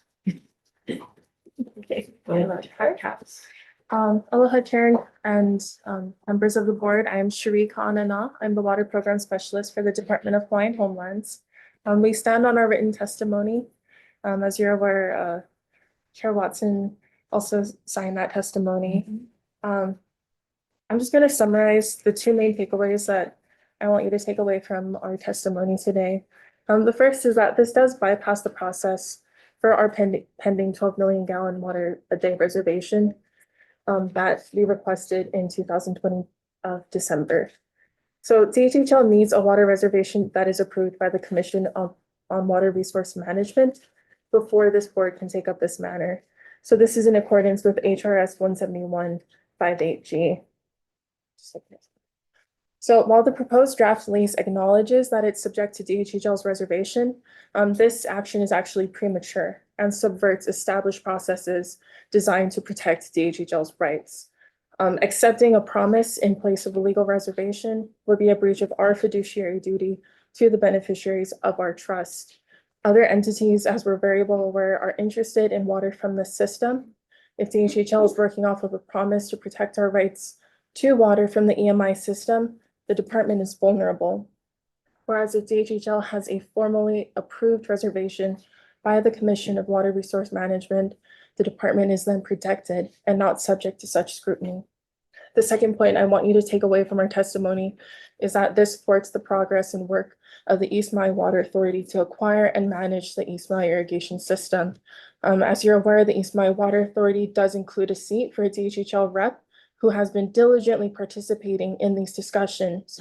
They've had critical progress, and this is the viable and clear pathway for these conversations that would be derailed by a contested case hearing.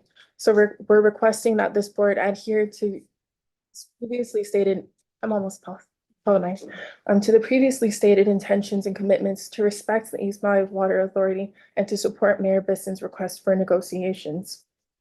So we are requesting that you defer this item and stand on our written testimony. If it is passed, DHHL must be a party in the contested case hearing, and DHHL's water reservation needs to be expeditiously approved by the Commission on Water Resource Management. Thank you. Thank you very much. Is it Chanel Loa? Chanel? Sheila. Sheila. Okay, and Brandon? Yeah. Brandon, please come. Go ahead. Hello, Chair Chang, board members. My name is Brandon Maka'ava. I am from Waimanalo. And I'm not from Maui. And so I'm wondering why we're all here making these decisions for Maui. I believe that every ahupua'a should make their own decisions. And like was stated many times here, and especially from the mayor's testimony, I think they have spoken. In 2022, they passed, to create their own system of management. And I believe that has to be given a chance first. And I believe they're eager and willing to do that. And so I'm just here to kāko'o the people of Maui, the taro farmers of Maui, because I grow kalo too in Waimanalo. And I wouldn't like it if Maui was deciding how much water I would be getting.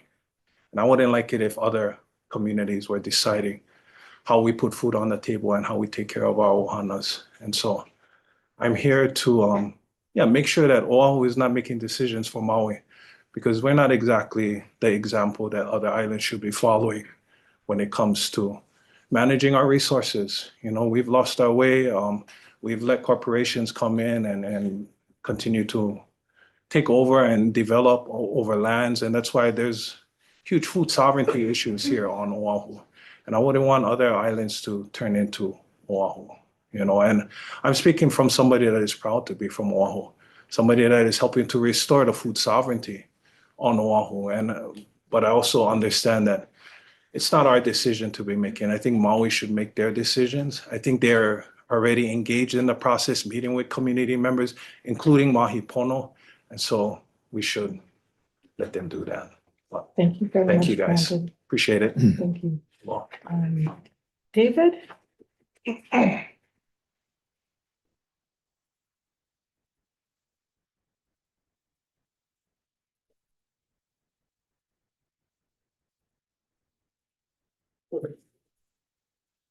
David Frankel, I'm an attorney for the Sierra Club, and particularly for the two new members. Show this poster, some folks have seen before. Water comes down streams, then there's this like sort of cattle guard like thing. The water in the stream drops into, there's a ditch underneath. And below this, there's no water.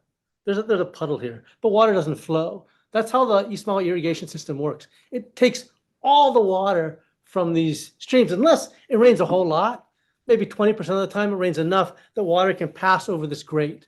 The rest of the time, it's dry. Now what happens is after a couple hundred yards, because many of these streams, not all of them, many of them are gaining streams, groundwater percolates back and the water, slowly the stream builds up. But it's really death of 1,000 cuts, because then there's another set of these ditches below, and it's really immoral what's been going on. I want to dispel a couple myths that or incorrect assumptions that your staff submittal is operating on that are really problematic. First of all, there is no need for long-term lease. Nobody's saying there needs to be a long-term lease except like it's in the air. Well, because A and B wanted it, and now Mahi Pono wants it.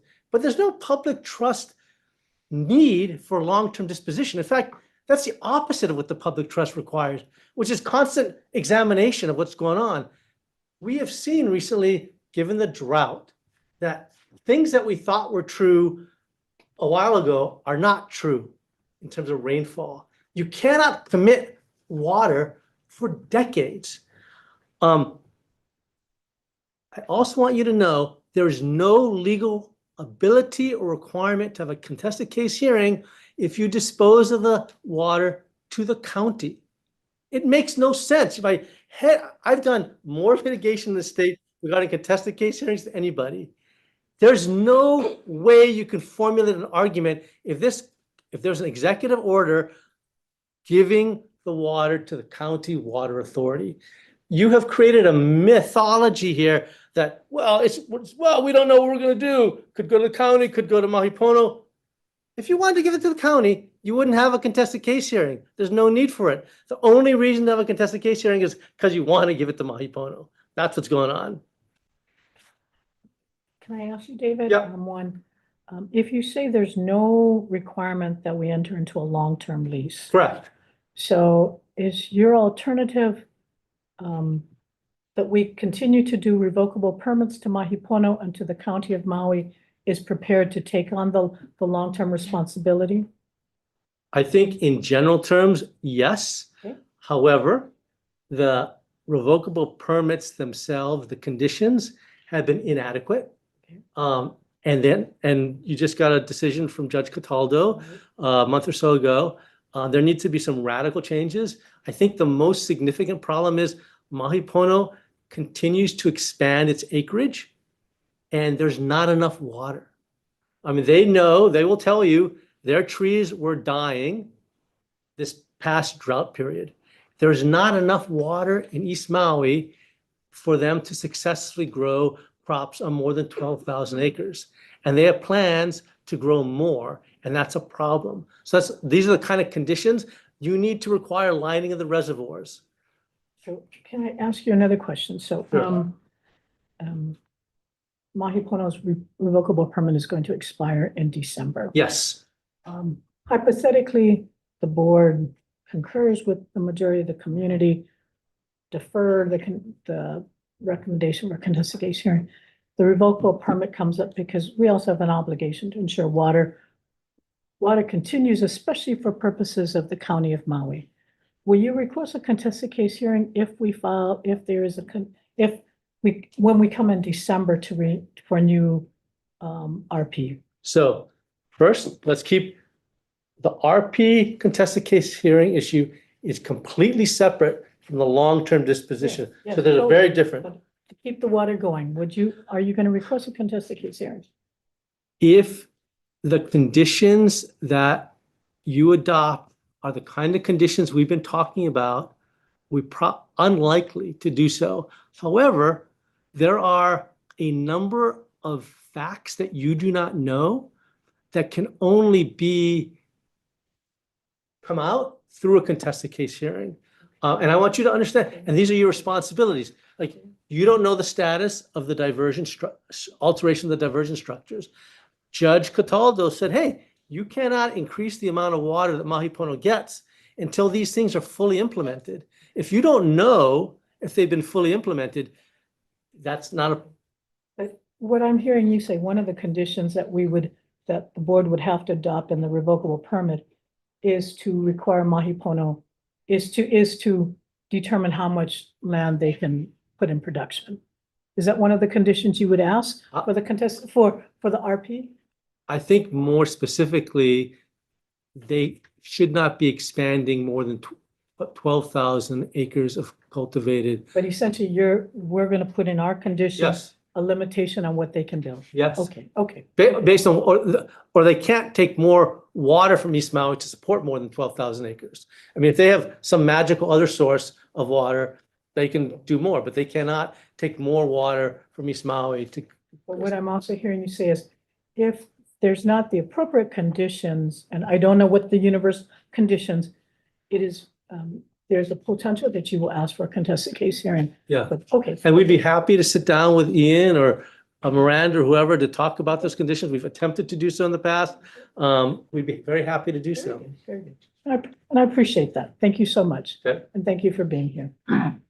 So, I think Herman did provide comments. Rachel? Is Rachel not here? Okay, let's see. Stephen, Littlefield. I also have, there's more, okay. Oh, this is it Keanu Lani? Oh, please, come on up.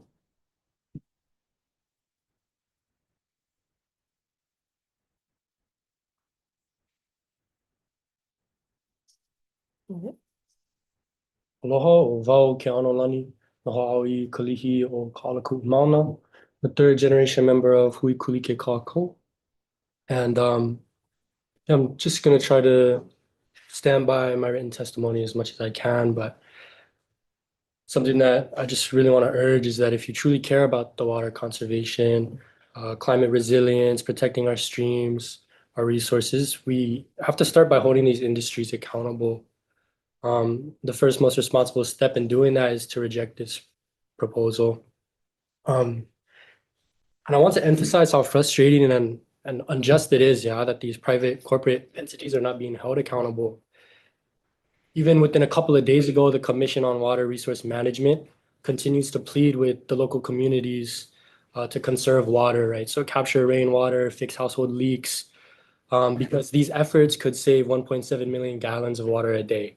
While meanwhile, the very corporations diverting East Maui streams continue operations that are known to waste millions of gallons of water a day, every single day. So I just am wondering why the burden is being placed on individual families, kupuna, and working people when the largest users and the largest wasters are not required to meaningfully change in any way. Tracking household water use while ignoring massive corporate waste is not only ineffective, it's a misuse of anybody's time and public resources. So yeah, please do the right thing and reject the proposal.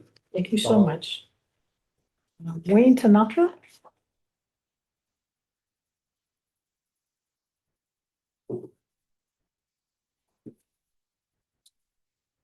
Good afternoon, Chair Chang, members of the board, Wayne Tanaka, Sierra Club of Hawaii. We are in strong opposition to the proposal to initiate this contested case hearing. It's for several reasons. First, and it's been said a couple of times before by other testifiers, but I want to repeat it just to emphasize this point, is that a contested case hearing is only necessary if you want to move forward with a license to Mahi Pono, right? The Mahi Pono is the only entity that needs a license. As it shows in the submittal itself, you can do a set aside to the county, and because it's the government kind of transfer, it doesn't trigger a contested case hearing, like no understanding to ask for one. And so really, just moving forward with this would be a inappropriate and unnecessary and a waste of time, especially given for a number of reasons. From we don't know how much water is going to be available, to the unimplemented IFS, to the fact that the county and DHHL and all these government agencies and the community have invested significant amounts of in good faith invested in significant of time and resources to preparing Maui to adopt this community-based model of water management. I think what should be a priority for this board and the department is to kind of take a look at rehabilitating the perspective of good faith, right? I mean, just in our experience with Sierra Club, it took a year for the board or the department to put forward the denial of a contested case request for a 1-year permit, which, the department sat on a court-ordered contested case hearing for local permits for, months and months, a year or longer. And then now the Supreme Court has made clear that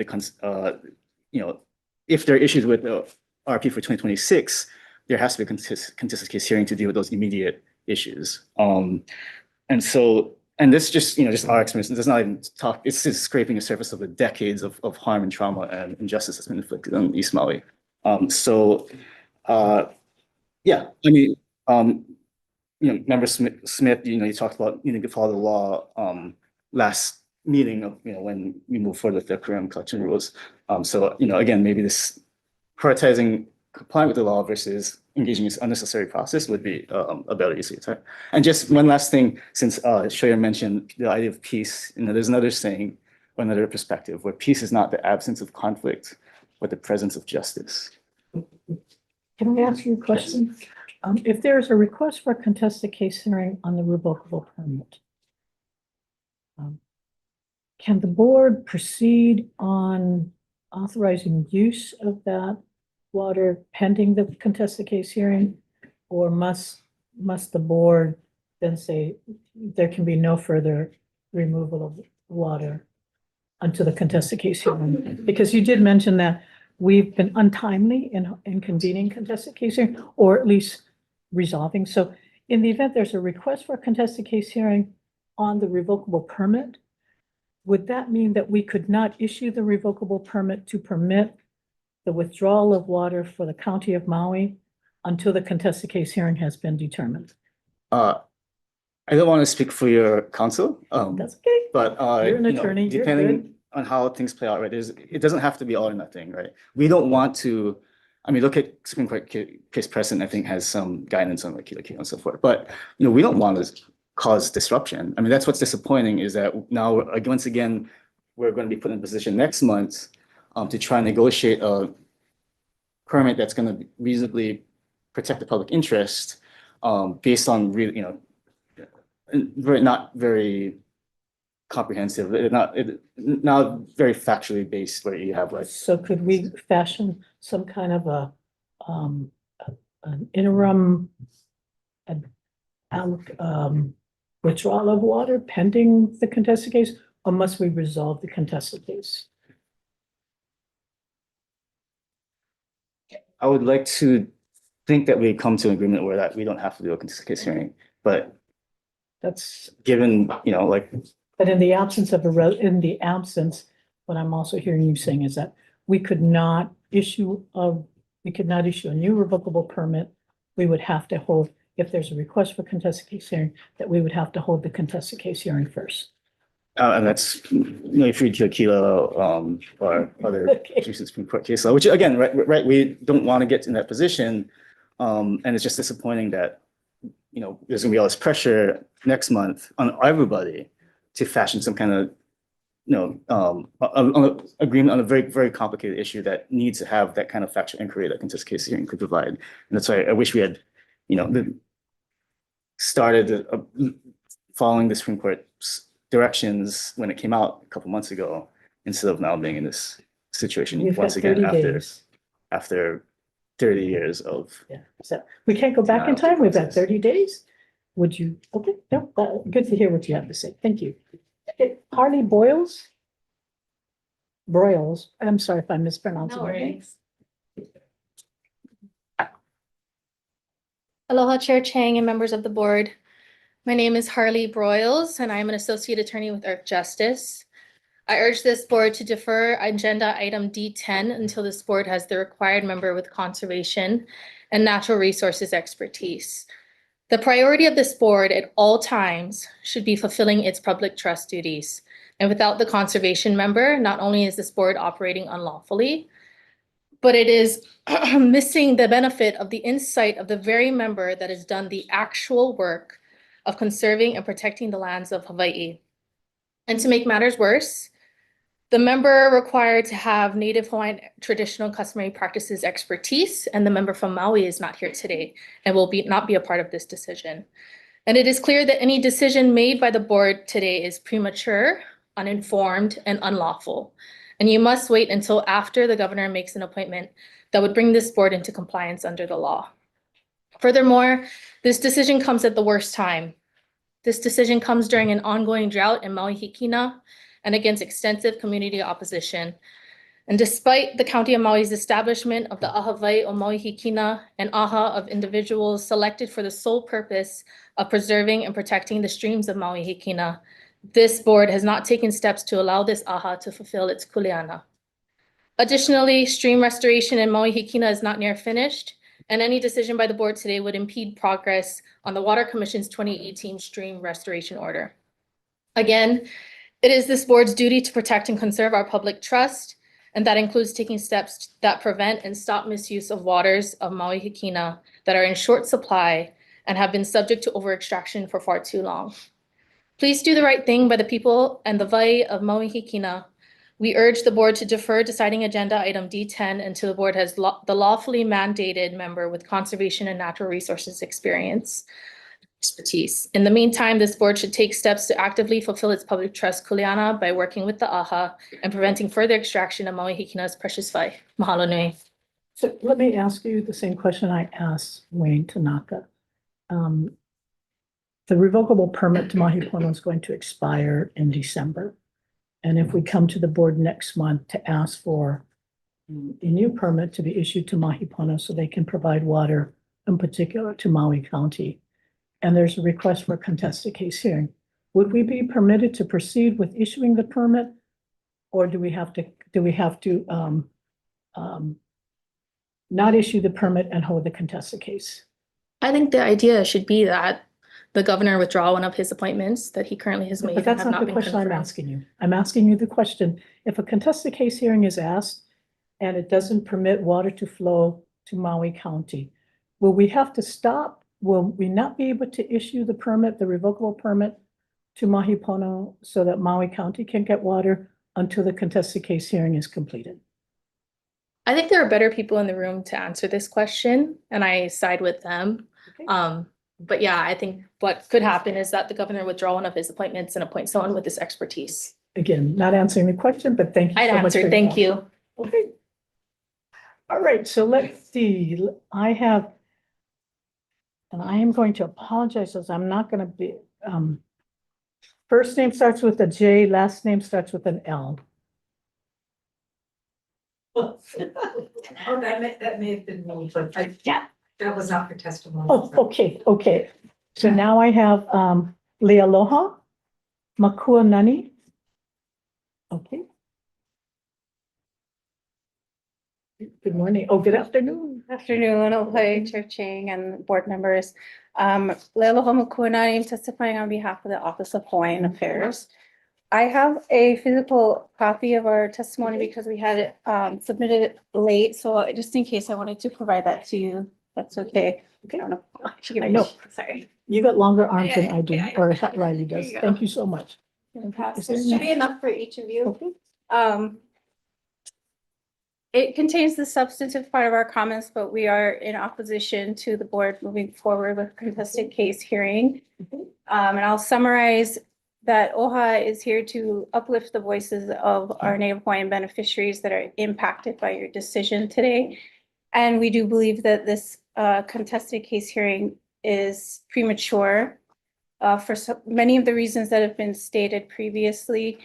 Mostly, we think that the public's voice should be elevated to the highest position here, and that your duties as public trustees and the public trust obligates you to hear them and elevate them.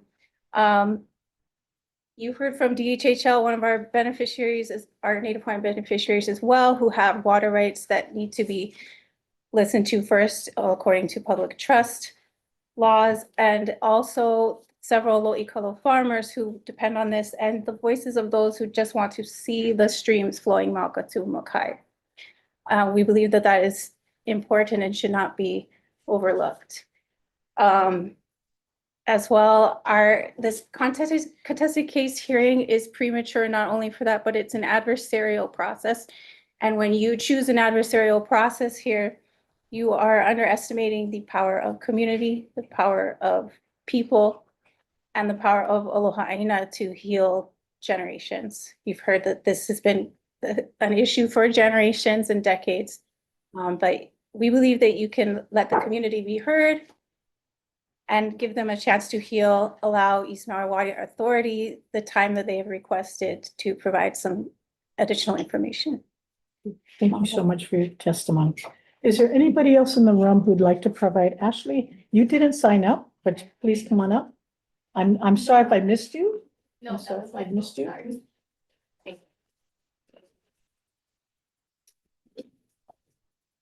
Aloha kākou. Ashley O'Brien. I'm here with Namokua Punioko Olahui. You've already heard from Jerome Kekivi earlier. I know on paper this agenda item does seem procedural, right? A simple step towards doing a contested case hearing, but it does signal support towards something much bigger, this 30-year disposition. To Mahipono, to EMI, despite the fact that there is some basic obligations that have not been met in terms of stewarding Arvai, talking about fully implementing the 2018-2022 Water Commission orders, lining reservoirs to prevent waste, all the things that have been discussed, numerous times over the years and in various proceedings. But despite that reality, you're being asked today to advance basically a process that would give a long-term disposition to a private corporation over the will of the people of Maui, who have, clearly spoken today and several years ago about what they would like to see in terms of management of the water from East Maui. And I just wanted to point out, I think nothing that hasn't been mentioned here, there's some inconsistency in today's proposal in that just 8 weeks ago at an hearing, oral argument, an administrative appeal that Namoku has before a court, BLNR's attorney defended the denial of Namoku's request for a contested case hearing over 2025 revocable permits on the basis that it would be an undue burden on the government. And now BLNR is saying, let's commit our time and resources to do a contested case hearing that nobody asked for over a lease that we shouldn't be talking about. And I just think that's very problematic, because if upholding due process for Native Hawaiian farmer, fishers, and gatherers was too burdensome, how can we justify spending limited resources to accommodate, a contested case hearing in this instance, especially where the community's rights, both Sierra Clubs and Namoku's, have been upheld by courts in other proceedings. And so that inconsistency is striking. I think the focus does need to be on the 2026 revocable permits, which I think there's an inevitable, I think we've talked about, idea that there will be a contested case hearing over that, or potentially. And yeah, so I would request that you deny this agenda. And I recognize, as you say, the inconsistency. And I think at least the department has heard the Supreme Court and told us we have to have contested case hearing. So, I think that's part of why we're doing this, but let me ask you the same question that I sort of asked Wayne and I. So if the revocable permit is going to expire, in order to ensure that Maui County in particular gets water and a contested case hearing is filed, will we be able to issue the contested case pending a timely proceeding on the contested case for the RP? So to back up, I think if I understand correctly, though, the courts said that a contested case hearing is required on the revocable permits and right, yeah. So it does just that mean to that we back that up. cannot, so that, does that mean we cannot issue the permit until we have, which means we will have to turn off the water? I mean, I recognize that there's kuleana to the community and I, don't doubt that. We have to protect the resource for Maui County's domestic users. I do think technically a permit would be needed, but I think there's a way to preserve the status quo and set some kind of a limited cap on what can be taken that would accommodate the county to ensure that there's more than enough water for the county. And that could be discussed with more specificity at that December meeting. You'd be willing to be part of those discussions? I'd be willing to be a part of those discussions. I think that it's, yeah, definitely Namoku would want to participate in any contested case hearing that does occur. So. Okay, that does occur, but pending the contested case hearing occurring, would we be able to work out some kind of a, you think you're optimistic that we could work out some kind of an agreement to permit water to flow to ensure that Maui County gets water for their domestic Mauka users? I'm willing to be a part of that Okay, conversation. okay. And I'm not going to ask you more to commitment more than that, but I appreciate that you're willing to participate. Okay, thank you. Very good. Thank you so much. Thank you. Is there anybody else in the room before I start going on to Zoom? Great. Brianna, Zoom?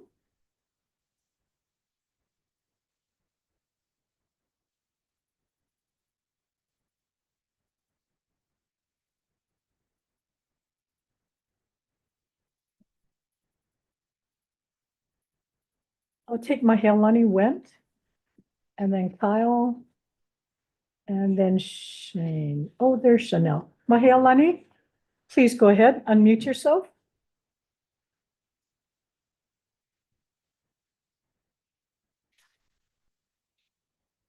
I'll take Mahealani went. Yes. And then Kyle, and then, oh, there's Chanel. I'm sure it's really hard to hear you, Mahea. If you can, I don't know if. Turn off YouTube. Oh, you can turn off YouTube? And maybe we need to turn up our volume or she does? She was listening, that's why I she see. heard you. Hi, Okay, there you go. We can hear you clearly. you can hear me. I don't know why you can't see me. And we can't see you, but we can hear you. Okay, you can hear me. I'm going to stand on my testimony and, thank you. I know you folks are probably all really tired. It's been a long day. My testimony is really strong. And I stand by every word of it. But in listening to the testimony that preceded me, I wanted to make a couple of points. The first is I wanted to thank Mayor Bisson for standing up so much like a warrior for our community. And I think the point he makes about supporting the Ahawai o Maui Kahikina is well taken. All of the testimony that you've heard in support of Ahawai is pono. They have been stalwart, strong, and very conscientious about making sure there was community engagement to the max. And so my testimony is, of course, in opposition to the proposed contested case hearing because I think it's unnecessary, and I've laid out those my reasons in my testimony. I do want to make one kind of closing comment, and that is the discussion about the temporary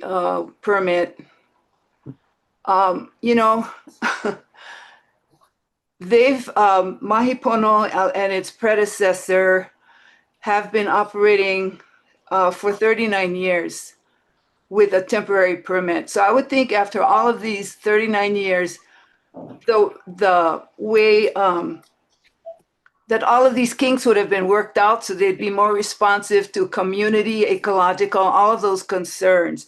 And to give us just a month now to figure it all out, or blame the community for stopping water supplying to up country and other places because they're insisting that these terms be applied, I don't think it's fair. I don't want our communities to be blamed if they initiate or file a contested case hearing because your revocable permits are inadequate to take care of the resource. So I'll end with that. I notice my time is up, but thank you for this opportunity to Thank you speak. very much, Mahealani. Kyle? Good to see you. Go ahead. Good to see you too, Chair. E ia no kulani hakoi, no kako e malama ai. E o lano ia oi, Chairman Chang and the members of the BLNR. My name is Kyle Nakanelua. I farm taro in the moku of Ko'olau, Maui. In the Ahupua'a of Wailua Nui and the Ilikupono of Lakini, which was deeded to my ancestors, Kaiha'a and Lu'upia Kaina Pau, in the year of our Lord, 1856, by His Majesty Kamehameha IV Alexander Iolani Liholiho, 7 generations ago. I respectfully testify in opposition to item D10 and ask this board to defer the item. At present, the Mayor of Maui County, his administration, the Department of Water Supply, East Maui Water Authority are engaged in meaningful dialogue with Mahipono to determine the most responsible and sustainable way to manage this precious resource. Moving forward with a contested case would disrupt this collaborative effort, potentially forcing the issue into litigation and tearing our fabric of our island apart. With all due respect, the management of East Maui's water resource over the past 150 years has too often been environmentally destructive and neglectful. The current system and its underlying philosophies are antiquated and in need of new restorative perspective grounded in Hawaiian ancestral knowledge and community-based stewardship. This type of indigenous system of land resource management has been recognized internationally for its wisdom and success by former DLNR Chair Suzanne Case, highlighted during the IUCN World Conservation Congress, A Planet at the Crossroads, September 1 to the 10th, 2016. Hawaii's traditional approaches to stewardship offer models that are tried, tested, and true. I urge this commission to embrace this opportunity to see through new eyes to support the solution that are innovated, rooted in Hawaiian wisdom, supported by the mayor, and allow him to do his job and make decisions that will sustain our people and resources for the next 7 generations. Ola ikawai, mahalo no this time. Mahalo, Kyle. I appreciate your testimony. Shane Sinensi? Hey, aloha, Chair Chang and board members. I'm Maui Council Member Shane Sinensi from East Maui. My regrets for not being there in person, and I did submit written testimony, but I'm here today to request that this board defer the recommendation to hold a contested case hearing for the Ko'olau Forest Reserve, as stated in item D10. Prior to 2022, my office drafted the East Maui Water Authority Charter Amendment to take on the East Maui water license areas and to begin the management and the stewardship of the Ko'olau watershed. And this was particularly after over 40,000 acres of sugarcane lands were sold and a water license deal of East Maui Water made as part of that land deal. Over 64% of the Maui County electorate voted in support of managing our stream water for both municipal uses and for local control of this very important resource. And Chair, a contested case hearing which has undermined the creation and all the work the East Maui Water Authority and circumvent the will of the Maui voters. By removing these entities from the decision-making, it leaves that duty to people over there on Oahu. And as people had mentioned, without our own representative present. As Mayor Bisson had testified to earlier, a contested case hearing would erase all of the trust and progress that has been built during the last year. And as you heard from our county departments, they've been working diligently and just need that additional time, Chair, to solidify their partnerships that they need. And again, remember, this is after over 100 years of dewatering of our East Maui streams. The system has worked to what it was intended to do, to dewater streams. And however, that is just not the case today. 100 years ago, the owners of the system was a local company with local ties. And that too is just not the case anymore. We now have a foreign agent in the Canadian government, and it may be a violation of the Foreign Agents Registration Act. And real quick, Chair, the issues being discussed in the water license areas are complex and are best understood here on Maui by the stakeholders that you've heard from today. That said, I too would like to invite this board to the East Maui community to see and experience for yourselves the drought conditions that we're currently in. And thank you, Chair. In closing, I just wanted to reiterate that we are in total support of working closely with the state, and we see a long-standing relationship when dealing with the management of East Maui water resources. And Boo Boo wanted to say hi. Oh, thank you so much, Shane. I appreciate you joining us. Shay Hodges. Aloha. Aloha. My name is Shay Chan Hodges, and I am a Maui resident and former chair of the Maui County Water Board. I want to speak about Mahi Pono. Their sole owner is the Canadian Public Sector Pension Investment Board, a crown corporation with $214 billion in assets that invest the pension funds of Canadian government workers. James Infantino, the National Pension Officer for the union representing those workers, warned the East Maui Water Authority Board in September 2024, saying, "Don't let PSP investments anywhere near this long-term lease."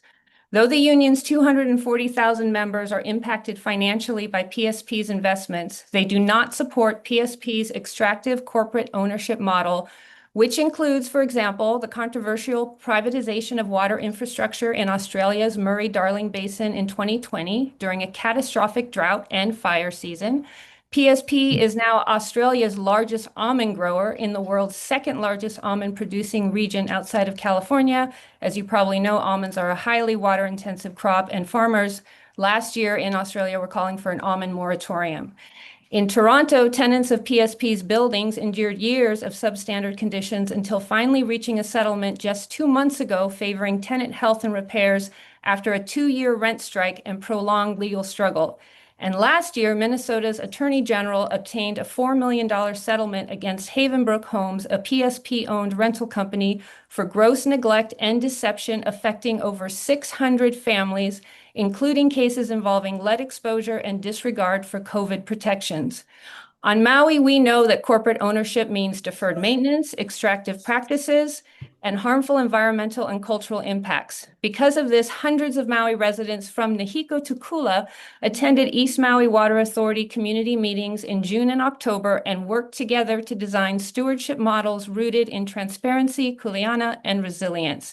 These models measure success by healthy ecosystems, eradication of invasives, multi-generational knowledge transfer, and local food security, not corporate profits or overseas pension dividends.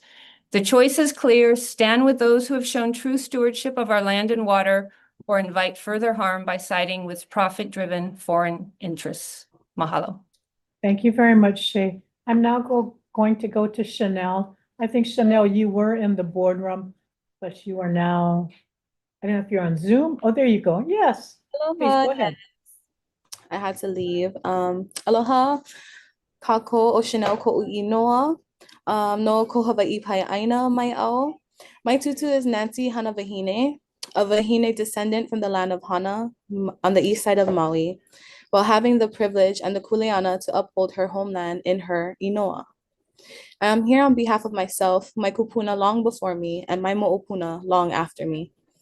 As a lineal descendant of East Maui from one moku to another, I strongly oppose proceeding with agenda item D10.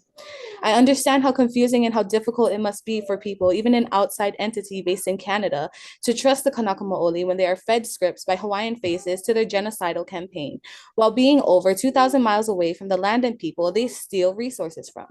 How puzzling it is to hear the opinions of Kanaka Maoli opposing something they feel so passionately about, when you have a specific set of Native Hawaiians on your side advocating in support of your collective detrimental actions. When you put money and ego aside to truly hear the real voices of Lahui, that's where the truth lies. I encourage you to not only listen, because I know you're tired, you're irritated being in these rooms all day. I could see it sitting in front of you all day. But please understand where we are coming from. This company throws up so many Hawaiian words and values on their website. I see 6 of those values and raise you another. Ola I kawai, water is life.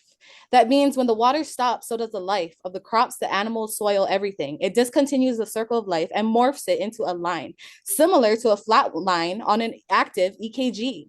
Maui has been going through a drought for approximately 5 years. I mean, look outside. It doesn't take much to see the evidence until you're ignorant or not present. My kupuna abided by the rules of knowing that nobody owned water. My kupuna knew Vai is a resource managed for and future generations. There should never be a sole owner of an irrigation system, especially at the cost of other Kanaka Maoli and local farmers who provide for the community in ways that are not written off and paid for by rich outsiders with high audacity and low concerns. As for the Kanaka on this board, Chanel, I'm going to ask you to summarize. Opinions in the best interest of our people. Don't estimate the power of Lahui. Your kupuna are watching you. Mahalo. Thank you very much. Is it Bonnie Keanu? Bonnie? Bonnie. Bonnie? Hello. Yes, hello. My name is Bonnie. I'm an economist with the DEP, Department of Agriculture. Okay. The department submitted a written testimony. So I'm just here in case there are any questions in the written testimony. That's it. Thank you. Thank you so much. Edie Garcia. Edie Garcia. Eddie Garcia.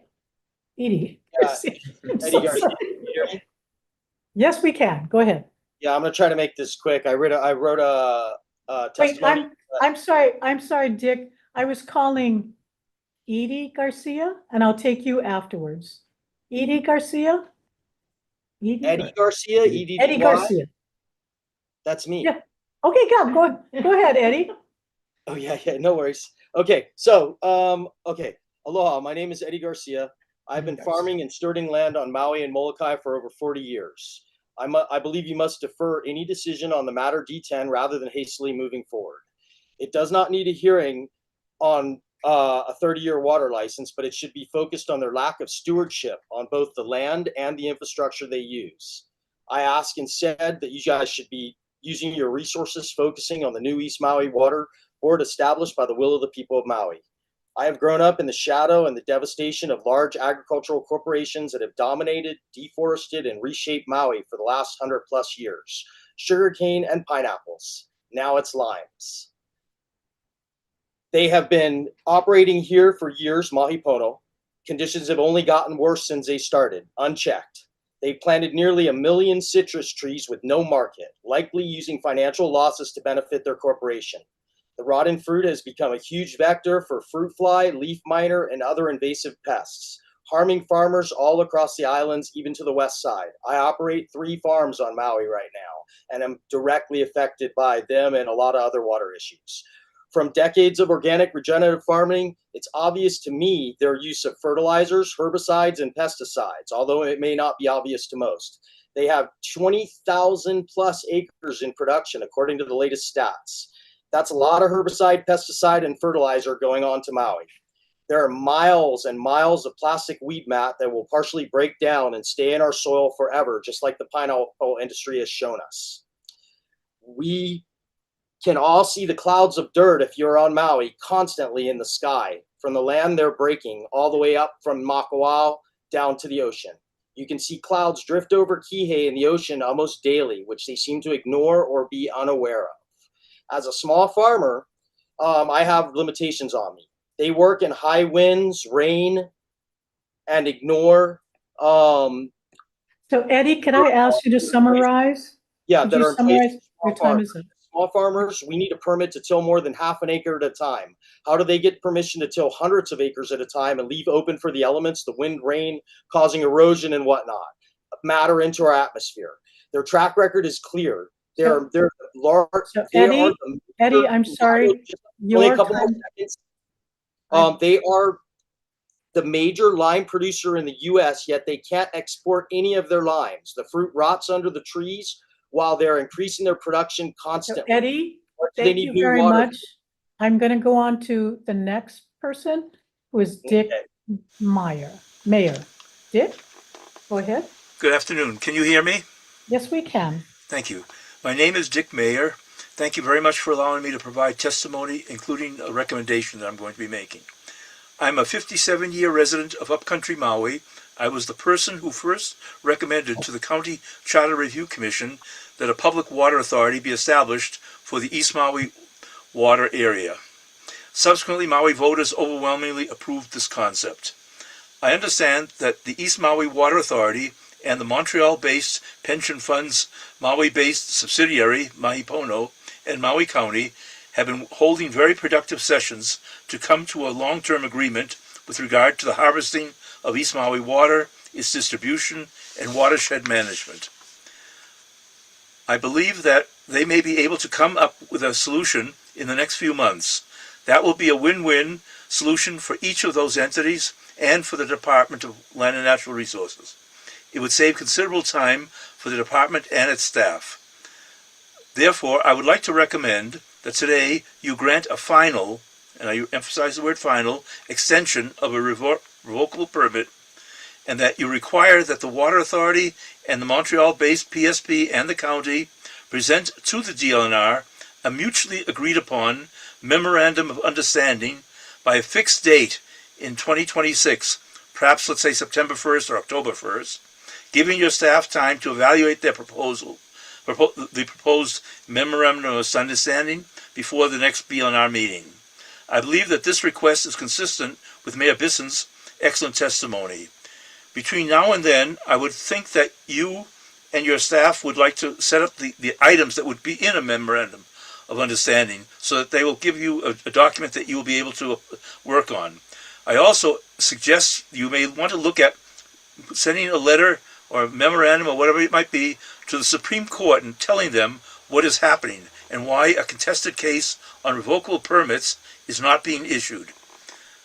I think that that would be something that they would be glad to do if they see that everything else is falling in line, that all the parties agree that this is a proper way, because obviously there needs to be a transition from the present revocable permits to whatever comes after that, and that will be part of the agreement, how the transition is being made. There's several other items I would mention, but I'll stop now. Thank you. I appreciate that, Dick, and thank you for your constructive option. I'm gonna now take Liana, and then I'm gonna do Lucianne and then Megan. Is it Liana? Liana? Yes. Could I go after two more people? Just so I'm in a less loud area. I'm trying to rush through. Thank you. Sure. Lucianne? Yes. Yes. Be available? Okay. You are. Yes, it's your turn. All right. Mahalo nui and aloha for sitting through this very long day. My name is Lucianne Dine. I'm an East Maui resident. I have been through a number of contested case hearings on all kinds of things, including revocable permits, including the one way back in 2001, 2003. Let me just make it clear, during these revocable permit contested case hearings, they're only about, from our side, from the little people side, from the East Maui resident side, having a chance to tell you guys in more than 2 or 3 minutes what really goes on in our stream. No one ever asks for the water to be turned off. I mean, in fact, I'm not even sure, as a person who's like hiked this system many, many times, if you could actually physically turn off all of the water. I don't think you could. You could turn off some of it, but it would be very hard. And no one wants that to happen. I'm with the mayor, you know, it's like we need an atmosphere to build trust. We need time to work towards a solution. This is something historic. It's not going to happen in the shortest time possible. But I also agree with those who say if there's incentives on the major water user, which is Mahipono at this time, not the county, maybe it will happen a little faster. So if we could get some incentives in there, like, hey, we're not just going to keep rubber stamping these revocable permits. You've got to work something out with these folks. I think that'd be wonderful. I'm very saddened there's no Maui member here today, and also that we don't have our cultural expert in place. And so it really does make sense to defer a very important decision like this. There's no hurry. So thank you for listening to my manao. Thank you very much, Lucianne. I think I had Megan. Megan?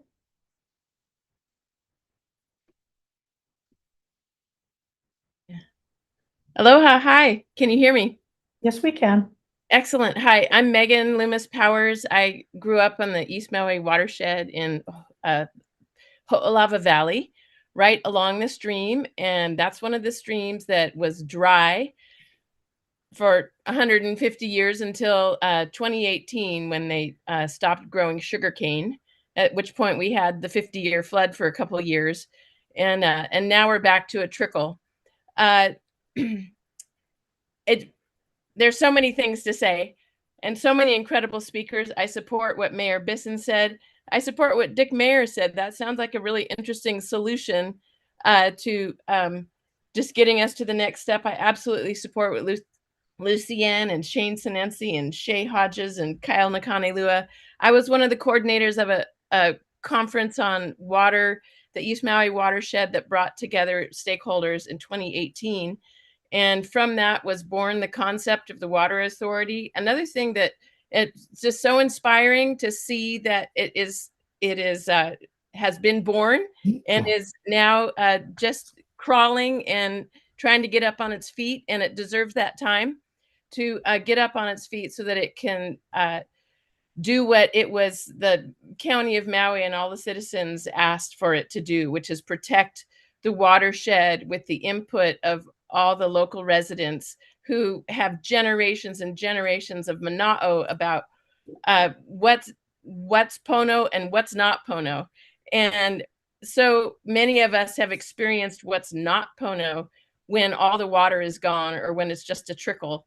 And I think it's interesting, like you're over on Oahu in offices, pushing paper, going through legal procedure. And I don't know if you know that there's, like, for example, Ho'olava Stream has 7 diversions on it. And that stream, most of those diversions are adjustable, but there are many streams through the East Maui watershed whose diversion is 100%. And there's no gate to go and adjust it so that some water can flow down the river. Megan, can I ask you to summarize because your time is up? I think that we need to defer or not have a contested case hearing. It's really frustrating that it's always about, I've been making these testimonies since I was 14 years old. And there, in no case is it appropriate for a foreign corporation to have a 30-year lease on the watershed, in no case. And so I do not agree. I do not support a contested case hearing at this time to decide whether or not they get a 30-year lease. Megan, your time is up. I'm going to go to the next person. Noy Lecker. Is it Lecker? I think it's Lecker. Go ahead, Noy. Noy. Aloha, Chair and members. My name is Noy Lecker. I'm born and raised here in East Maui. I humbly ask that you hear the many voices of the people that have come before you today, just to highlight what Mayor Beeson said, Council Member Shane Sinensi, and many of the other people that have spoken. I have also written written testimony and send it in, but I wanted to highlight something from my testimony. And it says, just in case you may have forgotten, in 2022 election, Maui's voters established a community-based East Maui Community Water Authority to take over the long-term administration of East Maui streams. DLNR staff should be assisting and working together a set aside of East Maui Division infrastructure to the authority, not spending time and resources on creating a path for a foreign entity to continue the cooperation control of the Maui Public Trust resources. The Land Board is a primary agency tasked with upholding the public trust in our natural and cultural resources. Just to recap a few, and yet there are still long-standing violations of the public's trust in East Maui streams, and that must be addressed.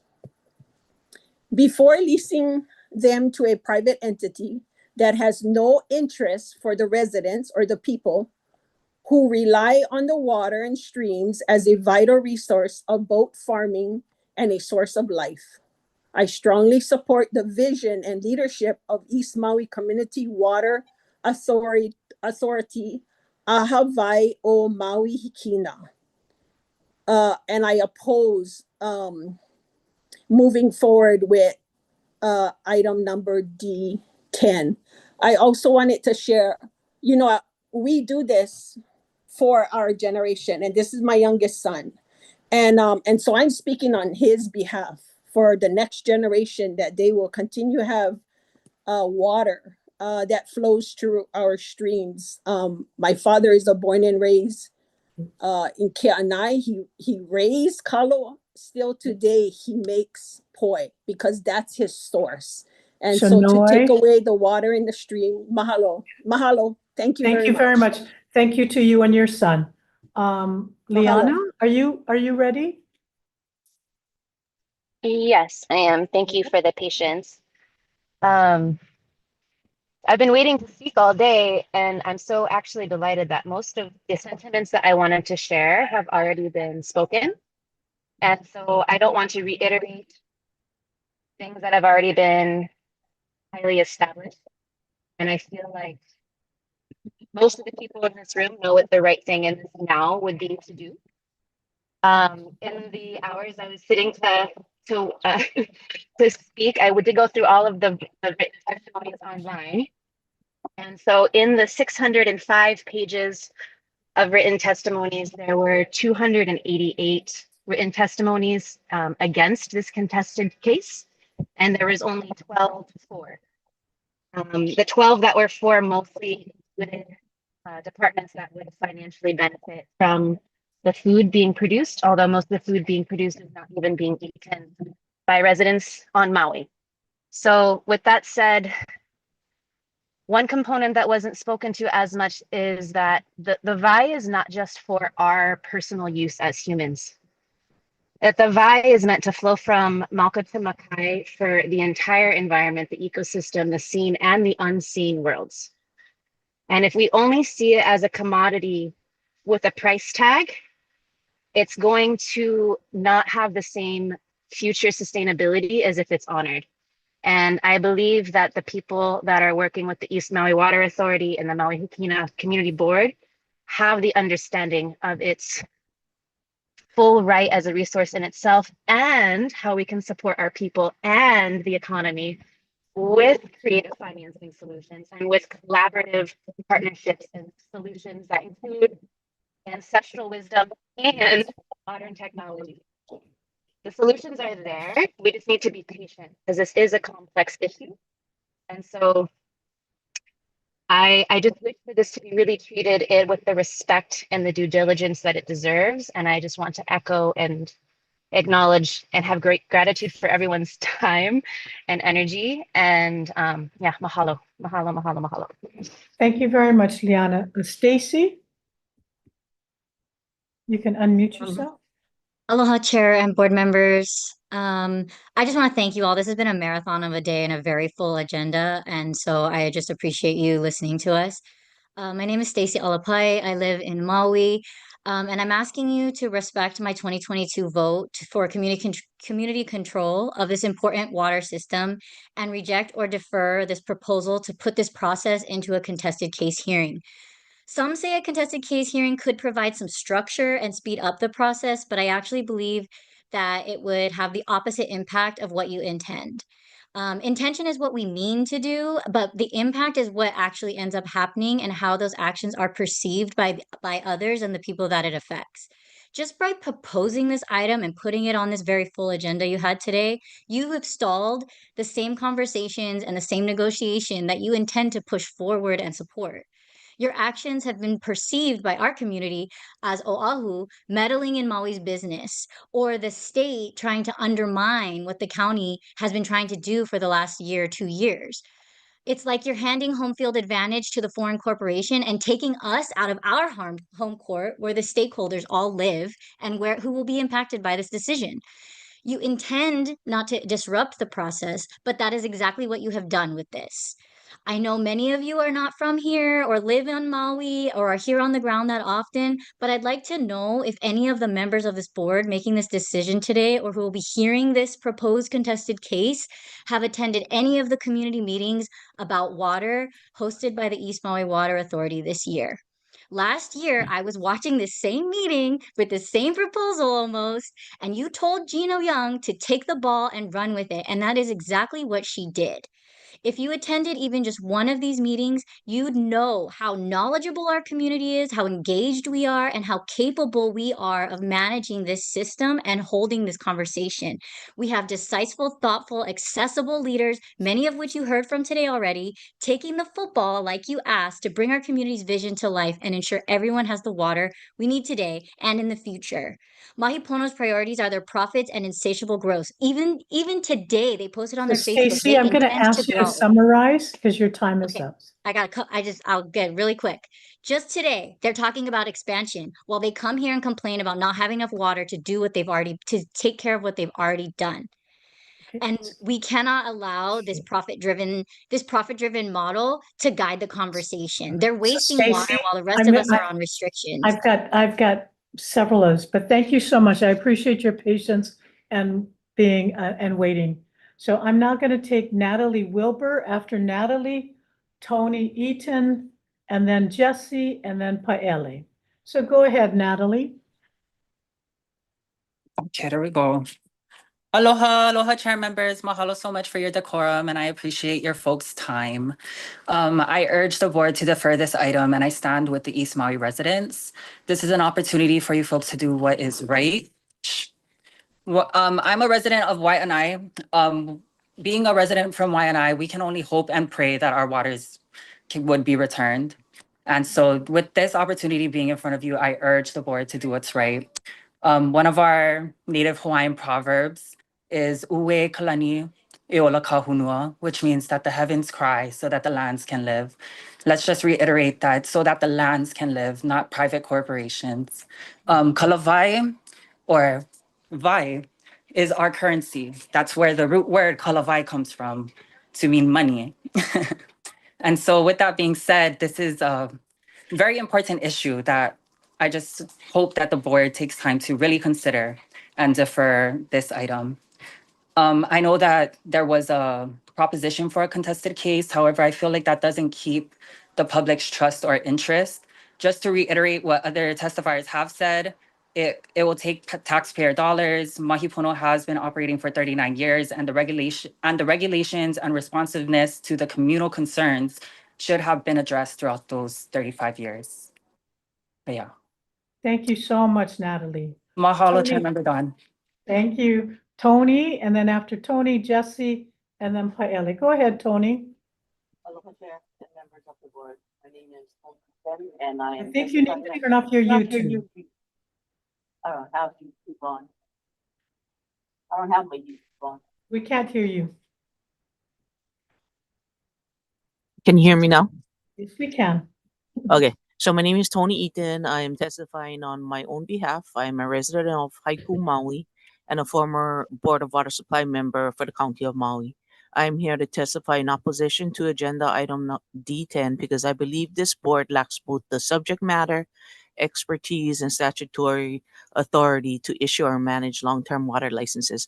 I just want to preface this. I am not a lawyer. I am studying law, but I am not a lawyer.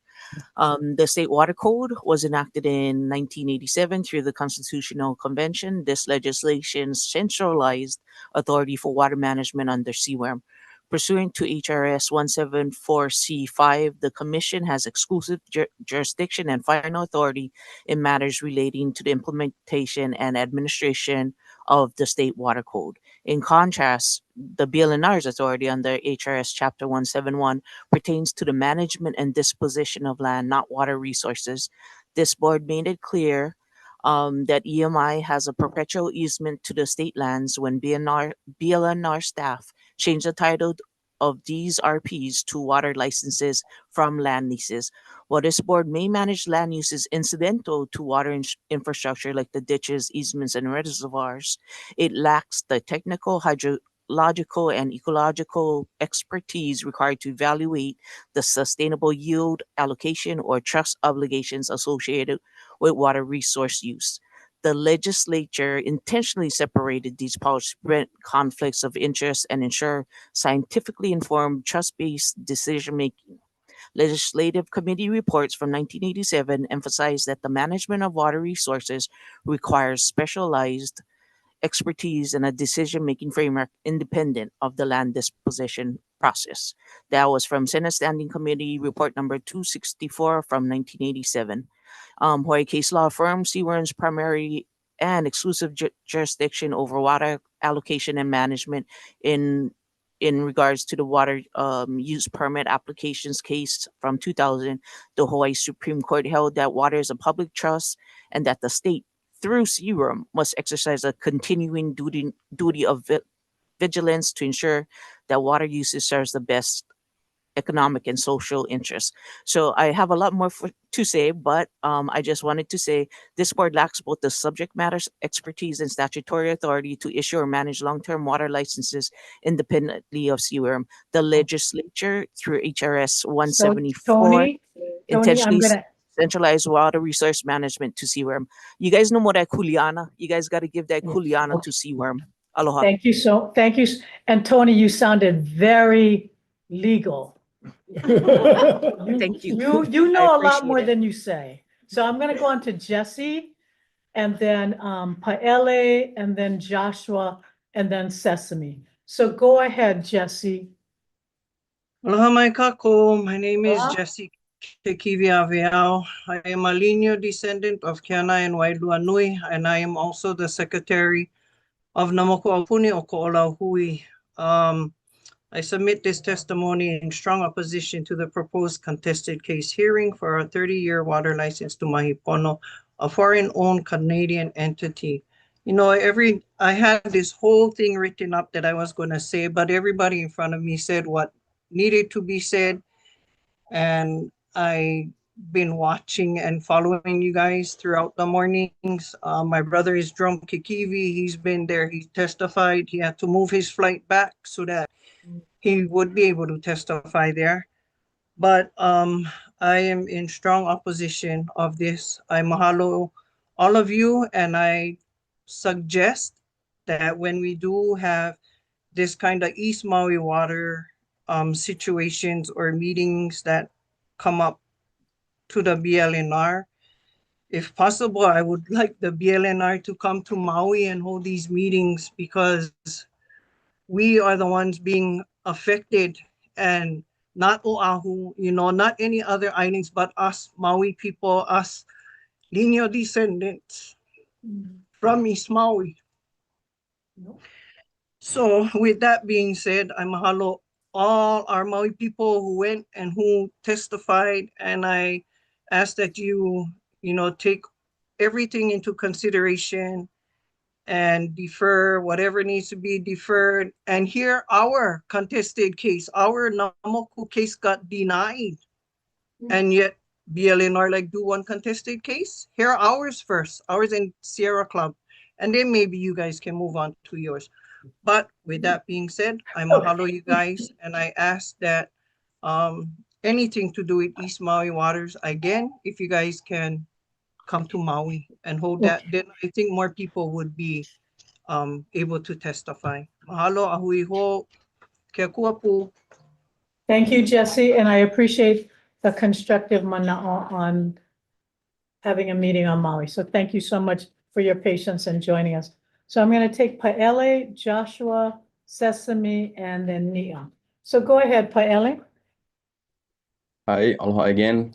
Mahalo all of you for the opportunity to speak. I am here as a representative with Lahaina Strong, here to just kako'o and support our ohana on the other side of the island. I'm here in strong opposition of item D10. As we learned with Lahaina Strong, all of our paths, our successful paths forward, always have to include the community. And I know that the East Maui Water Authority does exactly that. Yeah, they don't just move forward. They make sure they listen, they bring in information, consolidate, reflect community voices very clearly and responsibly. Not only that, something I know that Mayor Bisson would 100% agree with is that much of the solutions coming forth right now, the hope, the aloha that was seen worldwide, the progress that's been made in Lahaina with so much more collective thought and creative solutions has been proposed by those voices that the Water Authority represents, the community. Historically, we just move forward without generational knowledge. We are now having to form all of these departments and organizations because we missed so much back then. We're now trying to work backwards. And this is what that local community has to share, but triggering this contested case removes all of their voices from this process. Removes the Water Authority, and by doing so, it silences all of those kupuna, all of the kalo farmers, all of the residents who speak through them. And much of the solutions that would come forth in this contested case hearing would be largely skewed in the opposing direction because of the NDA agreement, or sorry, the NDAs. So whether they ask for it or not, Mahi Pona does stand to gain the most from this. They maintain their vai without any new conditions, and I must mention that there's an effort to move forward this while there still has been no action to initiate the court-ordered evidentiary hearing about the impacts of the water diversion in East Maui, while community voices are being forced out of the room, the very crucial voices that would have to contribute to this. So in closing, I just wanted to say, the longer this drags on, it is easier for Mahi Pono to argue that they deserve this 30-year lease. And that lease will be the death of progress, because that progress, that will be the death of trust. And for businesses whose success is dependent upon more production, more income, which would ultimately mean more vai. Paele, I'm going to ask you if you could just, your time is up. Sorry, But I appreciate 10 that. seconds, 10 seconds. Would ultimately mean more vai. It would not be sustainable for us right now. We are struggling to even provide enough water meters for communities in our home and these places. So, as stated by Mayor Bisson, with all the parties already Paele, I'm sorry. in the status quo, let them do their duty. Okay. So don't uproot that right now. It's moving. Don't uproot that right now. Mahalo. So I'm going to take Joshua, Sesame, Nia, and then Trinette. Oh, Trinette, I'm sorry. Go ahead, Joshua. Aloha, Chair Chang and honorable members of the board. Aloha o Joshua Kainoa Hernandez Ko'uinoa, and I am a lineal descendant of Maui Hikina through my mother's line, which include my kupuna Kanekoa, Kaianui, Nahuina, Nika, Pili, also known as Pali O'opa, through the lands of Kuau, Huelo, Nahiku, all the way to Kaupo. I humbly stand in opposition to this proposal, item D10, concerning a long-term water license for diversions from the Ko'olau Forest Reserve, East Maui. Water in Hawaii is a public trust resource protected by Article 11, Section 7, Article 12, Section 7 of the Hawaii Constitution. Granting a long-term Ko'olau water lease or license to a foreign entity will continue the prevalent hardships of low stream levels throughout Maui Hikina and place at risk the communities of Keanai, Waialua Nui, Nahiku, and Honopu, where families strive where families still cultivate lo'ikalo and maintain Alvai systems. The Commission of Water Resource Management they've adopted in-stream flow standards for East Maui, including Hiwelo, but implementation and enforcement are not complete. Issuing a long-term license now would potentially violate the state's obligation to protect customary practices and ensure adequate stream flow. Some of the impacts: reduced flow harms native species, opu, opai, hihivai. These impacts extend Mauka to Makai, lower flows weaken upland native forests, dry habitat for forest birds such as the Amakihi, Iiwi, Alawahio, and increase fire and erosion risk. Sediment and nutrient runoff from degraded watersheds ultimately damage coral reefs and near shore fisheries that feed our communities. Diverting rivers on Maui is similar to interfering with the body's veins. Both disrupt natural flow systems that are designed to maintain balance. Rivers bring nutrients to ecosystems. Veins bring oxygen and nutrients to tissues. Blocking and diverting a river can hurt the land just like obstructing a vein can hurt the body. Both systems work best when their natural pathways are maintained. Joshua, I'm going to ask you to summarize because your time is up.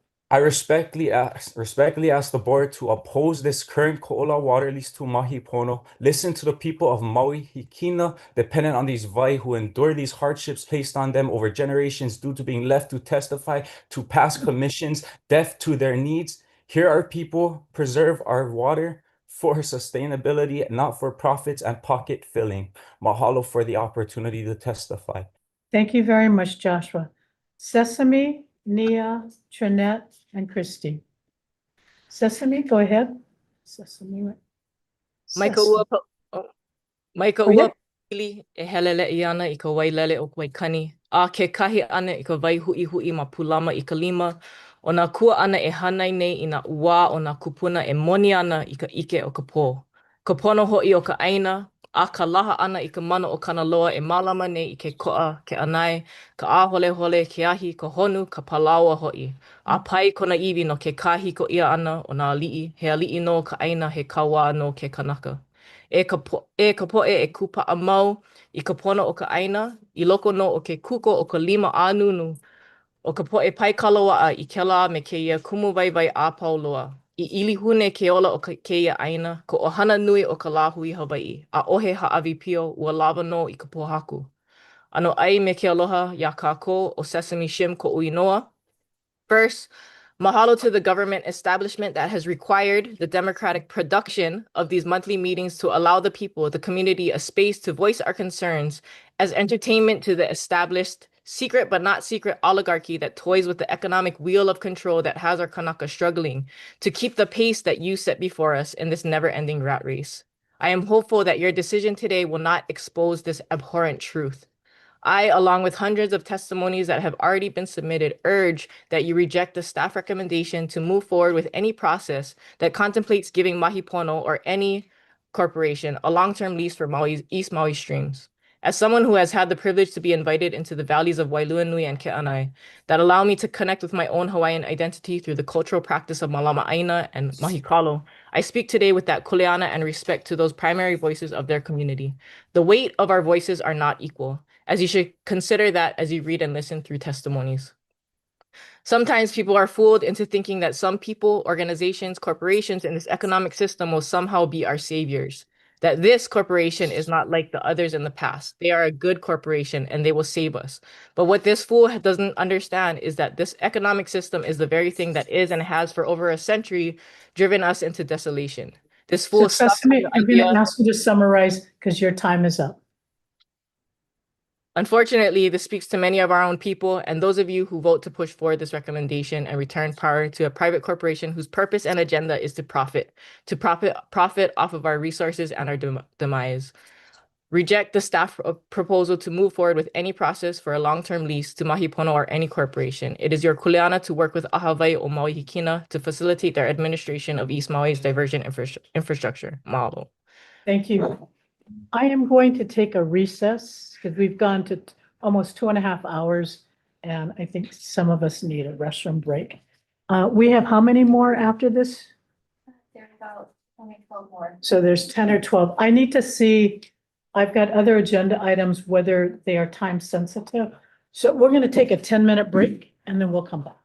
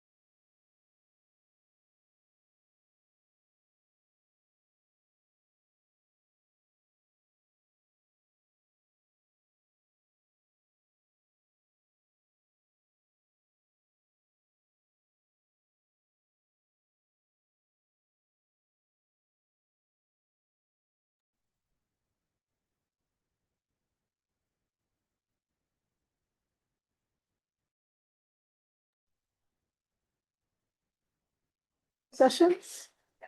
Okay. Thank you, everybody. We're back in session. I left off on Sesame. I'm gonna take Nia, Trinette, Christy, Koiki, Tiana, Tara Rojas, Kaku, Robert, and Michael Ombella, and Michael's iPhone. All right, I'm gonna try very hard to complete. I thought I could complete it by 5, but I'm not. Thought I could complete it by 4, but obviously I'm not gonna be able to do that. I'm hoping I complete it by 5. Okay, with that, let's go with, let's see. I left off on Sesame. Nia, Trinette, please go ahead, Nia. And I am sorry, I'm gonna let you know now. I'm gonna keep you to 2 minutes and then I'm gonna go on to the next person. So I really appreciate that. Thank you so much. Go ahead, Nia. Aloha mai kako, Nia Aloha. ko inoa.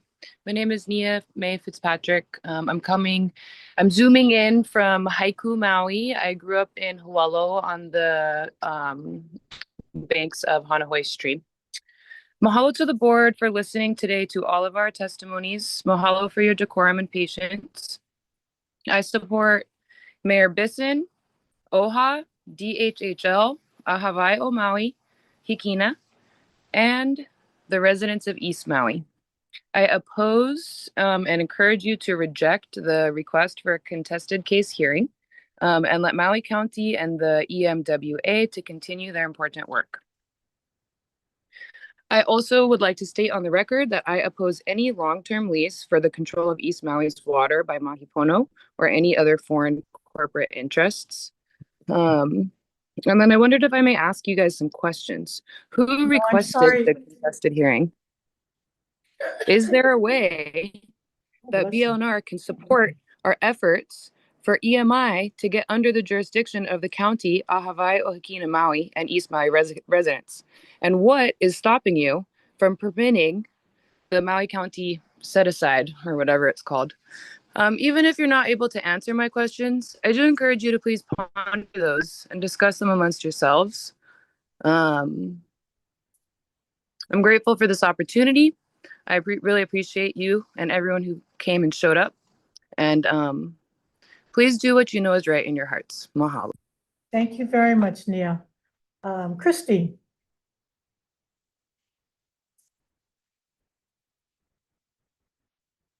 I don't see her here. I'm going to go on to Tiana. You forgot Trinette. Oh, I'm sorry, Trinette. Trinette. I'm sorry, Trinette. Go ahead, Trinette. Aloha. Aloha. Can you hear me? Yes, we can. Aloha, Chair Chang and board members. Mahalo for the opportunity to testify. My name is Trinette Furtado, and I was going to recite my mo'okuauhau to legitimize my kuleana to speak on this. And I thought, a'ole, in all of this, Mahi Pono has not needed to do any of that and has received favorable consideration.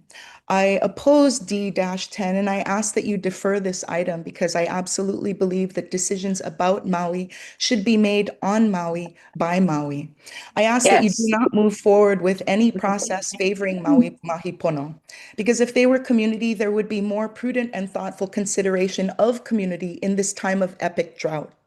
If Mahi Pono were community, they would have been working diligently to make their current water systems and retention more efficient, to mitigate loss on the fields, and to make sure that they use the water appropriately, as all of our mahi'ai must prove that they do. If Mahi Pono were community, they'd be more collaborative, communicative, and community-minded. Mahi Pono is not community. It is not generational to Maui. Some of its workers are, but it does not make them those things by employment or association. We do not need to accommodate or support a foreign investment business as we should our generational mahi'ai. I ask you to critically and carefully consider the voices of our East Maui Water Authority and the people of East Maui, our community, our generational mahi'ai. Eole kawai. Mahalo nui. Thank you very much, Trinette. Next is Tiana.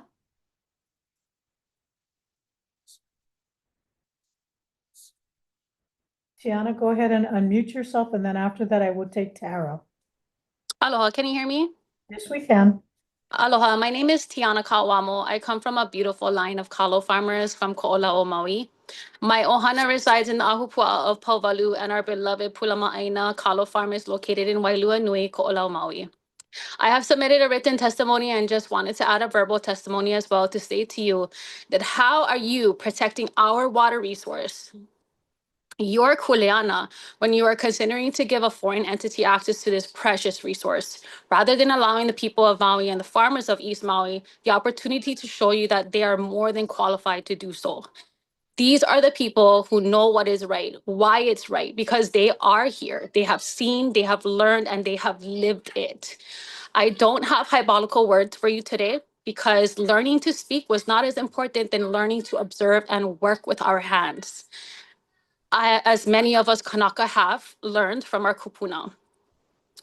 We know the importance, and rather than us tell you like we are today, let us show you. Come to East Maui and see for yourself. Because where we come from, we choose to continue. Hold on. We continue to live. We choose to continue living the way our kupuna have taught us. We continue to choose their legacy. We continue to teach our keiki, as you've seen today from the Ohana Pahukua, because we are still here. I ask that you reject the proposal of D10 and do your kuleana, because this is far from protecting our resource vai. Instead of getting hands dirty, shaking hands with dirty people, come put your hands in the taro patch. And that is all. Mahalo. Thank you very much. Next is Tara Rojas. Aloha, Tara Rojas. I'm speaking always in alignment with the Lahui because the sentiment is clear. Maui water needs to be in Maui's hands, basically. And I want to say something that all of us here feel, but rarely get to speak it because we have a lot of other things that need to be shared, the ike. We should not have to keep coming back. We come on our own time again and again because this board and this system keeps going against what is pono, what is common sense, and what the Lahui has already made clear. Crazy that we have to speak up for water for the people and not to a foreign corporation for profit of our water. Commissioner Chang, you always say, this is a hard decision, but it's only hard because this board is not aligned with the will of the people. It's hard because you choose to make it hard. If this board thought like the Lahui, if this board honored its fiduciary duty, if this board followed the law instead of working around it, we wouldn't have to be here. We know it would be in good hands. And yes, we see the laws being broken. We see the governor breaking laws with executive actions that ignore transparency and due process.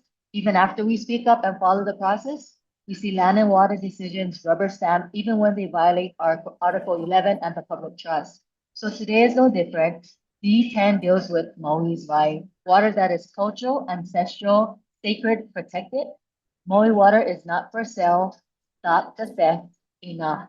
So you cannot keep approving things and expect us to disappear.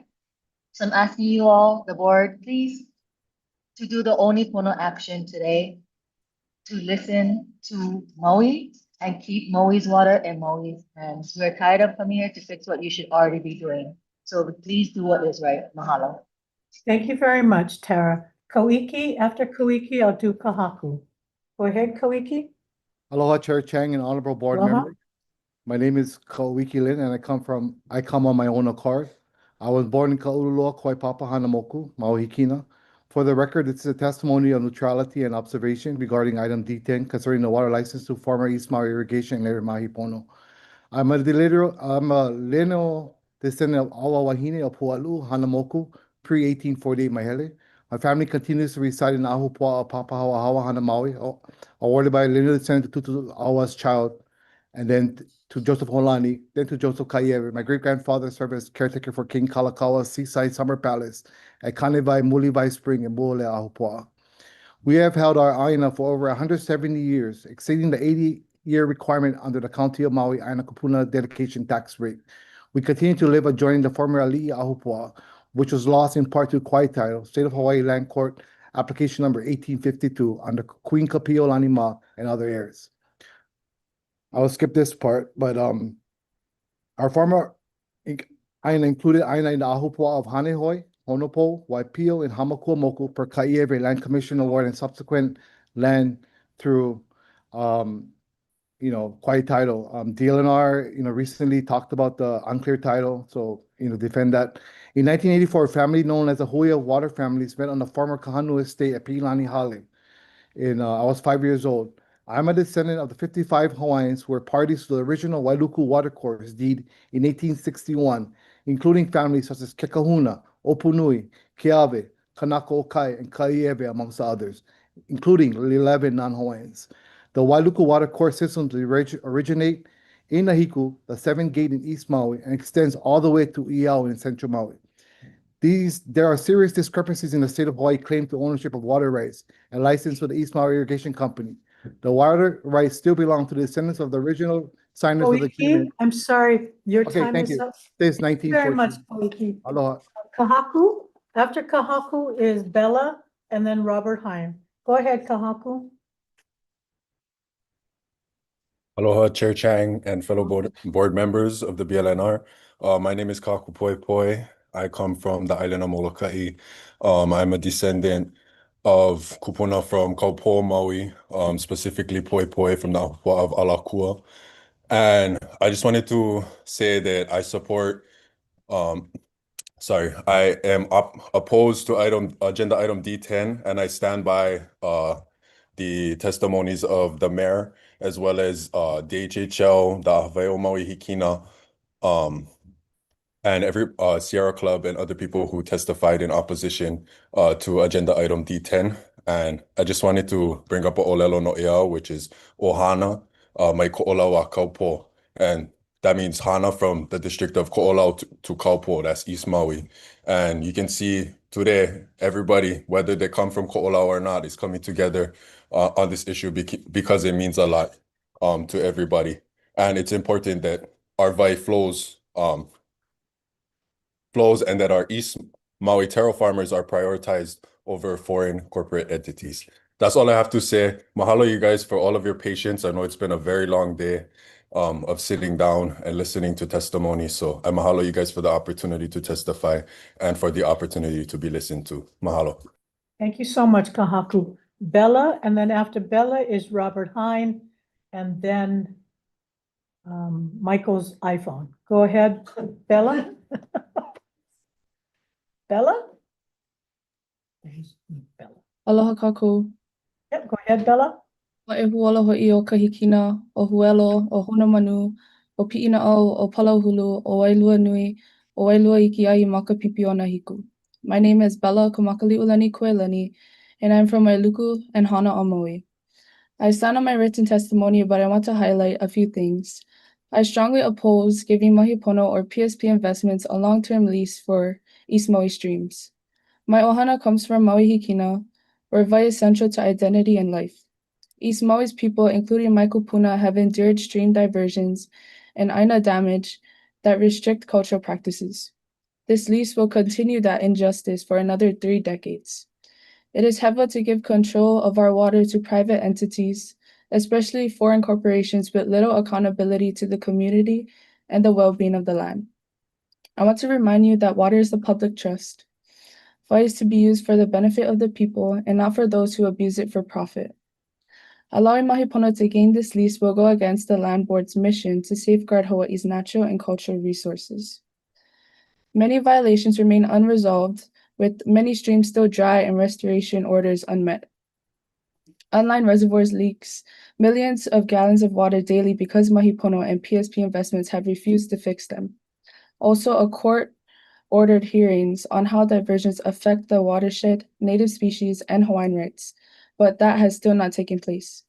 Before any lease is considered, these basic responsibilities must be met. The health of the aina, the security of vai, the rights of Hawaiians, and the future of our environment must come first. Ola ka aina ya kākou no kākou, make ka aina ya kākou no kākou. This struggle over vai needs to stop. Please reject the proposal for a long-term lease to PSP Investments and Mahipono. Ola i ka vai. Thank you very much, Bella. I now have Robert Hine. Go ahead, Robert, and then Michael, you're next. Pardon? Bobby Pahia. Bobby Pahia? Pahia. Pahia, I'm sorry. Oh, I'm sorry. Go ahead, Bobby Pahia. Go ahead. Can you unmute yourself? Hello, Mike Kako. Aloha. Can you hear me? Yes, we can. Okay. Mahalo for the opportunity to testify. Aloha, Don Chang and board members. I am in opposition of staff recommendations to proceed in the process of giving water rights to Mahipono. I stand behind the testimony of Mayor Bisson, and the people of Maui have spoken, as you have heard today. We have also voted. The people of Maui has expressed their desire and their will by voting in creating the Hawaii o Maui Hikina board. I just ask that you honor the words and testimony of Mayor Bisson, and I support his position, as well as all the others that are in opposition for staff recommendations to proceed with giving Mahipono PSB water rights. I believe the state and the board of Land and Natural Resources should honor the voice of the people of Maui. And thank you for the opportunity to testify. Thank you Mahalo. very much, Bobby. Michael, if you, and then after Michael will be Kanoa, and then Kalena, Christie, and Royal House of Hawaii. Go ahead, Michael. Hello, and thank you for giving me the time to speak with you guys today. I just want to make this quick, and I want to say that I oppose D10 and that a 30-year lease for Mahipono means more freedom for them, and they should have the exact opposite of that. That they chose to come from a foreign country and farm the dry lands of central Maui is a venture that no one would even think about doing, but somehow they've got above the law kind of in the past couple years, and it's ridiculous. It's the streams are dry, the animals are dying. I just want you guys to think about the people who actually live on Maui and what they go through every day versus some company that can write off losses on their taxes or whatever. Thank you for the time. Thank you very much, Michael. I will now take Kalena, and then Kanoa. Go ahead, Kalena.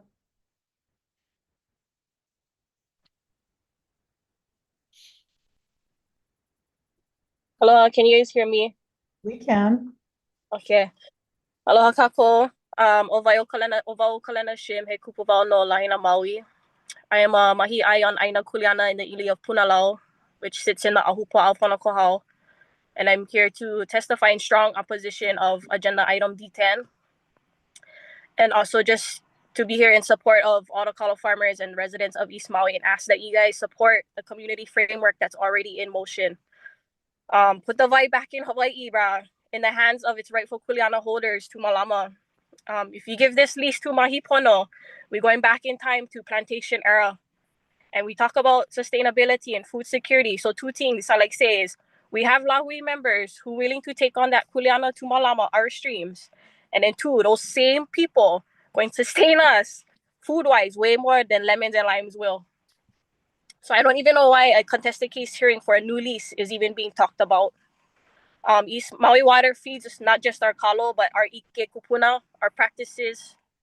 It feeds our food systems, our identity, and our ea.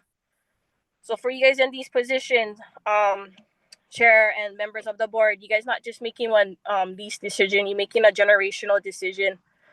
And the last thing I like ask is that you guys stand in your kuleana as trustees and not as brokers of our vai. Mahalo.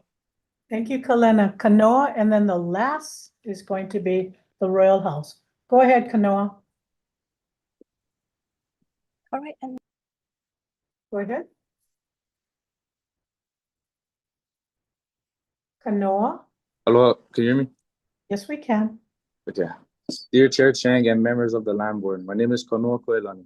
I'm a lineal descendant of Maui Hikina, the place where my kupuna's bones are laid to rest. I'm here today representing them and the future generations, and strongly urging you not to accept the staff recommendation to move forward with any process that gives Maui Pono PSP Investments long-term lease for our East Maui streams. Maui Hikina has faced many water issues over the past century due to profit greed over the well-being of the land and its people. Waters of Maui Hikina can't be left in the hands of foreign investors like Maui Pono and PSP Investments. Their primary interest is profit, not for the better of the land and the people. Water is a public trust. Water is a resource held in trust for the people of Hawaii. This public trust has been ignored for generations, and as a result, Maui Hikina has been stripped from our main resource, water. Water extraction from Maui Hikina has left many streams dry, destroying ecosystems of native species. Why is it when I drive home to Ana, I ask myself, have I ever seen this river flow? Or does it flow from Mauka to Makai? These water diversions have caused destruction to native habitats, causing death of native species, both in stream and in the ocean. As Kanaka Lavaya, it is important for our streams to reach the ocean so that coral reefs and Nimu are healthy, fish are abundant, and breeding grounds for Oopu, Hihivai, and Opai are strong. Restoring stream flow from Mauka to Makai is vital to our entire ecosystem and our watershed. Ongoing heavy or poor water management needs to be handled. Broken pipes, outdated and uncared for water systems are causing millions of gallons of water to be wasted daily.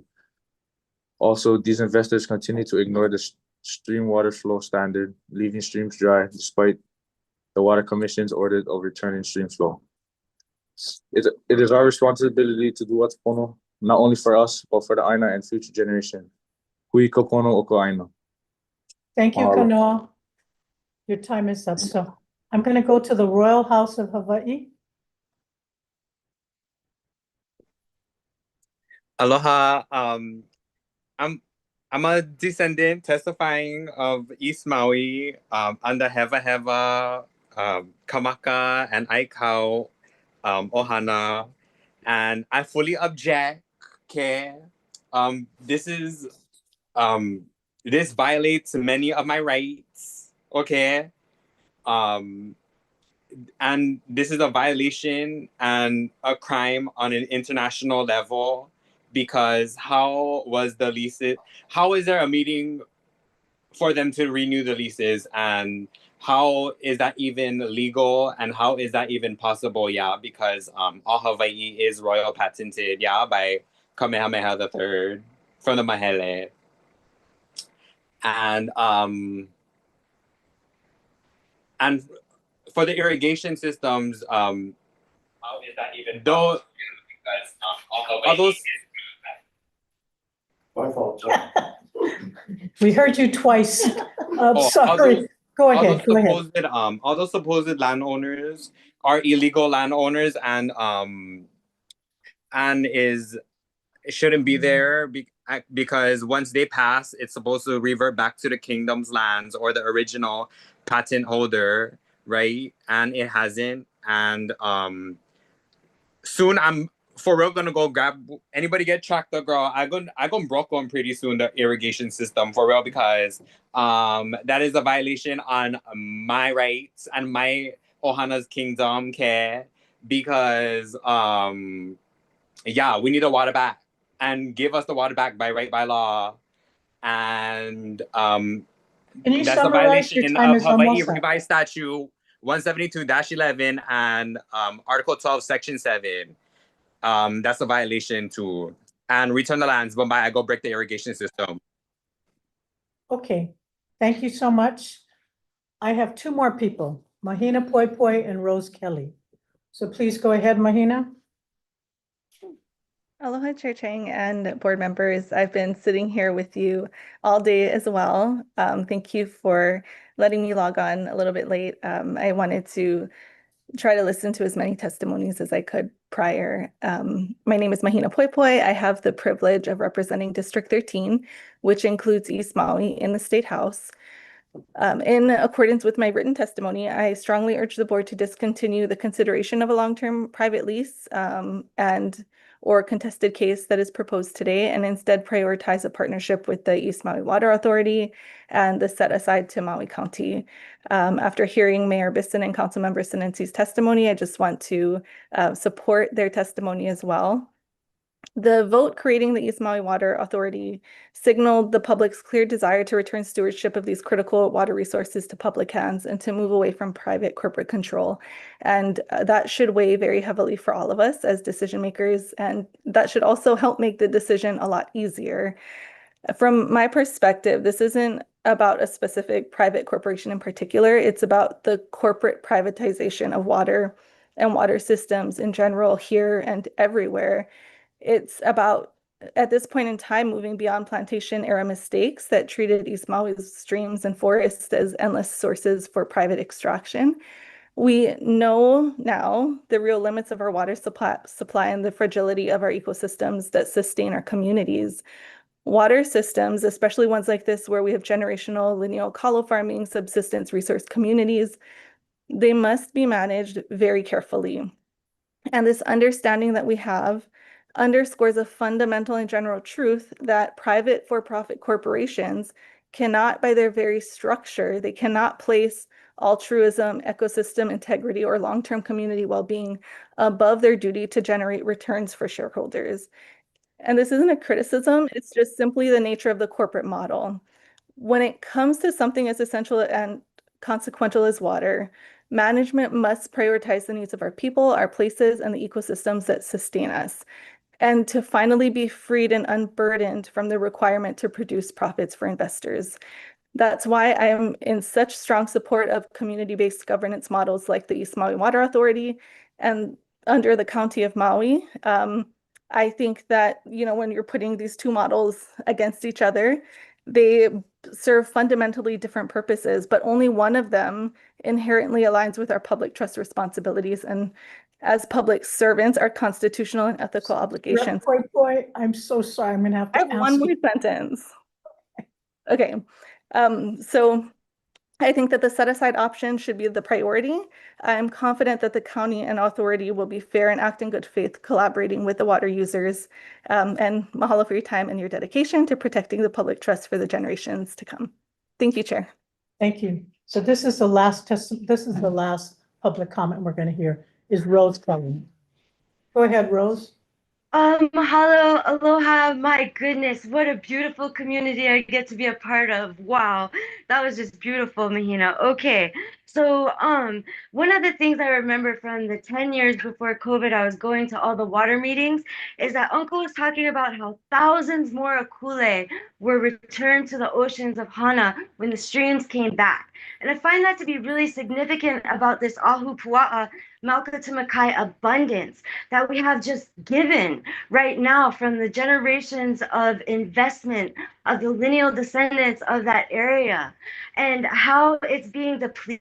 Because I have to commute down from like Haleakala, and I see this pristine Hana water filling the ditches to the tippy top for these struggling over chemical trees. And I know that these lineal descendants have such strong passion for their investment, and that these guys are playing market values. I mean, really, we're losing you, a Rose. society that Wall Street finds easy. The true authority here is the transverse rain providing lines mentality of what it means to actually understand how this system works. And that is what is available through lineal descendants. That is what we are looking for when we need people who are truly going to care for. And I love that phrase of like, it takes so much attention, and these are the people that have the capacity to give that. I'm so grateful to, having the support from all levels, and just really inspired by the level of understanding that this community in the Water Authority and the way that they're able to hear and repeat back what the So community Rose, can I actually ask you to summarize because your time is almost up? Thank you so much. I really hope you guys make the right decision and go with the community here. Aloha. Aloha. I am going to close public comments. So we have taken probably over the last 3 hours of testimony. I'm going to close public comments at this time. Board members, we're doing B10. What is your pleasure?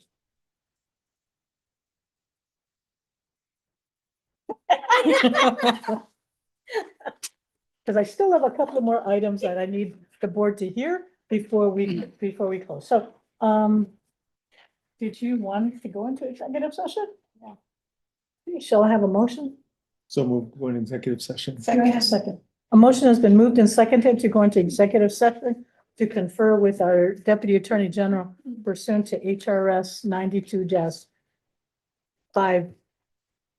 4A. Pursuant to HRS. It's a long day. So we are going to go, you can stay here. We're going to go and we'll be right back. Okay. Yep. Wait.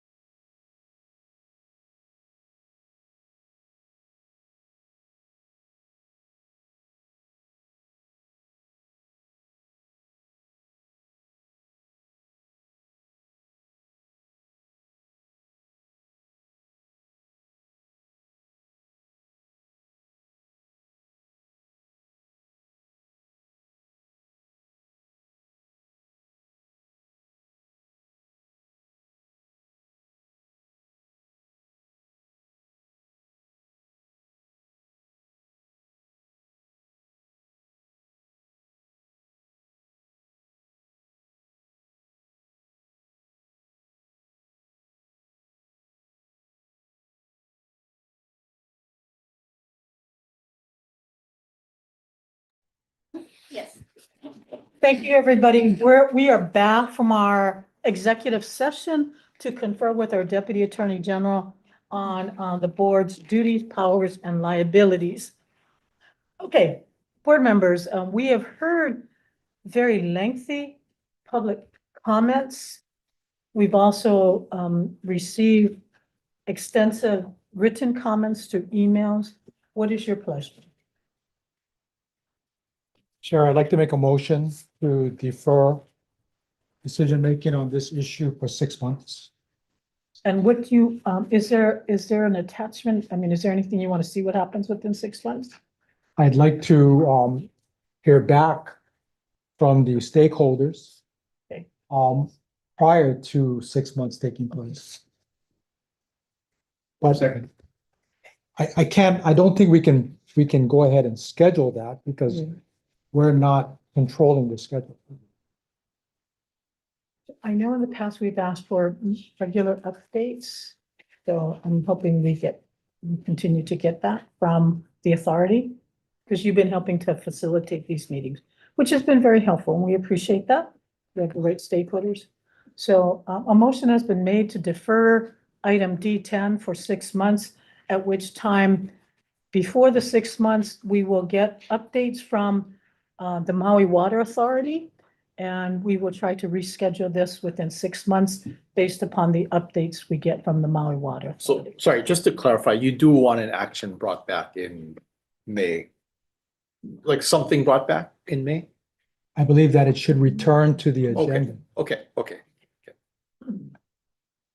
And so, because I think there was representation 6 to 9 months, but hopefully 6 months, we've got a little bit of motivation here. So motion has been moved and seconded to defer item D10 for 6 months. Also receiving regular updates from the authority. All right. And a motion has been seconded. I am going to call for the vote. All in favor of the motion, please say aye or raise your hand. Motion passes with 5 votes. All right. We have heard you. Please tell the mayor thank you for his presentation. That was very critical to our consideration. Okay. Thank you so much. No, thank you. And I appreciate everybody who's been patient with us and stayed on board, including the board members. We were all about to walk out at various times. But we all stayed. So we're going to go back on the agenda. And we are going to go back to item E. Again, thank you, everybody. We appreciate everybody who has stayed. We're going to do items E, state parks. These are critical issues. Go ahead. Thank you, thank you. Yes. So, Alan, if you can, which items did you want to hear? Item E6 first? So the most critical one time-wise is E5, then E6. Okay, let's But do if you that. guys will bear with us, we'd love to get through all of these today. I'm optimistic. Good. Alan Carpenter, acting administrator, first time in the first post Kurt Control. And I think everybody, regime. does everybody know that that Kurt Control retired at the end of October? He had retired earlier than he had expected. So Alan is by the nature of his assistant, he is now the acting administrator. Thank you, Alan. Go ahead. Thank you.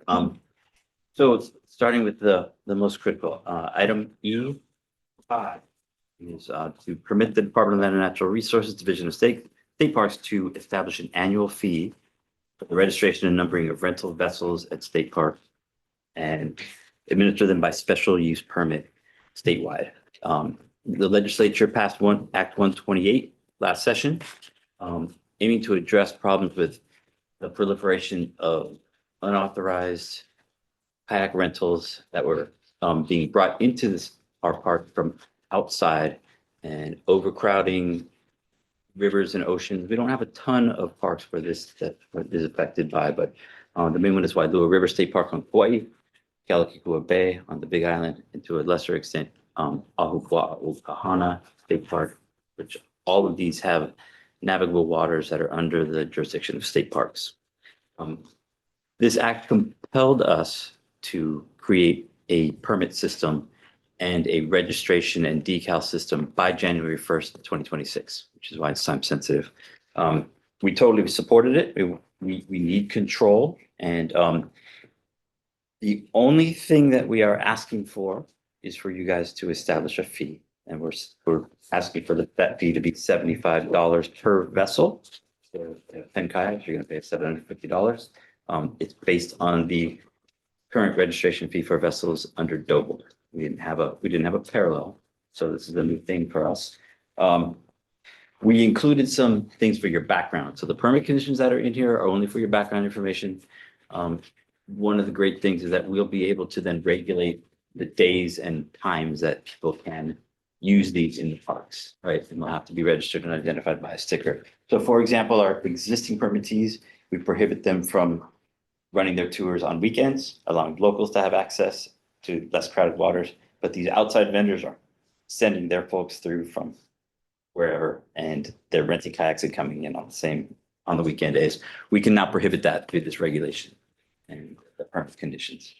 So once again, what we're asking for is the establishment of a fee, which this board has to do for any fees that we administer.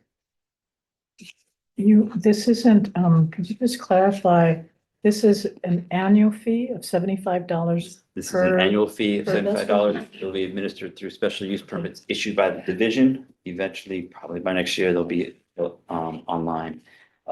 And everyone will get a decal per vessel that they will have to place on the vessel so that DoCare and all of our parking managers and people managing our sites can So help for enforcement purposes. enforce and educate. Yes. Does that mean that they need a commercial use permit from you to conduct commercial use activities? That is what the special use permit will be, a commercial use permit, right? It's one of the uses that is allowed under our special use provision in our admin rules. Do you charge fees for those, which will be separate from the registration fee? We do not charge fees. Well, we can charge fees for commercial use permits. Typically, we charge a percentage rent or a per person fee, but since this is not so visitors entering parks that have a fee attached, they will have to pay an entry fee and a commensurate parking fee. If you guys approve one of these other items that is before you today, right? So they'll be subject to both. The commercial kayak rentals only address those who are off-site. Okay. You cannot regulate or charge them for that. We're regulating their vessels and the use of those vessels on our waters. Karen? So these are for the so-called cartons, right? That is, they have been yes, car toppers is the vernacular term for folks who bring their rental car into a parking lot. They rent them a kayak, throw it on the car. They enter the park just as anybody can, right? And therefore, they are not defined as commercial users. Just as you're not defined as a commercial user if you enter a park in a rental car. Okay. And then I talked to you on the side briefly about enforcement. Because I know when they go onto the Wailuo River, that is a state park. So really DOBAR has no enforcement at all. This is not a DOBAR issue. It's state parks, and item E4, I believe we are also going to be authorizing parking management. The parking management company will also be our eyes and ears and regulators of those entering the water, right? Okay. So we're going to be, we can talk about it more in the next one, but So this is DoCare would be the ones who would enforce people who break the rules. Yes. Right. Our parking managers and staff can monitor and educate because we're not law enforcement. So I suspect this will all become more enlightened as we go through all of your submittals, because we're seeing sort of just piecemeal. This is first registration of vessels. They will be required to register, and this is what allows the state parks to require them to be registered. You need a board action. No, the board is establishing the fee. Okay. Statute Oh, the require statute. them to be registered, right? And compels us to institute this system by January 1st, 2026. Go ahead. Just a couple of questions. So, There's an operator that gives guided kayak tours. They launch by the church in Puako and they paddle into Wailea. Is this gonna control that guy? It only controls waters that are EO'd to state parks. So only state parks controlled water, which is inland waters, the rivers like Kahana Stream and Wailua River. And the only ocean waters that are EO'd to state parks are Kealakekua Bay.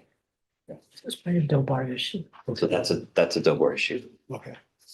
So the guys that rent kayaks in Napopo and tourists take them down into Kealakekua, it covers them. Covers them. They already have, the folks who launched from the wharf already have a commercial use permit from us. This will be the people who arrive on their own or come from outside. Got it. Okay, I'm good. Thank you. Any other questions, board members? There's a gaze amongst. I thought it'd be quicker, but you guys have had a long day. No, I think it would have been helpful to have sort of this overarching presentation on this new vessel registration and parking fee, because we're seeing it with, so. With more time, I think we. Okay, Are we gonna have more information on this? Because you're just gonna start coming up with some kind of rule proposals, right? I mean, kind of fried right now. Yeah, because So- I would say the least.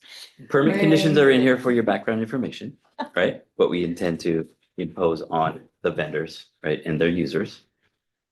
But the law already compels us and requires us to do all of that.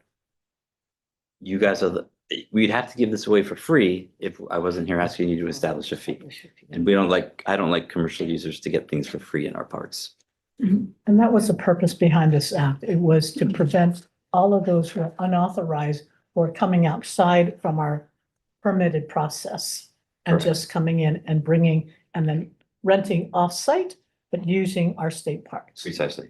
Okay. With no fees and no regulation. Okay, so this is a way to, one, be in compliance with the statute, start the fee process, and then the next submittals, you're gonna show us how we're gonna charge them for parking and entrance. Correct. Okay. If not, we're gonna retract our approvals. Riley, go ahead. I Yeah. move that we approve item E5 as recommended by staff. Do I have a Okay. second? Second. A motion has been moved and seconded to approve item E5 as submitted by staff. All in favor, please say aye. Motion passes with 5. There's a conditional approval, Alan, you gotta make sure we all understand the rest of this, but no, it's been approved. I'm sorry. Go ahead. The final word of that is if you rescind that, the only thing you're rescinding is our ability to charge a fee. Yeah, no, I did. Okay. I I know you guys are tired. We're punching. This has been a long I day. appreciate you guys. A long day. Okay, go ahead. Next So, item. let's go in order. You might as well. You're gonna. You're allow us gonna to do all of them? E1 or you're gonna do E6? Let's I go- thought that one you need to get done today. Okay, let's go E6. E6. E6 is our annual continuance of revocable permits statewide. Yeah. All right, and you guys generally approve these for us every year. We have a total of 9 commercial tours and recreational activities, including some of the ones you mentioned, Board Member Smith, 9 commercial partnerships. These are largely our existing parking and entry vendors that net us to the Like tune the of parking $15.6 million reservations. a year. And they are the largest single source of our special fund revenue. Non-commercial recreational activities, it's a climbing wall in Mokuleia. Nonprofit camp activities are 2 nonprofit cabins, recreational cabins in Kokea State Park, and 1 agricultural RP issued to a tenant in Ahupua'o Kahana State Park for the cultivation of tea leaves. You've approved these for many years. There's only 1 fewer than last year. We had a Pepsi bottling, vending machines, selling water and soda in Diamond Head. We now have food trucks instead, and we finally got rid of single-use plastic bottles from one of our busiest spots. So I think that's a positive. It's a positive removal. Yeah. Sure. No, go ahead. I had a quick question on the Oahu list for Ka'anapuni, the Hawaii Climbing Coalition. Yes, Oh. that was the non-commercial recreational activity. It's basically They don't charge any fees. they don't for charge any using- fees. Okay, It because was- that's why it's So gratis. there is a history to this. We came to the board and it was really a means of trying to limit liability. So the Oahu Climbing Coalition maintains this climbing wall, including ropes. They have people who go to their website and they sign waivers of liability before they are supposed to participate. I in just the wanted to activity. make sure for a gratis exchange, they're not collecting They're- fees for Nope, doing they're stuff. like that. grassroots, no fees charged. Okay, thank you. And you have found that the RP process is a much more effective and efficient than a long-term. I think in most cases, yes. I do believe that we have probably established the needs for these parking and entry agreements. And I'm gonna go back on my word because we're gonna do 4 new RPs for them this time. But essentially, we start them out as RPs for data gathering and understanding. As we get down to, you know, really knowing what the costs are and what their number of employees are needed per site, et cetera, we could probably go with longer term agreements. I do not believe they should be a competitive bid process for a number of reasons, because people will underbid, they won't be able to pay their people well enough, we'll have staffing issues, and then the public will actually suffer. And these are very lucrative, and the performance is really good in terms of managing the quality of visits, and especially for the ones with reservations. We've completely tamped down on over tourism in the parks like Diamond Head and Waianape Napa and Iao Valley. But at some point, but I think what's critical is that you are fact gathering, and that's why it's an art. Because the previous item that we just had before land division, we got sued for RPs in perpetuity. So I do see at some point in time, you may transition these like Hyena Correct. from a 180, 103D to a more longer term disposition. But we are looking at fact gathering to determine if they're ready and who may be the most qualified, Precisely. We also, students. RPs are legal for this activity, Yep. maybe not ideal. However, we have an exemption now in Yeah. concession law. Right. We can, for these types of Yes. operations, we can directly negotiate with people who we think are perfectly suited to operate those particular locations. Okay. And that would be the long-term I pursue. But I think it is important for the record that these RPs, because I'm a little leery about us saying we've done these for a very long time. I mean, there's got to be a longer term movement towards disposition. Okay? And we agree. We're Yep. Regaining our capacity. Sorry, Yeah. Brigitte here, Yes, lead property no, no, no. manager. I'm glad Doing amazing things. We're catching up on a lot of backlog and we will convert. In particular, I think some of the true like commercial use concessions, like the kayak vendors, not the vendors, but the kayak tours, probably should bid Mhm. and get a long-term disposition rather than have to go every year with Yeah. this, is it going to get approved? Is the board going to allow it? Okay. Any other questions, board members? Do I have a motion on item E6? Motion to approve is submitted. Second. Motion has been moved and seconded to approve item E6. All in favor, please say aye. Motion passes with 5 votes. Item E1, do you want to take them all together? Let's go Do it. E1 through E4. Yeah. They are almost duplicative in their language. They apply to 4 different sites. So these are all asking for approval to issue new revocable permits to different parking companies for different parks. The 4 parks are Wailuku River State Park, Hawaii Island, Kekahakai State Park, specifically the Kua Bay, Manini O Valley section, Hawaii Island, Wailua River State Park on Kauai, which that's the one that's going to benefit the most. But the combination of the kayak regulation and registration plus new management on site. And the 4th one, which is slightly different, is Pu'u'ualaka'a State Park here on Oahu. And it's slightly different because we are not asking for you guys to establish fees because they are already established in our administrative rules. But a subsequent statute now places the the honor of setting fees on this board, right? And we are going to implement the existing fees that were amended in 2020 in all of these cases. And we are being compelled by the legislature, encouraged highly to raise and diversify our fees. So we're not going to change them now, but we will be coming back to you very soon with this notion of dynamic and seasonal pricing. Good. And so for now, all of these will be with the exception of Pu'u'alaka'a, which I'll get to, only non-residents, $5 per person entry fee, regardless of how you enter, on foot, by car, commercial vehicle. $10 per vehicle for out-of-state residents, and for commercial vehicles by size, 25 for a 1 to 7 passenger vehicle, $50 for an 8 to 25 passenger vehicle, $90 for a 26 person plus passenger vehicle. Not all these parks accommodate commercial use. Wailuku River does, Rainbow Falls will have a lot of commercial use there. Pu'u'alaka'a, which has a different fee structure, also has a lot of small passenger tour vans that come. Pu'u'alaka'a as a state wayside, which has a much shorter period of visitation. We only charge parking fees. Typically, it's like something like the Poly, where they roll in, walk up to the overlook, take a look, take a picture, and go. 15 minutes, right? So we don't feel it's necessary to charge a family $35 for that. So we only charge per vehicle, not per person. $7 is the parking fee, and for commercial use, it's 15, 30, and 50 in the aforementioned categories. So that summarizes the fees that will be charged, right? And these different companies will be on site.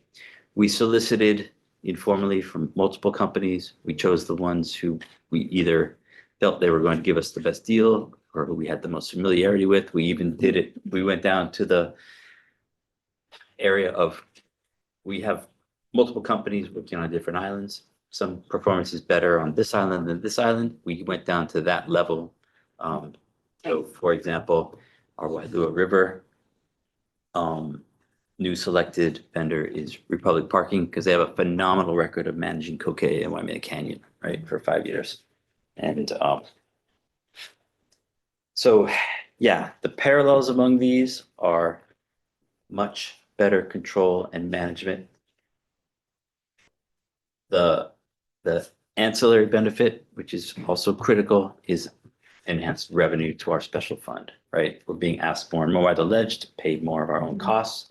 Right now, our special fund is about 2/3 of our entire annual budget. Estimates for adding these four, I'd say conservatively 2 million, potentially as high as 4 million additional dollars per year in our special fund. And that's actually based upon a very conservative. I'm probably gonna make about 3. I have a question for you. Yes. So the fees that you generate, is that going towards maintenance of the parks as well? Absolutely. I mean, Yes, you know, yes, yes, 'cause yes. you've got people coming in, they're Yep. probably going to want to go to the restroom.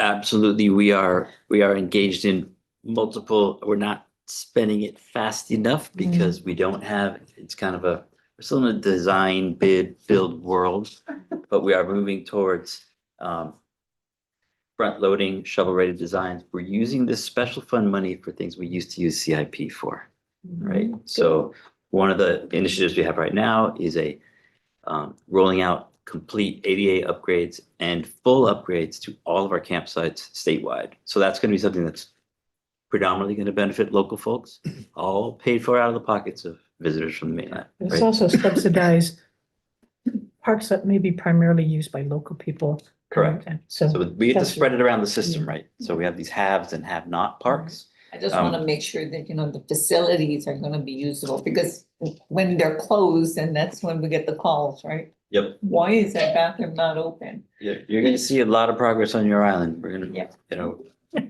it's coming. Great. Thank you. Thank you. Go ahead, Ray.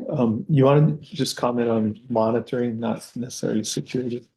Yeah, well, I think, so to your point, we do have we don't staff our parks very, I mean, maintenance guys come and go. You understand where we're kind Mhm. of get with our interpretive sort of educational rangers. The average person doesn't see a staff member, right? So these are these folks who we hire as attendants. They both help educate people and they deter things like car break-ins. And I mean, technically it's on the honor system, but everybody complies. Everybody pays. If you don't have a reservation at a reservation park, you turn around, you know, 1 out of 100 argues with the attendant for a while, but How can we deter rescues, unnecessary rescues? that, yeah, I don't have the answer for that, but I think education and us getting more people out in those places, right? Yeah, because Some of you our have, so-called ranger at K, ranger, right? one, Yeah, yeah, one. we're recruiting for another right now, and we're establishing additional positions through DHID as we speak.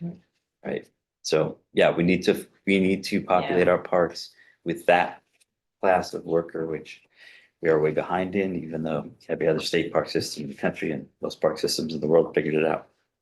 We're getting there, we're getting there. Parks is probably one of the few divisions that has the ability to generate revenue, at least to take care of themselves as well as there's overflow to others. Okay, any other questions, board members? Okay. I'll call in later on. Yep, go ahead. I move that we approve item E1 as recommended by staff. Second. Okay, motion has been moved and E1, all in favor, please say aye. Aye. Motion passes. Next, E2. I move that we approve item E2 as recommended by staff. Do you have a second? Second. Motion has been moved and seconded to approve item E2. All in favor, please say aye.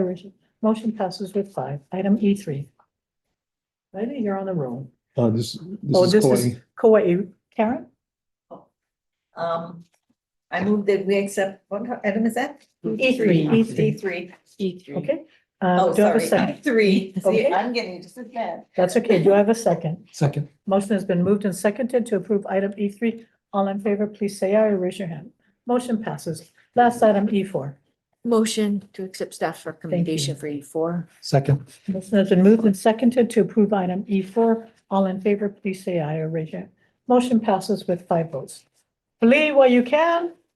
Item H. Thank you so much for your patience. Thank you guys so much. State Parks. We also can buy our own staff positions if that's special. Okay, because I'm gonna try to jam to get Dobar in here as well. So let's do H. Thank you. Thanks, guys. Thank you very much. Thank you for waiting around. Okay. Item H. H is a new, this is coming out of the chair's office. This is Luke Sarvis. Luke, if you could introduce and do a real brief summary. Brief. The board has, I'm assuming the board has read this. Hopefully, so, yeah. Good afternoon, good evening. It is now Chair and board members. Luke Sarvis with the Chair's Office, formerly with Land Division. So this is a authorization to withdraw approximately 100.7 acres from Executive Order number 4584, the Department of Agriculture and Biosecurity's predecessor agency. So most of you are familiar with this, but just a quick recap for those who were not around. This is something we've been working on for close to 4 years now. This parcel was set aside to DOA back in 2019 because their tenant on an adjoining parcel operates the slaughterhouse. And Campbell Industrial has per acre gallons per day water allocations. There wasn't enough on the slaughterhouse parcel, so DOA got this parcel transferred to them to provide extra water allocation for their guests. And so back in early 2022, we received an inquiry from a renewable energy company, Eurus America.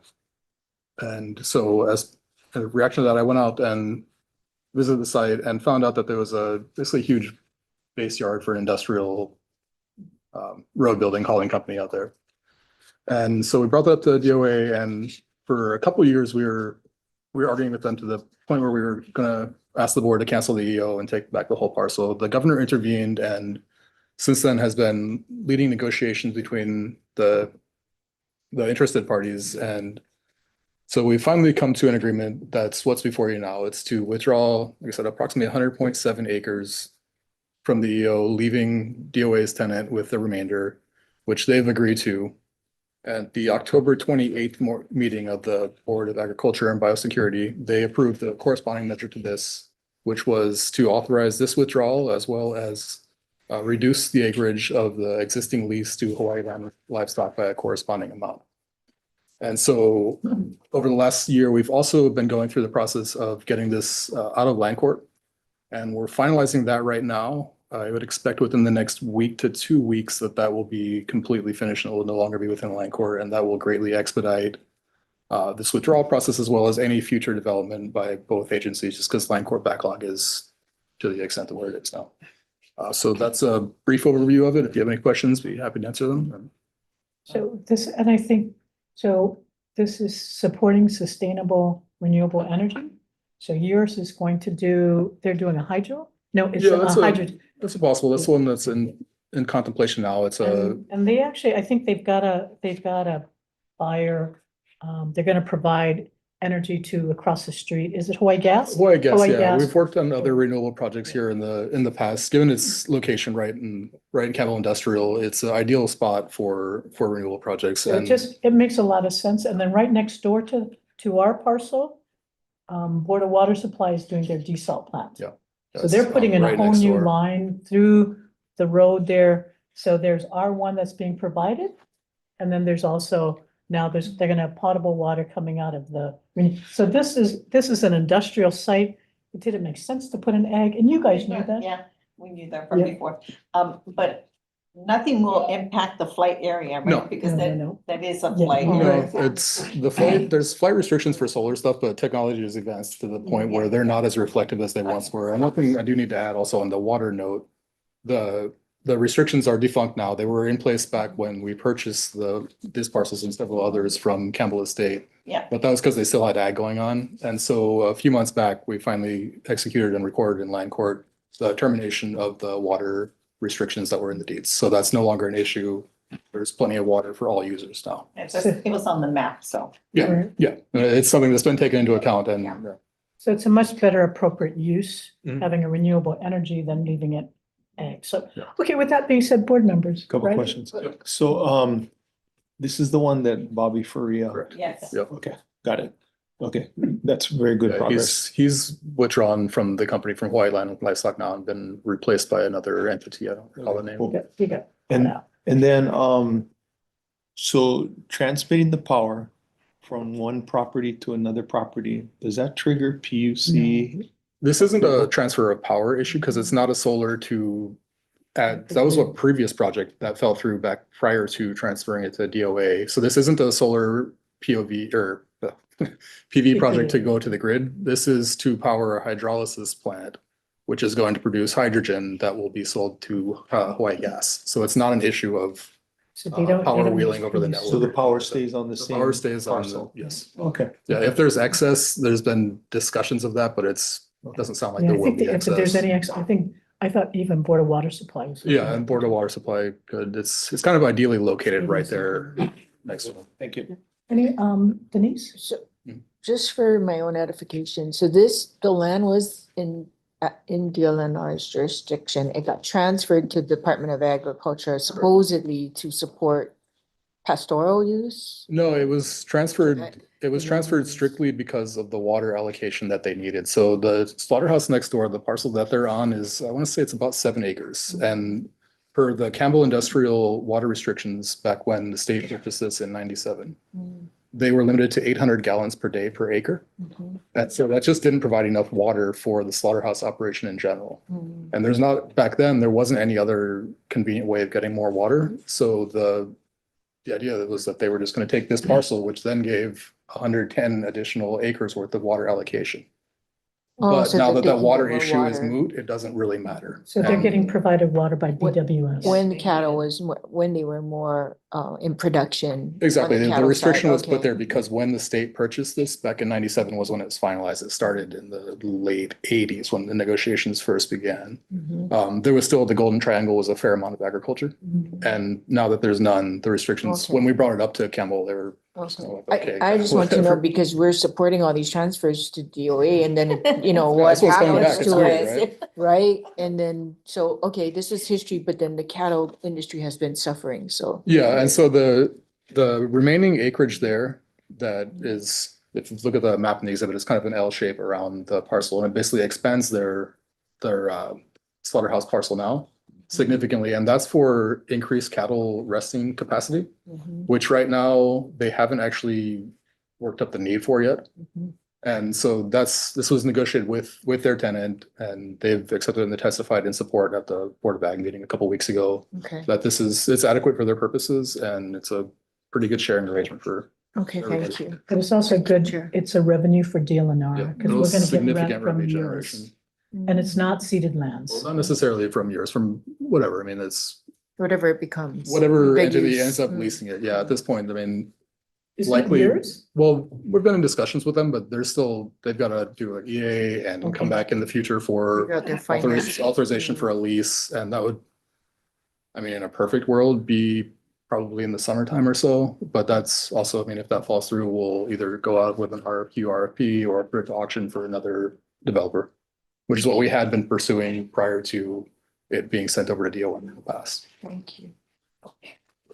A couple comments. So the reason that it's being taken back from DOA is when you presented this to us in the past. Yep. The deputy at DOA said, oh yeah, those are legitimate agricultural uses. That's true. And there were containers and cherry pickers and things that are not part of agriculture. And he represented, oh yeah, that's legitimate ag uses. So they don't know how to manage their properties. They're taking it back, right? Well, and so in the meantime, part of what was happening with the negotiations led by the governor's office was finding, and governor asked us to stop trying to cancel when he first came into office, so that they could work on finding a place to relocate them. And that was part of the negotiations, and they have since found land to lease from DHHL in the area that hauling company is moving their whole operation to. So they've legitimized themselves. They're somewhere else. I've visited, we've all verified. It's been cleaned up. It's a brownfield site from the beginning, Yeah. but everything that they had there has been removed. Yeah.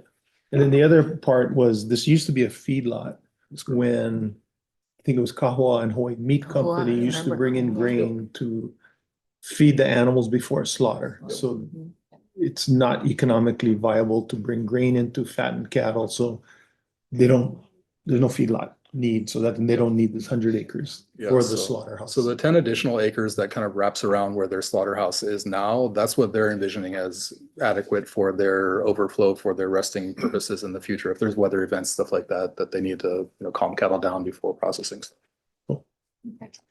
Any other questions? Do I have a motion? Motion to approve is submitted. Second. Do I have a second?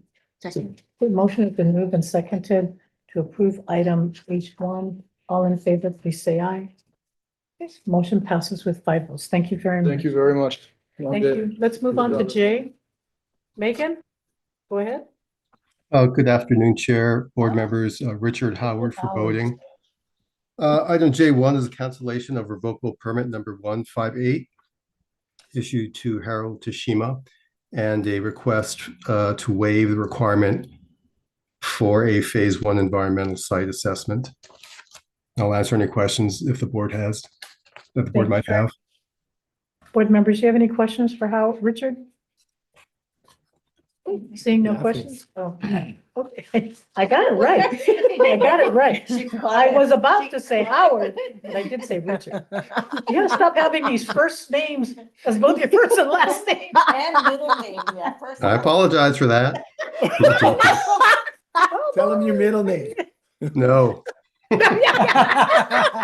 Wise man, wise man. Okay, with that being said, if there are no questions, do I have a motion? I move that we approve item J1 as recommended by staff. Very good. I have a second. Motion has been moved and seconded to approve item J1. All in favor, please say aye or raise your. Motion passes with 5 votes. Item J2.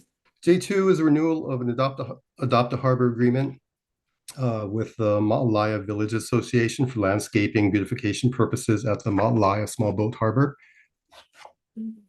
Very good. Okay, any questions? Does it still look like that? Yeah, it does.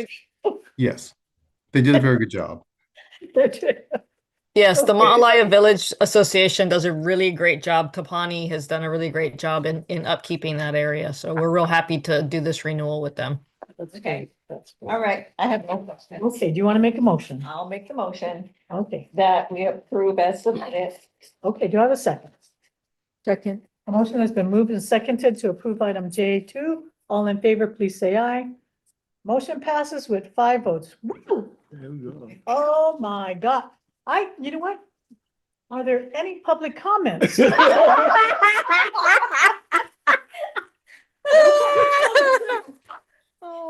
you. I'm gonna ratify. It's been a long day.